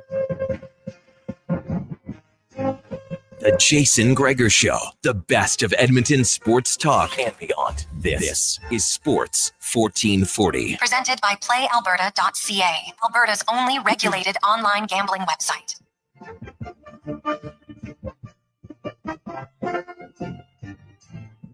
543, welcome back. It is the Jason Gregor Show, Positive Friday. Connor Halley, Wanye, Gretz, Donovan Paulson with you here.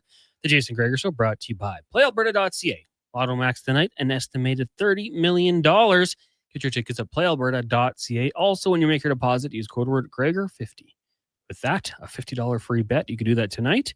And hypothetically, on Monday as well, because it's a new code every month. Resets itself. PlayAlberta.ca. Use your game sense.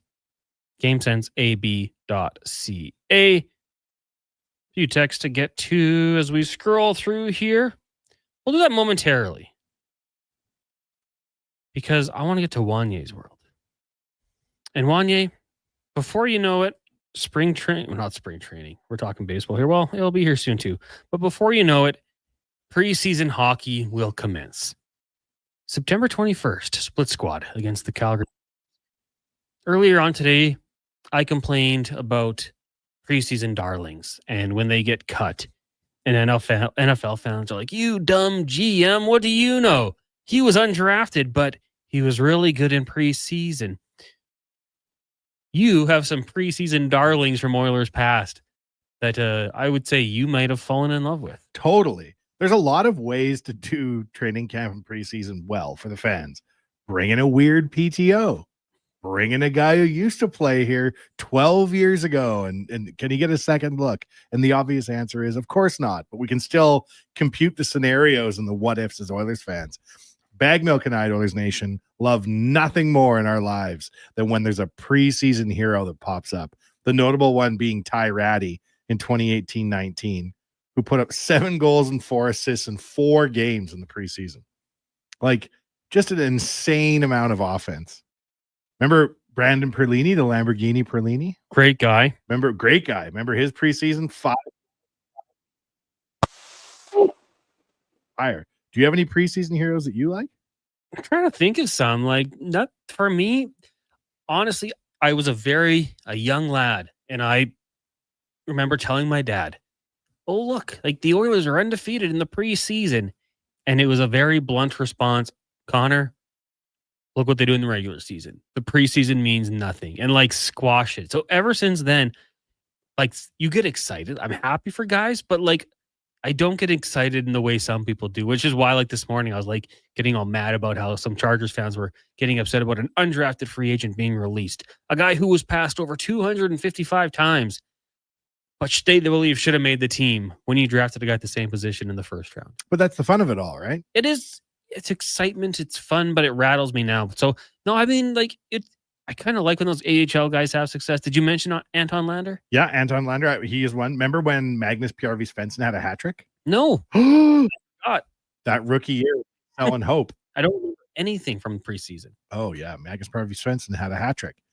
And we actually interviewed him on the Jason Gregor Show, and he'd called in from Sweden. Yeah, I was. Remember when you got that preseason? I thought you were so good. And like as I said that, Gregor just looked at me like, "Why would you say that?" And MPS goes, "Yeah, me too." I thought it was easy. Aww. My favorite story about he and some of those other young guys, Stretty said like the life in the NHL is a grind, right? You're still flying private planes and all that sort of thing. But he said like after a game, wheels wouldn't even be up and those guys would be just conked out on the plane like a week into the season. It's just such a grind. But yeah, I don't know, like the preseason for me, and let us know 1-833-401-1440 if you've got any preseason darlings. I hope we see some this year. I hope the storylines are flying. But I'll never forget Ty Ratty. Like people I think genuinely believed, and maybe it was a little bit of me too, that like he could be the answer. He could play on Connor McDavid's wing full time. We called him the answer because we've been looking for the answer for all of Connor's career. I don't know. I just think it's fun. Like the preseason, especially for a team like the Oilers, the lineup's set. Mm-hmm. Like how many roster spots are actually available? Yeah, 2-3 maybe. So having a Ty Ratty come out of nowhere and just light the league on fire, I think is just good entertainment. And as we inch our way towards the start of training camp, I'm looking forward to seeing maybe the Iceman can pop a few off in preseason, make a name for himself. I think the thing is though, for him, like unless something goes horribly wrong, he probably gets a chance to start on this like NHL roster. Will he start, you think, in the NHL, or will he go down to the A? I think he might start now, especially if Zach Hyman is going to miss a little bit of time with the wrist. I think someone's going to have to slide in that spot. Like he'll have to show that he can hang. I don't think it's a lock that he makes the team, but I think there's a chance he starts off. I mean, I was super pumped. I think it was Spec that told us expect him to start in the AHL. Don't get ahead of yourself. Yeah, that could. And too late. He's number 53. Jeff Skinner's corpse isn't even cold yet, and the Iceman already stole his identity. So Sunday, September 1st, 6:00, you're not watching NFL football. You're going to be watching the split squad Oilers Flames preseason. You want me to make you mad, Connor? I know you're a very calm guy. You don't get mad unless it's about wedding photographers having full meals for free. Or the only thing I've ever seen you get mad about. I bet you I won't watch a single NFL game to the Super Bowl. Really? I don't care. That's fair. It's like me in the preseason. I can't help myself. Everybody cares so much. I'll learn the storylines. I'll read the news. But I don't know that I'll really find myself sitting down to watch an NFL game. You know, you should bandwagon the Chargers, and then you and I can start Chargers Nation. Think about it. Yeah. There's a lot of Chargers fans worldwide. You love the Chargers. Some people say they're California's team. Really? No. Is that what Chargers fans say? Not even. Even we poke fun at ourselves. But how did you find the Chargers, and how did they luckily find you? How did this come to be? It began when I was a young lad, about 13 years old, maybe 14. We actually had driven past, my family used to go down to California every couple of Christmases to visit my grandparents, and we drove past Qualcomm, their stadium in San Diego. My dad told me, and I was like, oh, cool, whatever. A year later, I fell in love with the team because of Doug Flutie. And I played a video game where Junior Seau was on the team, and I was like, I love these guys. They drafted LaDainian Tomlinson, but Doug Flutie was a big one, so yeah, I got the Doug Flutie Chargers jersey, and it hasn't stopped since. How interesting. And on the topic of things that really bug me, like I know I don't get mad that often. I cannot stand when you're driving and all of a sudden a lane opens up that is designated for turning. And someone turns into that lane, doesn't use their signal. And then when you have to make a turn from that lane, turns on their signal. I don't know why. It makes me so annoyed. Like you don't use it when you're changing lanes, but then when you're in a lane where you have to turn, now you turn it on. It makes no sense. It should be the other way around. Tell me when you're turning, and then if you don't want to use your signal for one, make it the time when you have to turn. Do you know what I'm saying? I do. One time I was driving on St. Albert Trail. Yeah. And a police officer was driving, and he just pulled in right behind me, right? And he's just watching what I'm doing. And I'm like, oh no. Something's going to go wrong. I was trying to do my best. He finally pulled me over and he goes, son, I've been following you for a while now. You're not changing lanes properly. You're not signaling. I looked at him. I was like, I was really trying my best. I knew you were following me. And he just shook his head and gave me my ticket for careless driving. Oh, really? Yeah. One time driving home from work one day, I went through a red light And honestly, it was such a weird situation. I had like polarized lenses on, and when I looked, I swear it was green. And then as I'm going through, I look up and it's red. Cop on the other side of this, like the intersection. So I immediately just pull over. Like, I know it's coming. Get out, lie on the ground. Cop pulls up. Police officer, excuse me, gets out of the car. You know what you did? I'm like, yep, I know. I don't know what happened. I thought it was green. I know I deserve a ticket. He's like, I'm going to let you off with a warning this time. I was like, oh, thank God, I can't afford a ticket. Such a good move. It was funny though. It was just like, hand up. I deserve a ticket. I don't know what I was seeing. I'm glad I didn't get T-boned or anything. I think it had just turned red when I went through, but yeah, looked up, saw it. Humiliating. It's pretty crazy when you think about it, that we're allowed to pilot these like thousands of pound metal vehicles around town at very high speeds. Like if somebody was pitching the automobile today as a new thing, they'd be like, I don't know if it's safe to let everybody just drive around in these things. And yet we find a way. Yeah. Oh, absolutely. G says they also had one of the best tight ends ever in Gates. Yeah, but Gates wasn't a part of the Chargers when I became a fan. I became a fan. It would have been the 2001 season. Gates came a couple of years later. But funny story, I had seen one of his first ever games when the Chargers signed Gates out of Kent State as a basketball player. He wore number 43 before giving his number 85. So yeah, Gates was there, but when I became a fan, he was not yet on the team. Their tight end, I think, was Steven Alexander.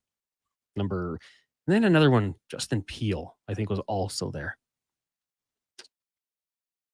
They had a really good quarterback room one year. It was Doug Flutie, Drew Brees, Phillip Rivers, Cleo Lemon, who went on to play in the CFL. I think that's what it was. Also, Dave Dickinson, quarterback or head coach of the Calgary Stampeders, he was in Chargers camp, and I heard a report that he was the best quarterback at their training camp, but they had paid for Doug Flutie and drafted Drew Brees, and they were like, he can't be our starting quarterback. It's got to be one of the other two. So I don't know how true that is, but that was a report that I read way back in the day. I'm going to say G, the best tight end in Gates of all time. Just kidding. Top 5. Vladimir Tkachev, the one who got away from questionable scholar. Do you remember him? No. Do you, Connor? Robbie Shrimp from Spicy Scott. He had some good looks, Robbie Shrimp. There was moments where he looked like he was going to be something else. Yeah. Great junior player. And like maybe in a different era because he was so skilled. Vladimir Tkachev. He was, I remember him. He was the Oilers tried to sign him but couldn't. What year?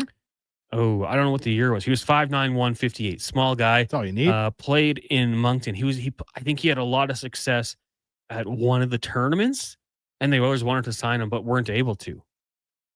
Oh, I wish I could dig into that quickly here. I remember the story. Yeah, maybe we can bring it up quickly. But I think he ended up signing with the Kings later on down the road. Yeah, so he wanted to sign. He was eligible for the 2014 draft as an 18-year-old player, but when undrafted, despite being listed 60th overall, he was, however, invited to the Oilers training camp later that year. His performance with the team impressed them, and he was quick to sign a 3-year entry-level contract. Oiler fans immediately called him Vladdy Hockey as a comparison to Johnny Hockey. But the NHL rejected the contract, informing the Oilers that Tkachev was ineligible to be signed by any team until the 2015 offseason because of the CBA had stated CHL players needed to play a full season in North America to be eligible to be undrafted, or if undrafted. Good name, good pull. There's the story. Deep cut. If you missed anything, go check the podcast. Wanye, thanks for joining us last few weeks. It's been fun. Thanks for having me, boys. I've really had a good time. For Donovan Paulson, Josh Fenwick, Wanye, I'm Connor Halley. Check the podcast if you missed anything. Google, Spotify, Apple. Have a great long weekend. You can also check out YouTube. Also, right now, though, we're getting to One Final Sports 1440 update brought to you by PlayAlberta.ca. Promo code Gregor50 to get a $50 free bet. Lotto Max tonight, estimated 30 mil. PlayAlberta.ca. Take care, everyone. Sports 1440 update.